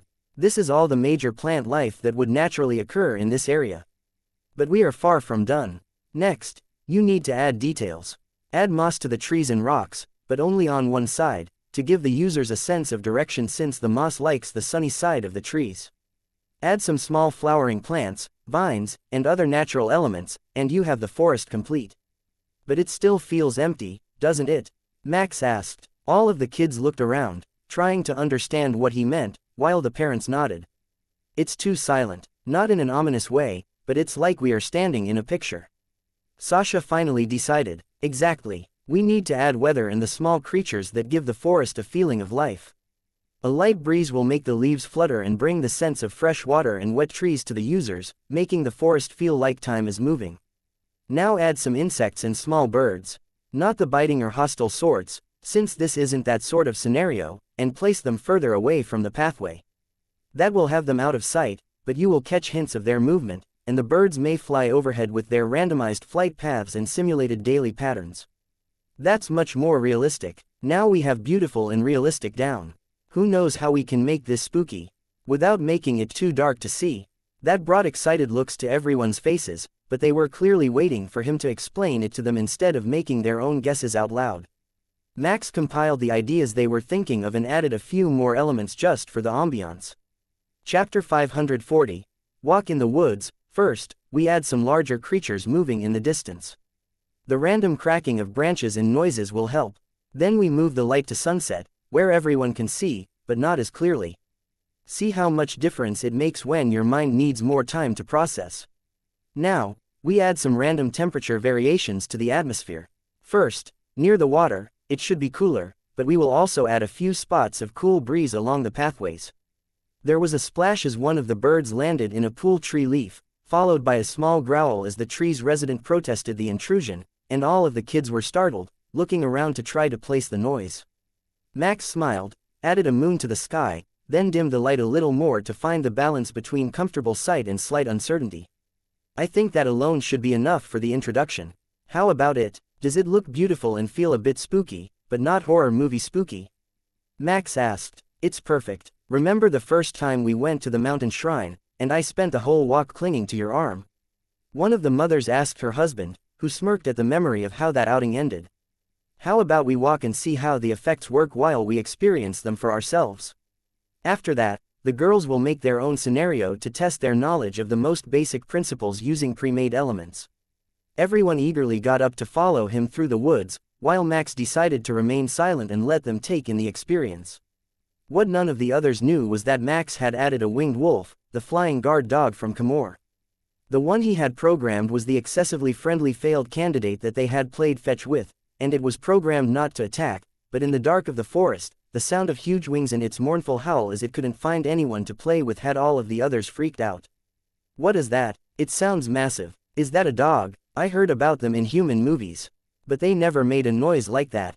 One of the Innu girls whispered as the sound of flapping wings and breaking branches were joined by a few upset birds whose leaf pools had been accidentally emptied by the 3-meter-tall winged wolf, who was too heavy for the smaller leaves where the birds were relaxing. It faded into the distance as they hiked up the hills, and the group began to relax. Finally, they made it to the picnic site, overlooking the glimmering lake Max had customized earlier to shimmer in the sun but now lit up red and gold by the twilight. Well, how was it? Did I explain the method well enough? Max asked. Can we replace the classroom at the start with a small cabin and save this scenario? It is incredible, and I would like to actually have a picnic here at some point. One of the fathers asked. Not a problem. All done. I added a standard single-bedroom cottage with a king bed and a wood-burning fireplace. Since it's a romantic outing, the users might enjoy a little comfort and privacy. Max agreed. The Innu man smirked at him while the other one winked at his wife, who gave a long-suffering sigh. Well, ladies, should we start fresh? Perhaps we could pick a random setting for you four to work together to build. Max suggested. While Max saved and cleared the setting for the girls to get started on the practical part of their day's science lesson, Nico and the technicians were busy in the lab, getting through the initial tests of the new augmentic helmets for the canis and other sensitive species. I have optimized the shape for maximum sensory acuity, Nico explained as she handed the test helmet to their volunteers. Isn't that a bit much, though? I get that the face mask and armor are the same as all the other units, but with the tail sheath and the upright ears on the helmet, I feel a bit like I'm standing here naked. The canis girl complained, stroking the soft fabric ears on the helmet that allowed her own ears to shape the sensor array for directionality in a way that Nico hadn't managed to emulate smoothly with their ears pinned to their head. But it looks like a patrol uniform, with cargo pants and hard torso armor. It's not that different from what the warriors of your world were wearing. Should we make one in the Special Forces pattern, with the additional upper body armor and modular storage systems? Nico asked. Given their size, the whole armor suit had been custom-made for the canis volunteers, and Nico had made them more naturally shaped, like the hunter's suits, instead of the combat uniform look of the human version since canis warriors usually fought nearly naked in short shorts. I hate to be the one to break this to you, but not all of us have the self-confidence of you or Rill. I prefer loose long sleeves to booty shorts and crop tops. The volunteer muttered. Problem solved. Just put them on over your armor, Nico announced, throwing the girl an oversized uniform shirt and pants. Oh, we should modify the face as well. A wolf muzzle would give more room for sensors. One of the Innu technicians suggested before running and hiding under the glare of the canis team. Got it. No wolf face helmets. She squeaked from her hiding spot behind the test bench. Even if this cloth is really hard to cut, wouldn't a blunt impact cause a fair bit of damage still? Not just to my ears, but to the skull underneath. One of the testers asked. Yes, it's a drawback of the design. We could add a hard rear shell that would still allow your ears to move or a full hard shell that should only limit your ears' range of motion to about half normal. Nico agreed. Alright, we will make a full set, including the top armor for the tails, since everyone refused the suggestion to expand the leg armor to tuck them inside. One of the technicians announced, starting the printing process to make all necessary modifications. The canis didn't know it yet, but the Innu had determined that they were going to make them absolutely adorable, in a demihuman super soldier way, by the time Max arrived. They had analyzed his past behavior, and if it was both stylish and functional, he was at least 35% more likely to not argue with some of their more questionable design choices. Chapter 541. Convincing the Commander. Max's little sisters and the Innu girls worked remarkably well together, and all four were years ahead of the standard development that you would expect of a human their age. None were old enough for standard schooling, by human estimations, but they all understood the concepts of holographic design, and with the innate talents of the Innu, they didn't even have any troubles with programming locations for the objects that they wanted to place in the simulation. They had chosen to work together while taking notes on the changes they needed to make. But because this was a full-on science lesson, according to the Inu mothers, they wouldn't just be placing basic objects. They each needed to modify one they placed and show their work, so their understanding of the principles behind holographic projections could be tested. Max had expected his sisters to struggle with the changes since they had no background in the subject and none of the Inu advantages, but the other two girls did a great job of explaining the parts that they needed help with and only had to refer to Max a few times for clarification. Now that the towers are all made and checked, we are going to start on the modification portion of your daily quiz. I want you to hide the tower inside a tree. But the tree needs a secret door, using an incorporeal projection so that those who know it is false can walk into the tower. The Inu mother directed the group. As soon as the lecture was over and Max had stepped back, intending to let the kids freestyle their way through a scenario creation, she had stepped up with specific instructions, as well as a checklist of skills and understanding she expected by the end of the day.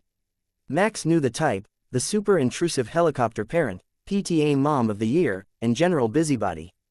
But she was very well versed in scientific theories, and after seeing Max's practical demonstration, she understood how the interface worked, so she made a lesson plan for the kids in only a few seconds.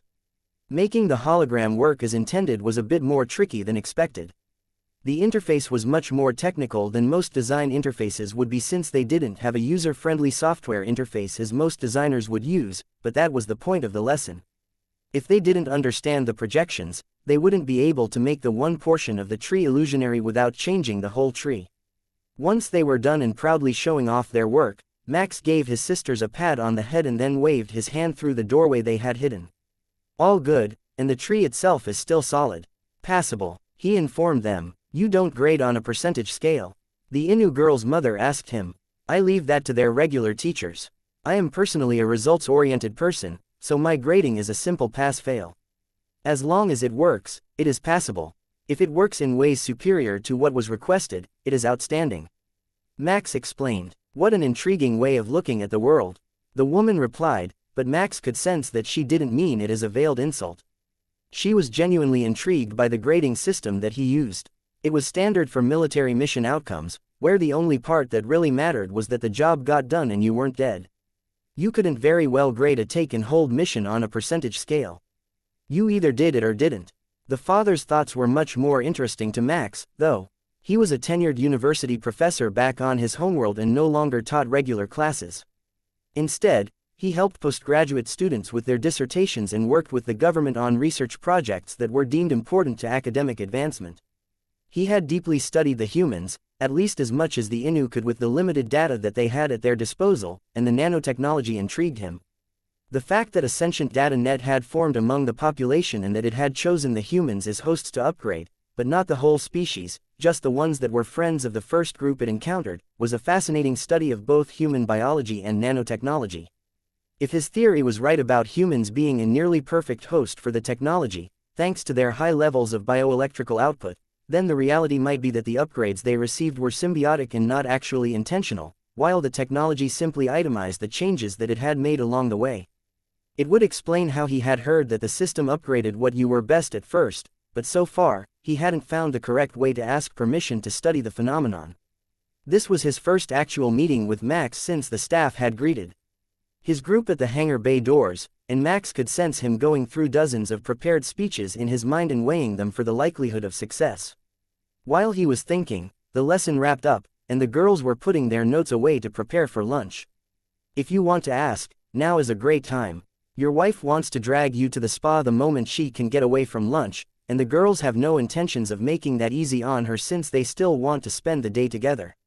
Max informed the man before anyone could suggest they leave the room. Fascinating, truly fascinating. Tell me, did the system read the brain-wave emissions to inform you of my thoughts, or does it work through an active method? The man asked. Honestly, I really don't know. The extended range readings are outside of our sensory range, and there isn't enough data to fully verify the actual working mechanism of this particular system function.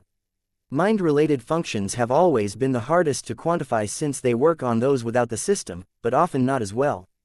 If it were never as well, it would be easier, but some mind-related functions, like mental attacks, work much better on those without the system or mind-related powers, such as the Illithid possess. But we've gotten sidetracked. You wanted to ask a question before we parted ways, and now is the best time. Max finished. Well, since you've most likely heard all of my proposed appeals already, I will start this way. I have with me formal approval for an indefinite study period aboard Terminus as a researcher of the human system, as they have officially called the nanotechnology network that those born within the former Kepler Empire possess. What terms would you require in order to make that a reality? Chapter 542, Poaching Talent. Again, Max thought about it for a while and then decided to make a few reasonable restrictions part of the deal in case scientific morality was different between the two species. We will need to make a proper list, but it would certainly include no surgical experiments, and no destructive testing of the nanotechnology, as it can have adverse effects on both the host who agreed to it and the one attempting to destroy the nanobots. We will want access to the results for our own scientific purposes, and all subjects must be of the age of majority or have parental permission to participate. For the sake of ethical integrity and verification, an unaffiliated observer must oversee the study process. The man's eyes lit up in joy. So you really will allow it? For scientific research purposes, if you fail to procure willing volunteers or anger the system, the study will end immediately. Also, as we don't know how long the study will last, we are willing to hire additional staff for you and for the quality of life of your family while you are here. Max agreed. Excellent. I look forward to working with you. I will leave this proposal with you and have an amended agreement written up detailing more than the study itself. How many additional staff will Terminus be bringing aboard for the study? The mother of the family asked, concerned about her kids growing up on an alien ship if their father's work took years to complete. We will need, at the very minimum, an observer that is not from the university and perhaps not from the Innu or the humans at all. We will need 2 research assistants for each of them to verify the results, in addition to the human staff we already have here aboard Terminus. We will also need childcare workers since such relocations typically move an entire family unit when humans are the ones doing them. Finally, we will need educators, as Terminus lacks the staff to provide an Alliance quality education, and it is required by our customs to provide training for children that is at least up to the standard that they would have enjoyed at home. It is considered a sign of being a quality employer to provide the necessary facilities for your workers. We simply didn't have many children aboard at the present, as we are making the transition from a military ship to a generational transport. Max explained. So, entire generations of humans will live aboard this ship, not just the ones working actively? She asked. That is correct. While some will choose to retire onto a planet or take work on one while they raise their children, most of the members of the trading company would spend their entire lives calling a single colony ship home. The kids looked way more excited about those words than the mother did. Her mind said she enjoyed leisurely days doing nothing in their villa while the nannies and tutors took care of the children, and she supervised their work. A short time on Terminus was a vacation, but after too long, it would be more like she was a common housewife. You are free to hire your own staff if you wish to have them accompany you during your tenure here. We are not so exclusive that we forbid domestic workers for those who require them. In fact, there is a group of giants on one of the upper floors that brought their own butlers and maids with them on vacation. Max explained after reading her thoughts. Oh, yes, the planetary governor's family. Their children are mostly grown, but I did see their butler picking up from one of the restaurants. The professor laughed. Terminus had more than sufficient staff to make food deliveries within minutes, but still, that group preferred to send their own staff to get anything that they needed when they weren't going themselves. They were paying customers, and from what he could gather, the staff was paid very well, so he wasn't going to argue about the arrangement, even if it did seem redundant. He had thought at first that they were worried about being poisoned by alien foods or political rivals, but the servants didn't sample any of the dishes they picked up, so that was out. The family simply had their own way of doing things and wasn't adventurous enough to bend those ways even while on vacation. They did enjoy the facilities, though, and more than once, the matriarch of the family had fallen asleep in the sauna, claiming it was magic on old joints. So, we will have our old tutors back? The Innu girls asked in sync with each other. Possibly. If Terminus hires sufficient quality teachers, I will consider allowing you to attend public lessons. The mother reluctantly replied. How about this? You are well versed in educational standards. Perhaps you could help our staff with the job ad. If you find a quality group of teachers, we can add a learning abroad facility to the ship's amenities and take exchange students for a school year at a time. The idea had just come to Max, but it sounded like a lot of fun, and after meeting the tech nomads, Max was absolutely certain that there would be a demand for the service. More than a few Innu youngsters wouldn't be willing to give everything up to explore but would still hold that desire to travel and see new things. A learning abroad program would allow them to do that without upsetting their parents or slacking on their classwork. Really, what sort of budget would we be working with? She asked. Nico, how much are Innu private school teachers and tutors paid? About 80,000 credits annually, with the most prestigious of them making low six figures. With a pair of administrators, plus 2 educators each for 6 classrooms, divided by age, not more than 1.5 million credits annually, Max replied. That would let them take all ages, and he could expand the numbers if the program really took off. Barely 100 students, she asked, curious about Max's math. Does that seem too small? He replied, sensing only confused thoughts in her mind. The professor laughed and filled him in. You really underestimate the Innu desire to experience new things, don't you? If you allowed it, they would turn the entire ship into a floating academy, with 100,000 students every year fighting for the right to come back for another year. And it's not just the Innu. The Valkia love to travel for school, as well as the Illithid and the Myceloid. If you wander around the galaxy doing science experiments like this, with some political interventions, you could be one of the galaxy's most prestigious places of learning if you could find the right staff. Technically, they had a lot of extra space in the ship still. The academy could be placed behind the cruise ship facilities and cordoned off, so students weren't wandering without permission. The first few cargo bays were dedicated to visitors' vessels, but the next group was completely empty since they preferred to use the ones at the back of the ship, closest to the crew quarters, for material storage and production purposes. Do you have time later this afternoon or tomorrow? I would like to put a proposal to you, Professor, as well as your very capable wife. I think the academy might be a wonderful addition, and we could certainly free up 500 meters of the ship's length for the purpose. Max asked them formally. Chapter 543, We found one. Nico, we need to divert some staff. I have an idea for how to make Terminus truly famous. An elite academy in the stars. I want to free up 500 meters of the ship, behind the visitor bays, to use as a private academy for Alliance kids. You really are going all out for your sisters, aren't you? We're about done making the Canis adorable, and we've updated the augmentic suits enough that they will need another round of testing, so we can drop today's plans, other than the cloaking device live stream, but we can start that now and work on the ship renovation plans afterward. The two Innu parents were still shocked at Max's suggestion when he finished talking to Nico, and the professor had begun drawing on a data tablet with a stylus. Terminus is what, 1,500 meters wide? Multiply that by 500 meters long and a kilometer tall. Are you making an academy or a small city? He finally asked. An academy. Our crew's children will attend in addition to the others once we have children that age. But I plan to make it self-contained. Unlike the guests, the students won't be wandering the cruise ship at will, except on their day off. So it needs dorms, the academy, some sporting facilities, and other faculties. Max explained. Usually, a private academy was very closed off to keep the kids focused on education, but being able to get live feeds from outside the ship was enough to make it ultra-prestigious, and there was a chance that they could make shoreside excursions as a group if they found a suitable planet, the same way that Terminus did for the cruise ship guests. I know just exactly who we need to talk to. Auntie Medusa. She has been the practice headmistress, and she's an architect that makes schools that don't suck. One of the Innu girls suggested. We have the technology to communicate back to your home galaxy if you like. We can also send a shuttle to go get her if she wants to come to examine the facilities that need to be reworked, assuming, of course, that she agrees and that her resume checks out. Max replied, trying not to laugh at the girl's description of her aunt's capability. She has 6 doctorate degrees, including early childhood education, architecture, business, psychology, and 2 in engineering fields.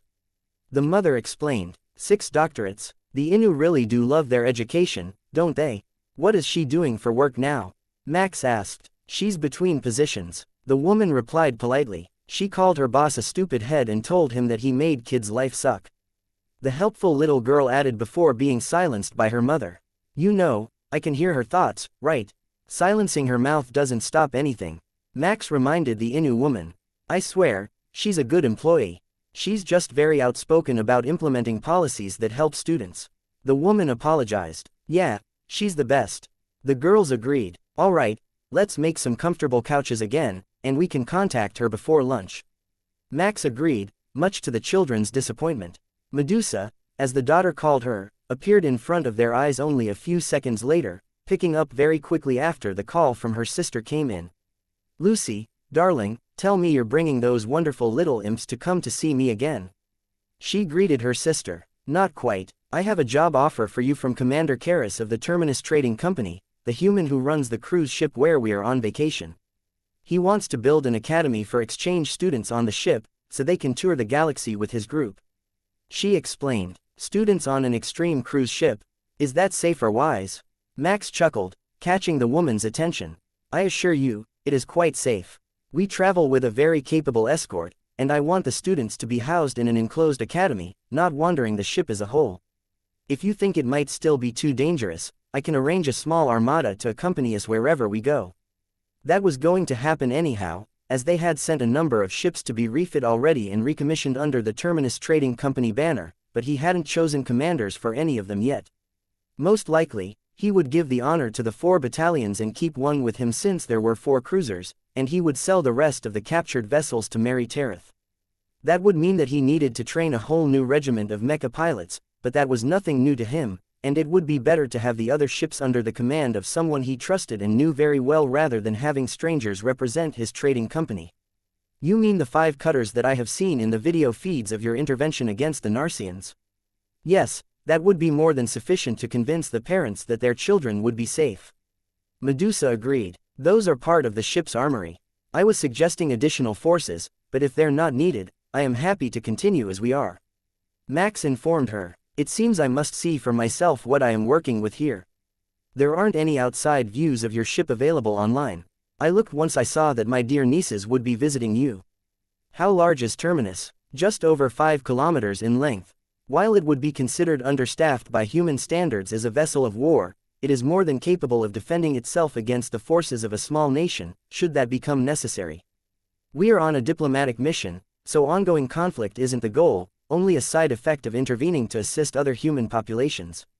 Give me 15 minutes to pack a bag. I live right next to the gateway, and I have a private shuttle, assuming you can open a portal this far." Medusa agreed. "I will have traffic control send you coordinates, and I will patch you through to them, so you can inform them of any local traffic regulations in your system. We don't have a full database yet." Max agreed. "See you soon." With that, she cut the link, and the girls turned to look at their parents with great hope in their eyes. "Does that mean we're staying here on a forever vacation with Auntie Medusa coming to visit?" "It looks like it. I had better get in contact with the academy right away. You lot have fun, and Commander Karras, I will contact you directly later this afternoon. I believe the academy might have a proposal to help with your staffing issues. They have branches on 47 planets, all exclusive private facilities, and they might be interested in expanding, even after my sister-in-law told off the board of governors to their faces." The professor replied. This Inu woman was sounding like more and more fun all the time. Max loved strong personalities. They were honest enough to tell everyone what was on their mind. They just had to be accepting enough to deal with the fact that they might not always be right, and they made for great leaders. Chapter 544. The sound of little feet as promised. Medusa had her affairs in order and was on her way into orbit to reach the arranged transport point within the next 15 minutes. That sort of enthusiasm in a potential employee wasn't something you could buy, though Max suspected it was almost entirely due to the presence of her nieces, since her additional messages asked 3 times about how they were doing but didn't mention her sister at all. "Commander, we are ready to open the portal," the traffic control officer reported. "Perfect, bring her in and have the staff prepared to welcome any other guests that are arriving at the same time. I have seen in the messages we are due to get more than a few new guests from the surrounding systems." Max replied. The cruise ship was getting full already, but there were still rooms, and some guests would be leaving in the next few days, out of vacation time for the year, so they should be fine as long as they didn't open too many more unscheduled portals, which many tourists viewed as free standby airfare. If they could get to it and book rooms before it closed, they could piggyback on the portal without having to pay the full energy expenditure to open one to Terminus. "Everyone, head to your choice of restaurant for lunch. I do hope you two don't mind watching the girls for me while I go gather Miss Medusa from the docks." Max asked. "Of course not. I don't think we could pry them apart at this point, so there is no harm if you head out for a few minutes on official business." The professor agreed. In that case, we can order anything we like, right? I want crepes and waffles for lunch. Sasha joked. What is a crepe? One of the Inu girls asked, unaware of the existence of such a food. It's whipped cream and fruit wrapped in a thin pancake. They're amazing, Sasha replied with a big smile. That does not sound like a proper lunch. But since it's a special event, if you all finish your food, I will allow a sweet snack this afternoon. Lucy sighed. She could already tell that the human girls led a much less structured life than her own girls, whose life at home had every meal carefully planned for them by a professional nutritionist and their meal schedule set by a time management expert. Both Max and her husband thought this was a great development since it forced her to lighten up, even a little bit, instead of being the ultimate helicopter parent and an obsessive micromanager. If the academy was founded and they agreed to stay aboard Terminus with the professor, the girls might even get to move into a dorm. They would still have everything planned for them, but they would at least have the hope of making some choices for themselves once they came of age to start formal education. Max jogged to the landing bays just as his new architect applicant and potential academy headmistress landed and noticed that she was not alone as he had assumed she would be with 15 minutes notice. There was a slightly younger adult Inu woman with her, as well as 4 small children. Max thought for a moment about Inu culture to determine how he should address the group, then realized that it was likely her whole family, not an assistant. The Inu preferred designer children, using advanced genetic engineering, and 4 out of 5 of them were female. One of the children was a boy, or at least, appeared to be one, thanks to the difference in body structure, though they were all wearing matching school uniforms, so they must have been hastily grabbed out of the middle of a lesson. Welcome Miss Medusa, thank you for taking the time to listen to our proposal. This must be your lovely family, is it? He welcomed them, sort of, but not quite. This is my youngest sister and her children. They were visiting when the call came in, and I simply herded everyone into the ship with their luggage. She explained. Well, we have plenty of room. Come with me, and I will lead you to where the rest of your family is having lunch with my little sisters. We can talk afterward. The excited anticipation from the 2 adults was almost reminiscent of Nico waiting for battle. They knew that it was going to be a big surprise since they hadn't told Lucy that the rest of them were coming, and they were secretly taking great pleasure in the stress that they were going to cause her. Their thoughts said that compared to her, the youngest sister was a borderline tech nomad, living a free and random lifestyle with her kids. Both sisters apparently made a habit of stressing Lucy's need for an absolutely rigid structure and made a point of showing up together or 5 minutes early for appointments. How do 3 sisters end up so wildly different? Max asked Medusa as they walked out of the bay together. Our mother is almost exactly like our sister. We all responded differently to her care. Lucy became her, I buried myself in academia, and Yuri here went full rebellious daughter. She didn't even pick a partner. She had her children designed completely custom from her own genetics. She explained. Oh, this is going to be good then. The girls barely managed to convince your sister that she could be flexible with nutritional guidelines and allow a sweet dessert after lunch. Try not to stress her out too much, she is still a guest of the Terminus Trading Company, and her husband is working on a proposal to do a long-term study of humanity based here aboard the ship. Trust me, it will be fine. What sort of space do you have for me to work with, so I can start making a design for the academy?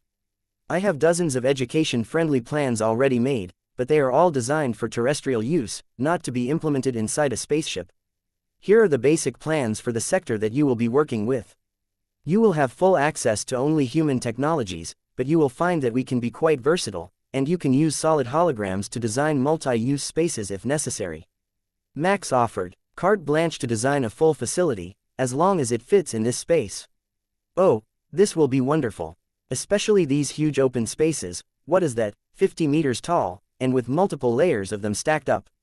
She gushed, nearly walking into a wall in her distraction. Those are cargo bays at the moment, they all have exits to the outside, but you can feel free to block them if you wish, for safety's sake. The design identifies the sections that can be safely modified and removed as well, so you can open up multiple floors in some regions instead of integrating them. Medusa shook her head. That would be missing out on the best part of being aboard a colony ship. Building the facility as integral to the ship will remind the students where they are while I can use the outer levels to join them. Chapter 545. Medusa has grand plans. I think, for the sake of staffing and exclusivity, we should limit the amount of this space that we actually use, though. Say 10,000 students. It would take less than a quarter of the space allocated, even with the facilities. I will get a plan made tonight and have it ready for you in the morning. But first, you said there are human children here. How old? The educator continued. My younger sisters, twins, just under 5. There are also twin boys, but they're still toddlers. We have a few newborns aboard, but they won't be a concern for the academy for some time.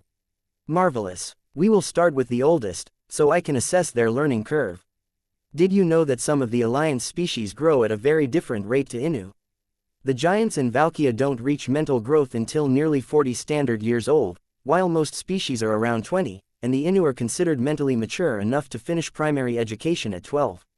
That is where the system-enhanced humans move from basic education to specialized trade education as well, though most of the human population finishes basic schooling around 17, with higher education finishing around 22, at which point they join the skilled workforce. Medusa nodded to show her understanding. It does make things more difficult for mixed species education in the long term, but if they only attend the academy for a single year, anything is possible. Don't worry, I have plenty of knowledge on the subject.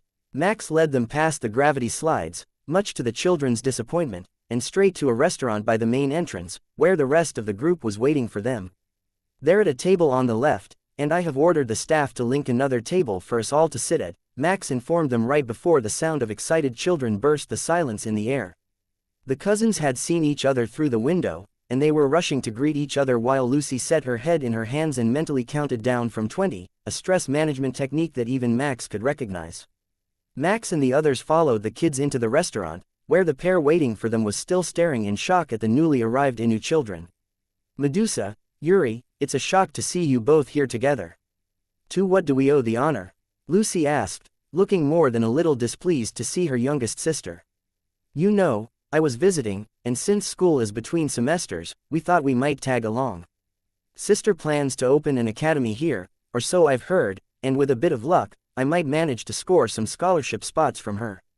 Yuri responded nonchalantly as if she were talking about her usual morning shopping, not a trip across dozens of galaxies with her family on 15 minutes' notice. Well, it's good to see you here, even if we weren't expecting it. Look how happy it makes the girls, and it's the perfect opportunity for Medusa to prove to the commander here that she is capable of instituting a structured system to keep unruly children in line. Lucy added, barely managing to keep the contempt for her sister out of her voice. Of course, I wouldn't have brought them along if I didn't think they would help me prove my capabilities to the commander. He has already agreed to look at my preliminary drawings in the morning, so I will have to retire after lunch to get to work, but I am certain that the kids can spend some constructive time together, enjoying their youth. Within the bounds of propriety, though, I heard something about a sweet dessert named crepes. Perhaps they can use that as a group bonding exercise, despite their difference in ages. Max was thoroughly enjoying the family ribbing they were giving each other, but the father of the younger Inu girls had discreetly led them to the far side of the table so that they were as far away from their mother as possible. It was a great bit of foresight since everyone in the cafe could see that things were going to get seriously snarky among the sisters if nobody intervened, and having them in the crossfire couldn't possibly end well. It also put them right next to Medusa, who was so eager to see her nieces when they were talking earlier that she didn't even hesitate to make the trip. You say that you only need a quarter of the space I had available for the academy. Is there a particular reason for not spreading things out more? Max asked Medusa to change the topic. Efficiency. If you place them too far from the classes, it takes longer to get anywhere, so precious time is wasted in transit. With high-density dorms as well as the closely integrated living and learning spaces that the ship's architecture allows, we can actually increase efficiency over a standard terrestrial layout. The dorms can be placed on a floor directly above or below their section's classrooms, so the majority of their commute will be within their own social circle, with minimal distractions, but the common areas can be placed as an intervening layer, so that everyone must pass through them and intermingle, which builds a sense of community, as well as letting class rivalries build by proximity. That is why grades are always publicly posted.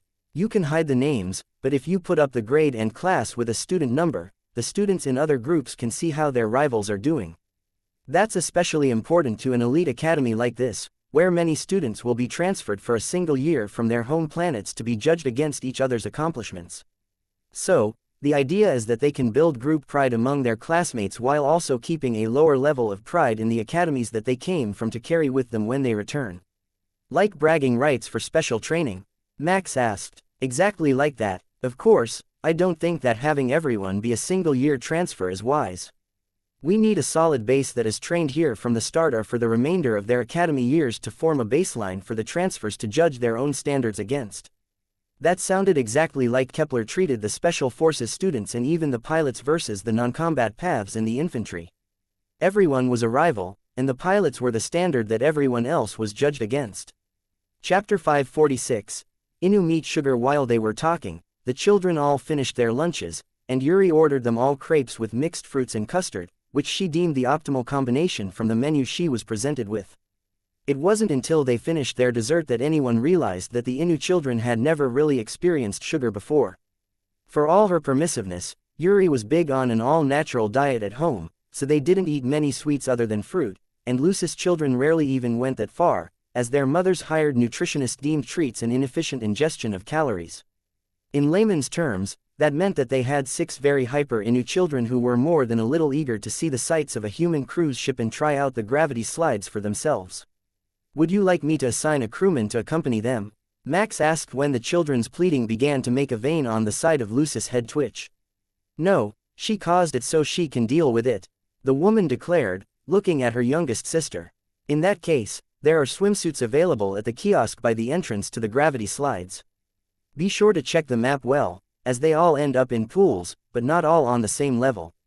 The gravity manipulation makes the actual direction of travel irrelevant, and more than a few guests have found themselves sidetracked by taking the wrong tunnel branch. Max informed her. Medusa's eyes lit up at the proposal.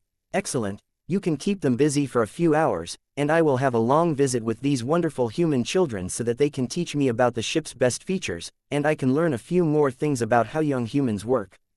How does that sound? She directed the last bit at Sasha and Sandy, who gave her a thumbs up and flagged down the server to order one of the fruit teas that this particular cafe specialized in. They weren't standard replicator items. They were hand-mixed from multiple drinks, so you could only find them at this particular location, though you could make them yourself with a little creativity or knowledge. Oh, that's good. The school will need a cafeteria. Will Terminus be able to provide these replicators in large enough numbers?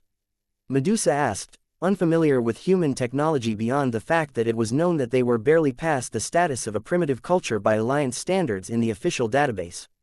We can, and any furniture and building materials that you require can also be produced on board unless they are a material that isn't known to humanity. We have a fairly large supply available, and we will be terraforming a planet in the near future, so we will have an abundance of raw materials coming in. That's even better. Might I borrow these 2 darlings for a while? I presume you have better things to do than to hang out with us all day, given your position. She suggested. I will contact their guardian, so she can come and keep an eye on them, as well as show you around the ship. But I cleared most of my schedule for the day for your arrival, so I'm not so strapped for time as I would usually be.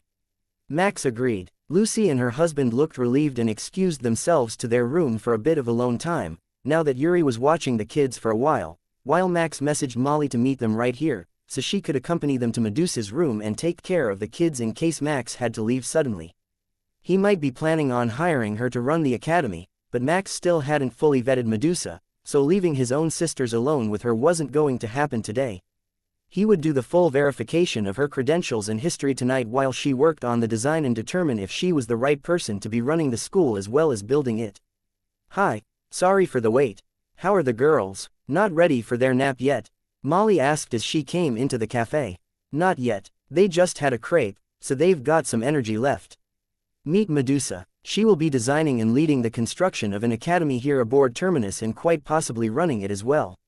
Medusa, this is Molly, a former social worker and professional in the care and raising of human children, as well as dealing with troubled kids from difficult backgrounds. Max explained. Just the sort of person I needed to meet among the humans. It is a pleasure to meet you and your children. Medusa replied, giving Molly a very professional handshake. It is a pleasure to meet you as well. I would be very interested to know how the Innu treat education, given their unique advantages in interacting with technology. The conversation got immediately deep and technical, so Max distracted the girls with crayons and coloring pages grabbed from Molly's purse. She carried convenient distractions everywhere she went, a habit learned many years ago at work, where the kids often needed distractions while very upset parents dealt with social services. The technical talk just dragged on until both girls were beginning to nod off, so Medusa agreed to get her information from Molly, who was eager to help design a new facility for the ship, and Dave was called in to collect the girls. That left Max free for a few hours, so he headed to the development labs to see how the new cloaking device was coming along. The technicians would have moved on to other projects already since they had so much to do to prepare for the terraforming, but they could spare a few minutes to go over the technical jargon in the live stream that Max couldn't follow. As usual, once things started happening aboard Terminus, they all happened at once. Chapter 547. We need more data. The live stream of the cloaking device in development was over by the time Max was free to join the technicians, but that didn't slow down the to-do list for the day. Instead of hanging around with the technicians, he went to double-check that the area for the new school complex was clear and ready for development, with no hidden makeout or picnic spots tucked away in the disused areas of the ship. Everyone needed a little bit of alone time now and then, and gossip spread faster than anything else among a unit, so couples that didn't want everyone to know their business always needed a spot to meet somewhere on the ship. Terminus had a lot of those sorts of spots, with so little of its space fully utilized, even after loading a full regiment of Mecha and a couple of thousand tourists on board. He had just finished his walkthrough, and uploading the updated 3D imaging to Medusa, when he received a message from Admiral Drake, letting him know that they had a proper sensor view of the destination now and that they could start calculating the number of terraforming pods that would be needed for a complete net to revitalize the planet, as well as how many asteroids would need to be transported over to its location to replace depleted resources. They were doing this for the benefit of the hunters who were already waiting there, but mostly for the human refugees who would be calling the place home, so making sure that it was a proper planet and not a used-up and discarded relic of a long-dead society was of the utmost importance. At this point, they didn't even know what sort of being had lived here, but the first sensor scans from the hunters were coming in with excellent detail. There were entire ruined cities made of a combination of stone and primitive alloys, as well as decrepit facilities that looked to Max to have been decommissioned, not abandoned. There was no rubble around them, so either it had been used elsewhere, or whoever had used it last took the good parts with them. The newest of the ruins appears to be just shy of 1 million years into decay after its abandonment, judging by the degradation of the alloys. We have also found buried facilities that do not contain any known material. Our entire database, both of Alliance and non-Alliance sources, does not include this material. It's not even an element. The entire structure is a single molecular bond of disrupted atoms. Huntress Khan requests that this location is placed off-limits for modification during the terraforming so that she might study it while the rest of the planet is prepared for habitation. The data portion of the message included by the hunters made no sense to Max, so he forwarded it to the technicians and Nico while he examined the included diagram for himself. His past life had knowledge of many things, but this was not one of them. He couldn't even fathom how it could have been created until he recalled a nomadic species that his personal fleet had once encountered. Their ship had been made of something similar to this material, but they had refused communication and left the galaxy when he tried to talk to them. The unidentified ship repeated the process over and over in various galaxies nearby until finally, they simply vanished, presumably finding the uninhabited area they were searching for. He couldn't tell if it would be considered durable, highly advanced, or simply confounding by their current standards. His fleet just didn't learn enough about that ship before it disappeared. The example that they had found here was too precious to tamper with at this time.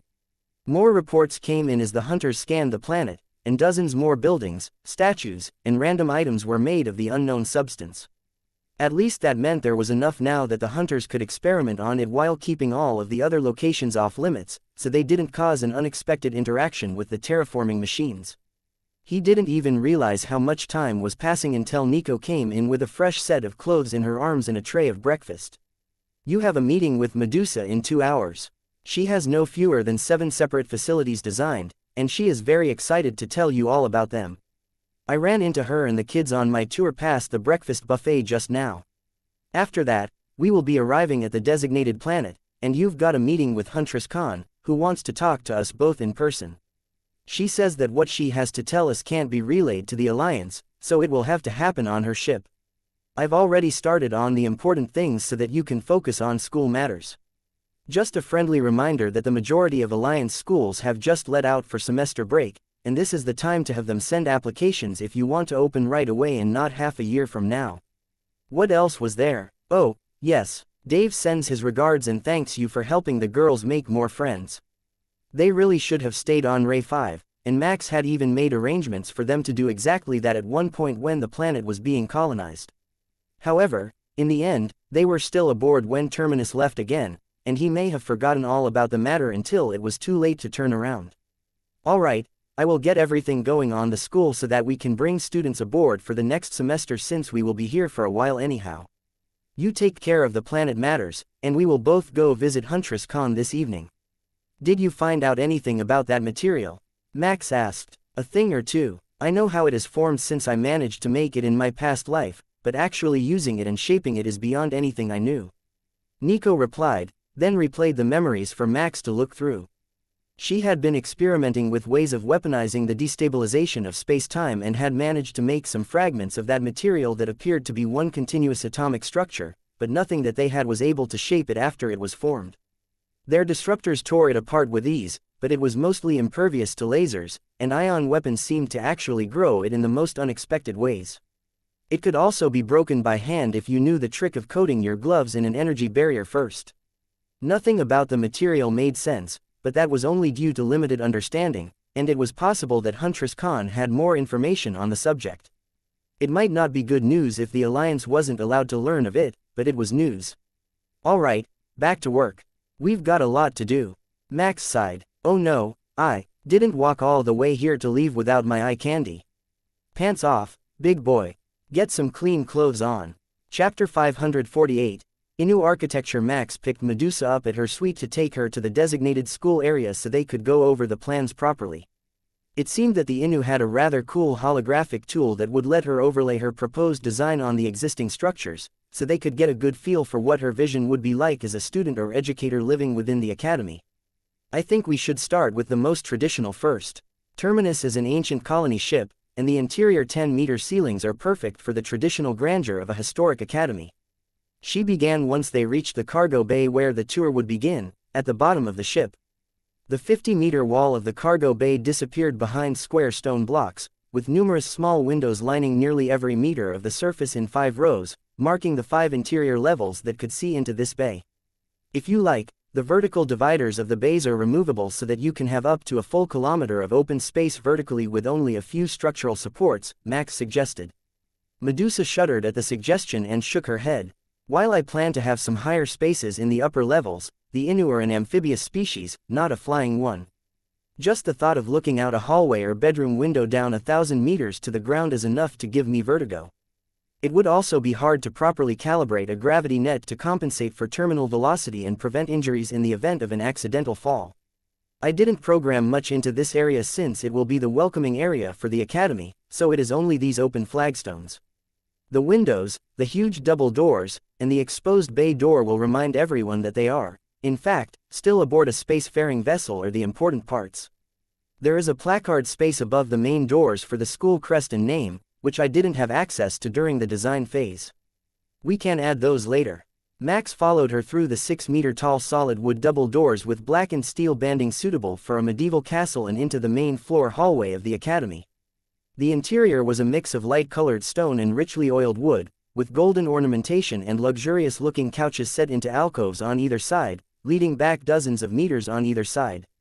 The ceilings were vaulted, and covered in murals, for that particular feeling of wealth and nobility that Max had seen from every planetary governor and high noble he had ever met.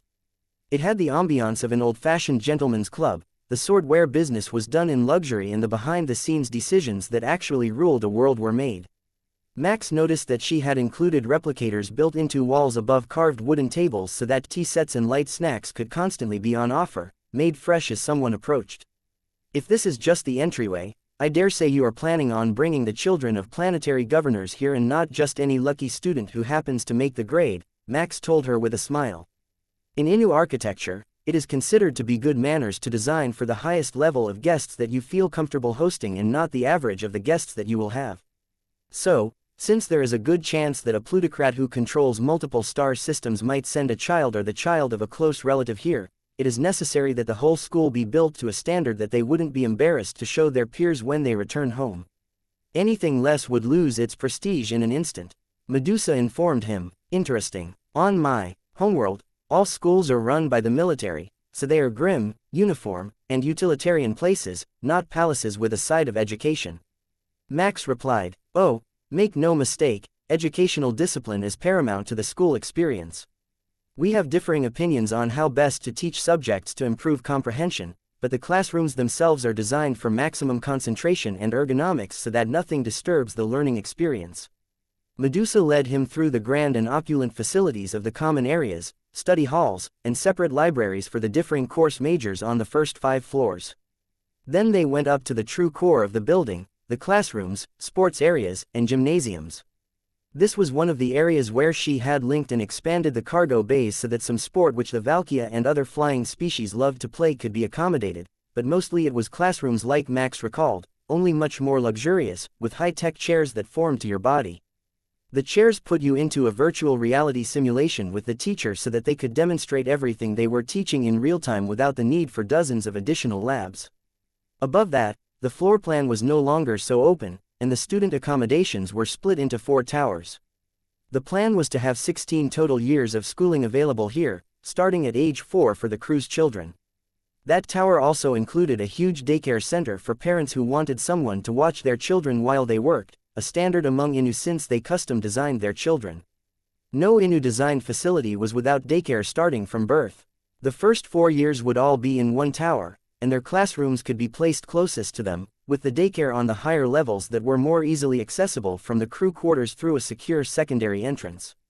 Each of the other towers would also contain 4 years of students, keeping them somewhat within their age groups within the academy, but the classroom and common areas would let them mingle outside their dorm towers with ease. It was opulent beyond Max's commoner sensibilities, grand enough that even Mary Tereth wouldn't find a fault with its luxuries and absolutely beautiful. "This is incredible, and I see why you picked it first. What were the other design themes?"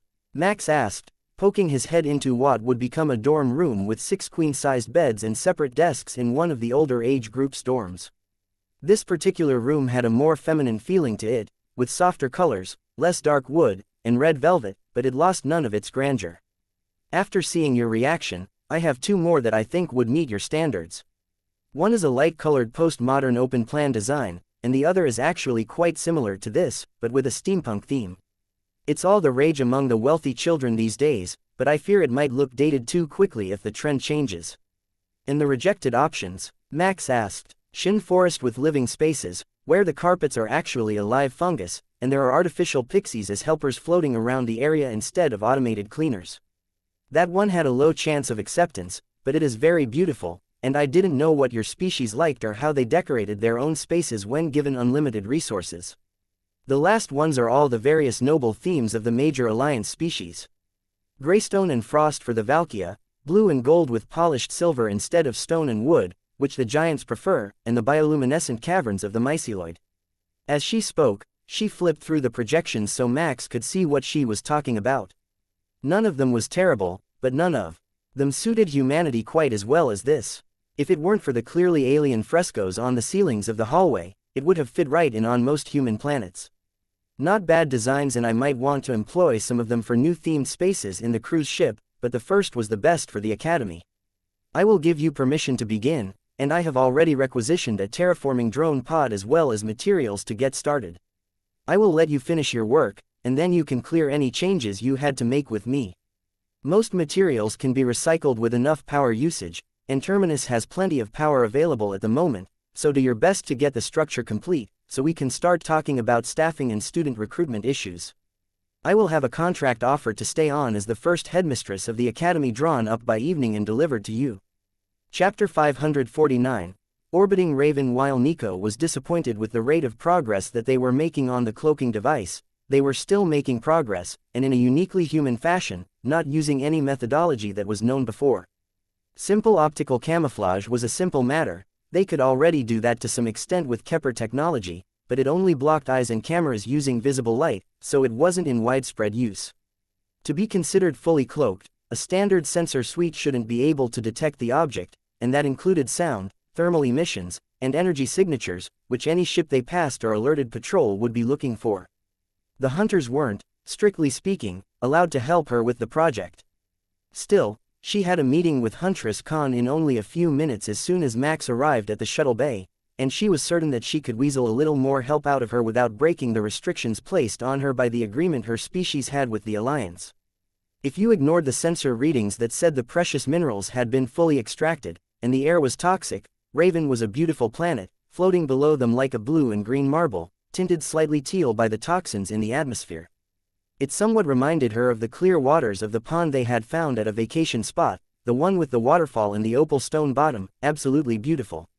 She would have to ensure that the efforts to terraform it and prepare for the arrival of a new population didn't destroy the natural beauty of the planet.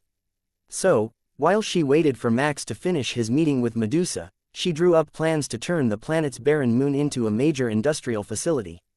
Asteroid mining drones could feed it, and the produced products would be sent back down to the planet at regular intervals, which would allow the workers to operate in shifts and keep the early stages of industrialization off the planet. There was no telling how many people they would want to send to this world. Even if they sent 1 billion, the majority of industrial workers could be stationed on the moon, while high-efficiency biomass farming could take care of the part that needed to be done on the surface. That seemed like a much better plan to her, so Nico added it, as well as the necessary spaceport, to the floating city that she was designing for the first inhabitants, which should be fully self-sustaining for 100 million people, spreading over 1,000 square kilometers, and suspended above the surface by pillars and gravity-controlled devices. She was doing her best to get that design finished while Max was busy, since he knew that he would recall it from her memories right away when he saw the plans. It was the Impossible City, or the City of Demons, as his soldiers had called it in her past life after her forces had taken it and made it their largest ever recruiting facility, a monument to human achievement that had been the most advanced feat of engineering ever attempted. Of course, this one just looked like it, since she didn't have the technology or knowledge to actually remake the original. There was something about the surface ruins that bothered her, though, like she was missing something huge, something important, but she simply couldn't figure out what it was. That was what occupied her mind when Max finally showed up to catch a shuttle to the Hunter's mothership for their meeting with Khan. "How bad do you think it's going to be?" Max asked once they had departed the ship, and even the Illithid could no longer hear their thoughts. "I think it's going to be huge, but not immediately dangerous, or she would have warned us not to try to terraform this planet. There are a dozen others just like it, all built the same right down to the continent shapes, so there is no need to remain on this one if there is any sort of a reason not to pick it." Nico shrugged. There wasn't really time for more conversation, as the two ships were only a few dozen kilometers apart, incredibly close by orbital standards but convenient for both parties in this case. Huntress Khan greeted them at the landing bay with a very serious look on her face and led them silently to a meeting room, where a series of energy fields engaged as they entered the first of 3 sets of doors and then again at each layer after that. If they weren't already clear that this was a private conversation, even from her own troops, they were now. "I will cut to the chase. I still don't know what that material is, and that bothers me, but what bothers me more is this statue I found. That, my friends, is the god of war. Not a god in the literal sense. It was a god-class mecha, or perhaps a world ship from the annals of hunter history. The story is a fairy tale to hunters, so the exact size and description are somewhat blurred. We didn't make it, but in our earliest spacefaring days as a species, we saw it traveling in the utter ruin it left in its wake. Entire solar systems were destroyed, and trillions of sentient life forms were dead within days and replaced by a new civilization as if they never existed. The species that operated it ruled a region of space 1 billion standard units beyond the Alliance borders, near the edge of what the hunters had mapped at the time, until something happened to them. After 100,000 years of utter domination of their region of space, they simply vanished. Now, this is important because while it was 1 billion standard units beyond the Alliance, that makes it even further from this galaxy. There is no reason that ruins that are exactly like hunter fairy tales and statues of that machine should be anywhere near your civilization. Huntress Khan began. Chapter 550, Theories and Speculation. I have a thought. The edge of hunter territory isn't far from us, but they operated on the far side of what hunters considered known space. Is it possible that hunters or another species with a territory that lay closer to us had seen, observed, or interacted with that society and had tried to establish a colony in this galaxy? Nico asked. Khan shook her head. At the time we interacted with them 500,000 years ago, we were among the most advanced species we had ever encountered and the oldest since so many become genetically unstable after a few 100,000 years and either devolve or evolve into something entirely different. Never mind keeping the same mythology, the human species didn't exist a million years ago and likely won't exist a million years from now, given their rate of evolution. These ruins are a million or more years old, and the statue was found in even more ancient ruins, buried in many layers of rubble beneath the surface ruins. She paused for a moment while Max worked to grasp the full implications. At the very least, the statue matched the description of a hunter fairy tale monster from 500,000 years ago. Still, the ruins were twice that old and a billion standard units apart, being separated by hundreds of thousands of stars. There was a chance that it was a simple coincidence, the law of probabilities having two societies creating nearly identical-looking things, but the ancient ruins where there should have been no sentient life in this galaxy made Max think that maybe there was a large portion of their history missing. I know this isn't the question anyone wants to hear, but what are the chances that this is the home galaxy of those beings who eradicated and replaced entire civilizations in an instant? If they started here and then moved on for some reason, either due to a threat, war, or a simple urge to explore, it is possible that our galaxy might have hosted an advanced civilization when most of the planets were only beginning to show signs of intelligence. Max suggested, "That was my thought when I called you here.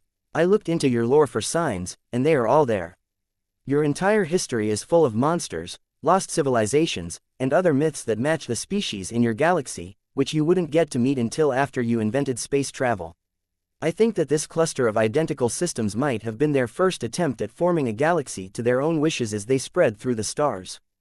But if they were here and then later so far away, it means that they might have gone in other directions as well.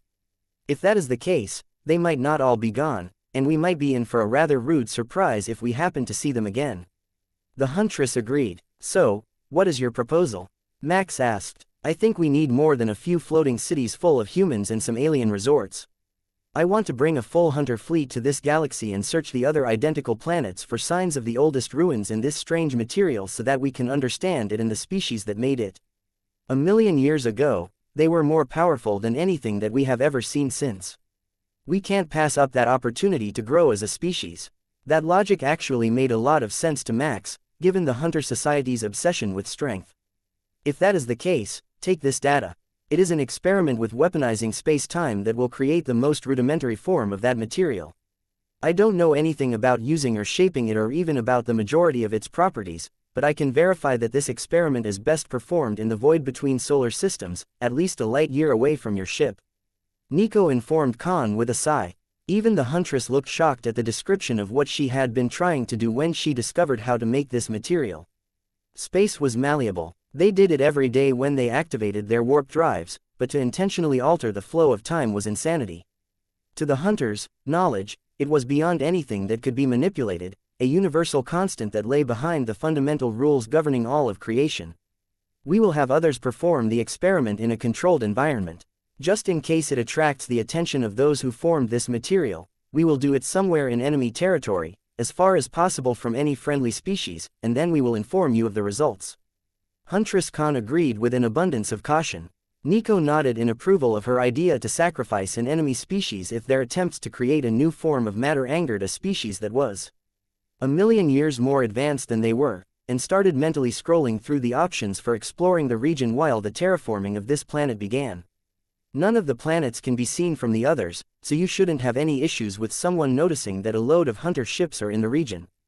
There is nothing in our agreement that prevents you from coming here in large numbers for scientific research, so the presence of an entire hunter fleet won't be a problem at our end. Will it be a problem with your allies? Max asked. Possibly. Most of them required us to stop expanding our territory, so if they think that we will be setting up our own colonies in this system, they might not take it well, but your assistance on that matter will help smooth everything over if there are any misunderstandings. They also track any large movements of our fleet because everyone is paranoid that we are going to hunt them for sport despite the agreements in our history of being true to our word, so the disappearance of a lot of vessels could be an issue if we don't space the departures correctly. Hunters really do have it hard, don't you? We will support your research and even tell others that we called you in to make sure that the region was safe for humans to expand into if you would like. That's within our agreements, since the only species here are highly aggressive and hostile ones that our agreement lists as game species. Max suggested. We have an accord then. I will inform the others, so they can begin the work of preparing for the study, and I will let you get back to beginning to terraform this world back to peak standard. It has occurred to me that if this world is truly that species' ancestral home, you might earn some goodwill with them if you repair the planets that they used up in their early developmental days. Huntress Khan agreed, ending the meeting. Oh, one more thing. About the cloaking field, how do you hide the transmission of sound? Nico asked as they started walking back toward the shuttle bay. That part is easy, just bring up a modulated air filtration barrier, and it will dampen the vibrations enough to silence any sound from inside. We found it out by accident when we first started exploring water worlds for new game.